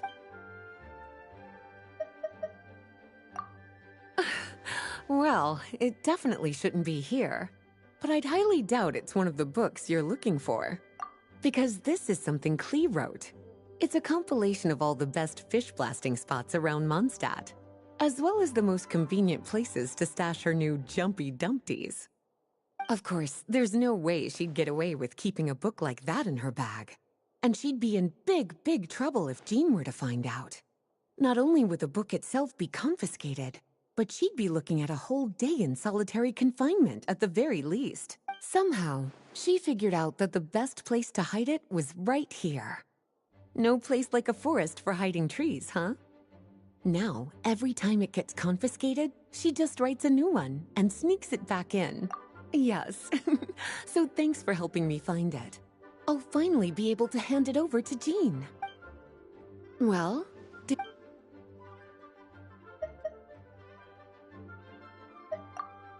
truly extraordinary, and certainly not the kind of thing that should be just lying around. In fact, Miss Alice gave strict instructions about it. So, it's some kind of book of spells? Paimon's guessing magic this powerful should be kept a secret. It's true. This book does contain one of Miss Alice's spells. But honestly, virtually no one could actually pull it off, even if they tried.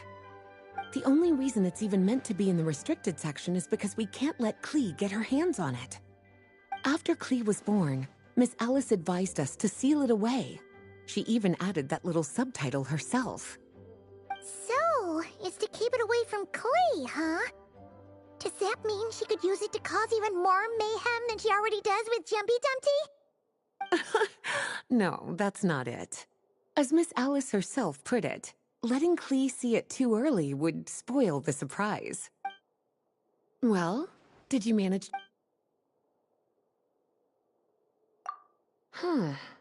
This book definitely doesn't belong here. Yeah, we could tell just from reading the title. Albedo was the one who brought it in.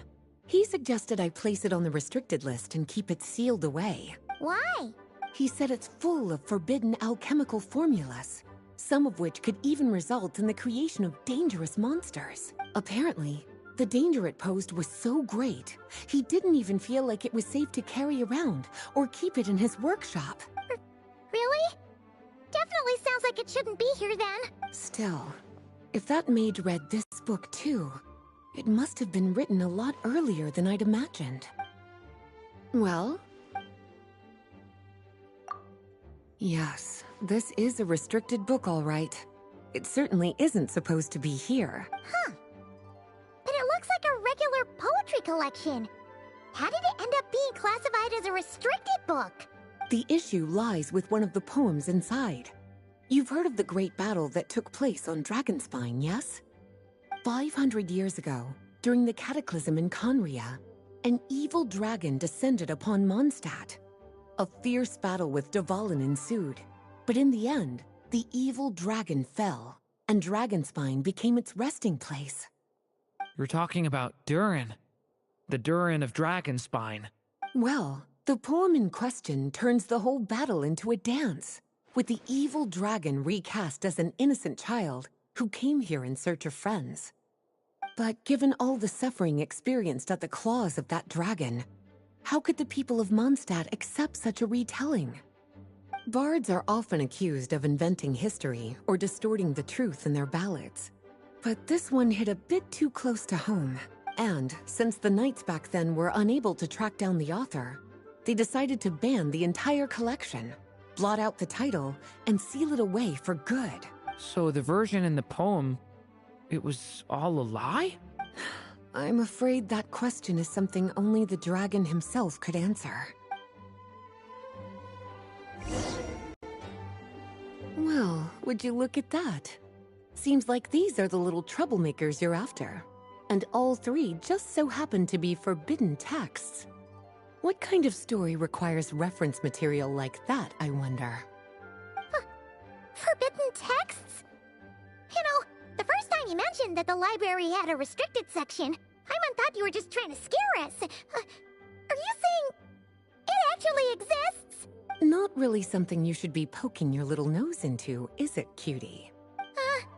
Sorry. Seeing as it was Miss Alice who asked you to look for these books, I won't question the matter.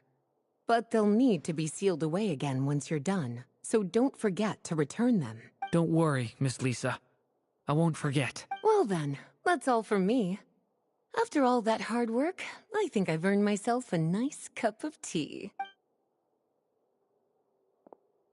Alright, we've gathered all the reference books. What's next?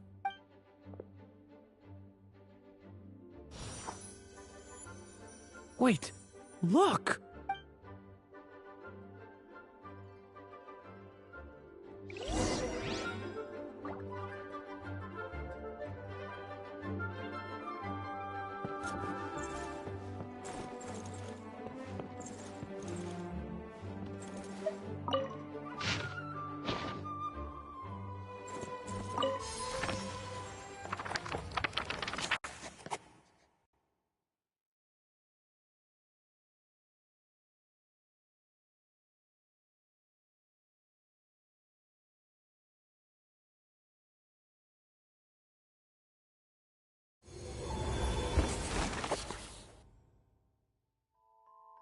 Long, long ago, an evil dragon descended upon the human world, bringing terrible calamity in its wake.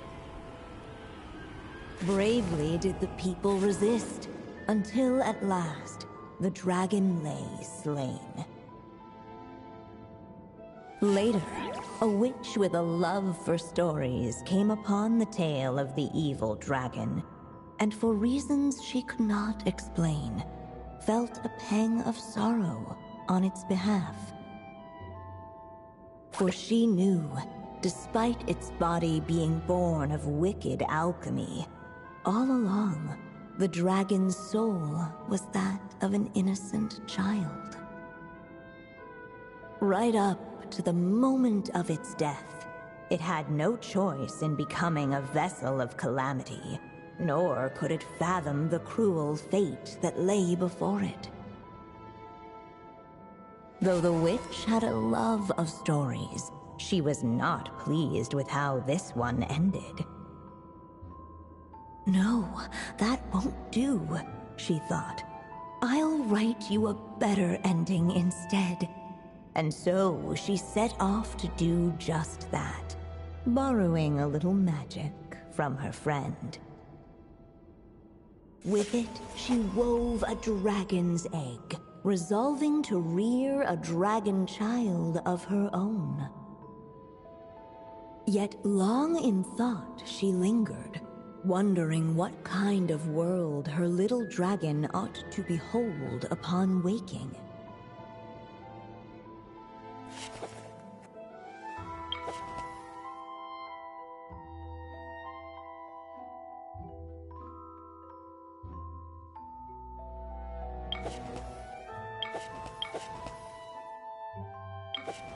At last, she made her mind up, adorning the cradle with a wisp of woodland air.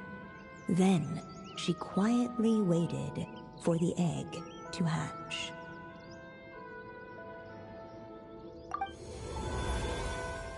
Whoa! We're actually inside the story! This must be Aunt Alice's magic. Yeah. A story about me? Why don't we just see where the story takes us? All we know is the beginning at this point. Okay.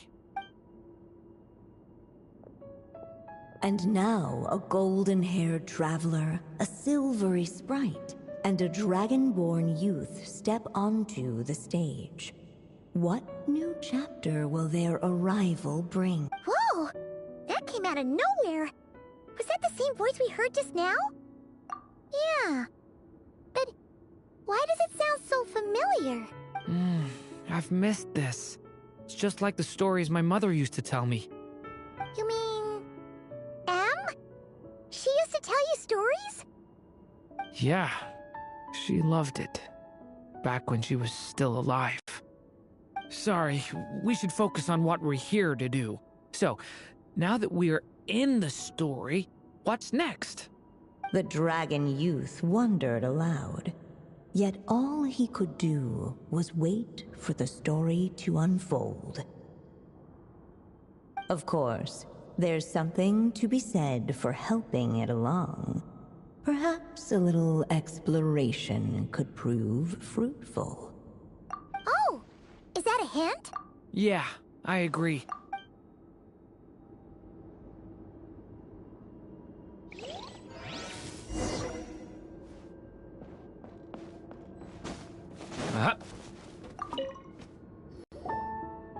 This must be the dragon egg, right? Looks like it's gonna hatch any moment now.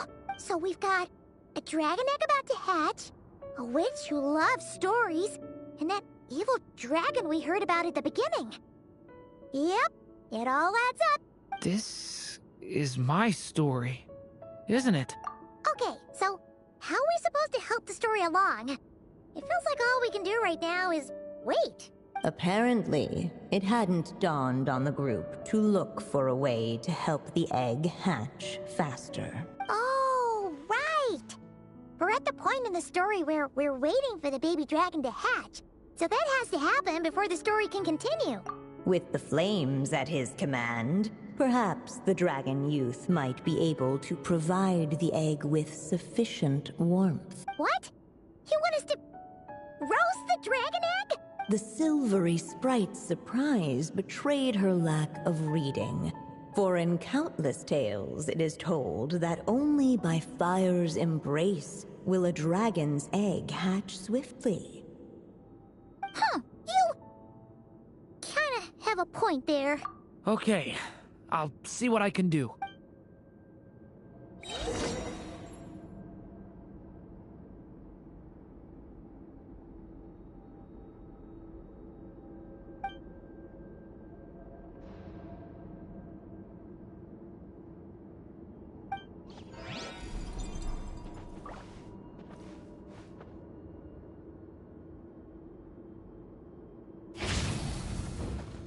Stay back!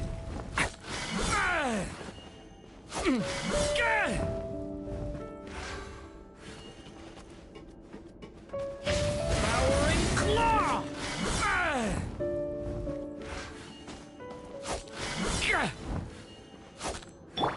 Take this!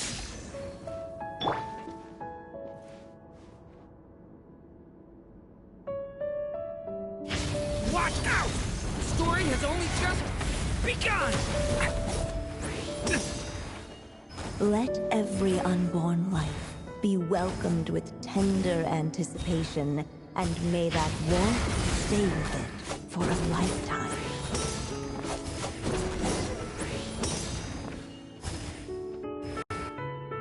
At last, under the witch's expectant gaze, the little dragon broke free from its shell. No living being has ever decided the moment of its birth. You were no exception, my child. I brought you into being because I willed it so, just like the witch who created that evil dragon. But I promise you this, your birth was wanted. You are loved, and you will have a different fate than the dragon that came before you. You've never told me those things before, but for some reason, I always knew. Thank you for bringing me into this world.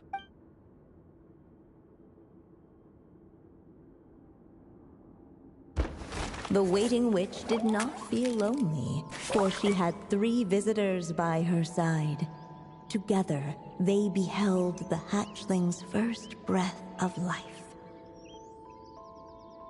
Holding her dragon child close, the witch promised him a life unlike that of the evil dragon.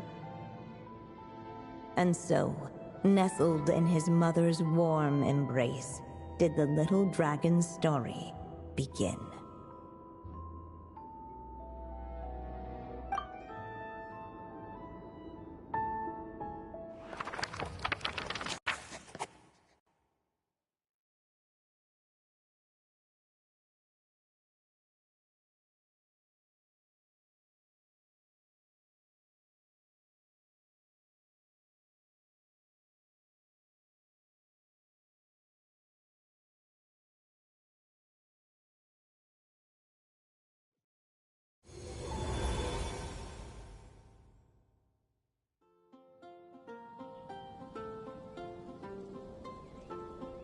Wait, isn't this Mondstadt?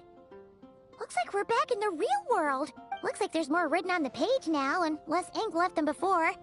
So, does that mean we've completed this chapter? Yeah, but why does M seem to think that the story isn't finished yet? Durin broke free from the curse, came into this world with a new body, and even made a bunch of new friends. True. Everything's always so mysterious with these mages. Guess all we can do is wait for more clues. Huh.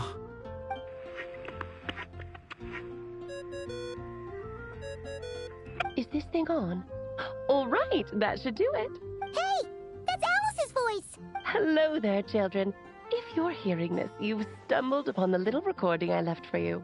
I thought you could use a few hints about how the book works. By now, I'm guessing you've already begun to leave your mark on the story. You should know, however, that the book needs time to absorb the ink, so the next chapter's clues won't show up right away. Wait, so even magic ink needs time to dry? The good news is, you can return to any chapter you've already completed and continue to explore the mystical, magical storybook world you helped create. Have fun, dearies. Toodles! Oh, man! Paimon was so ready to knock this out in one go! Maybe it's for the best. Sooner or later, we'll end up being whisked off to another world again, and if that happens, who knows when we'll be able to come back. So it might be good to take a break while we can. A break? Yeah! Paimon has a sudden craving for the Good Hunter's sticky honey roast. And we happen to be in Mondstadt, so... So let's meet up here later. I need to find Miss Lisa to return those books anyway.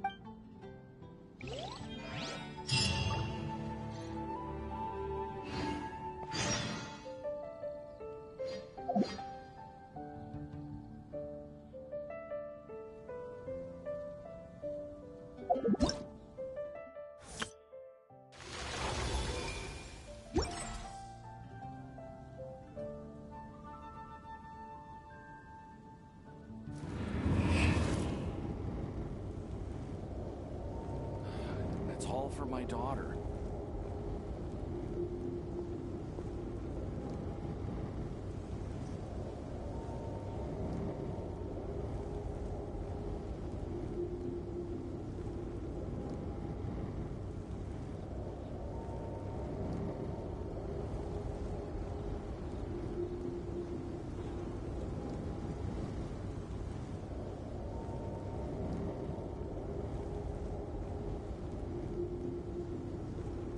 Literally the only reason I wanted to stream today was because these quests restart on every daily reset.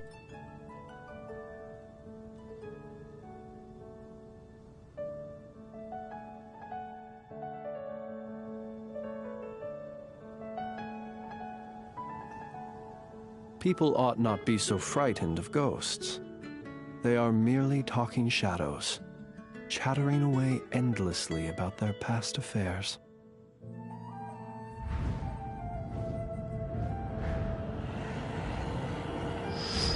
With that, I'm going to sleep. The challenge is complete as far as I'm concerned. I will continue Luna 3 in the morning.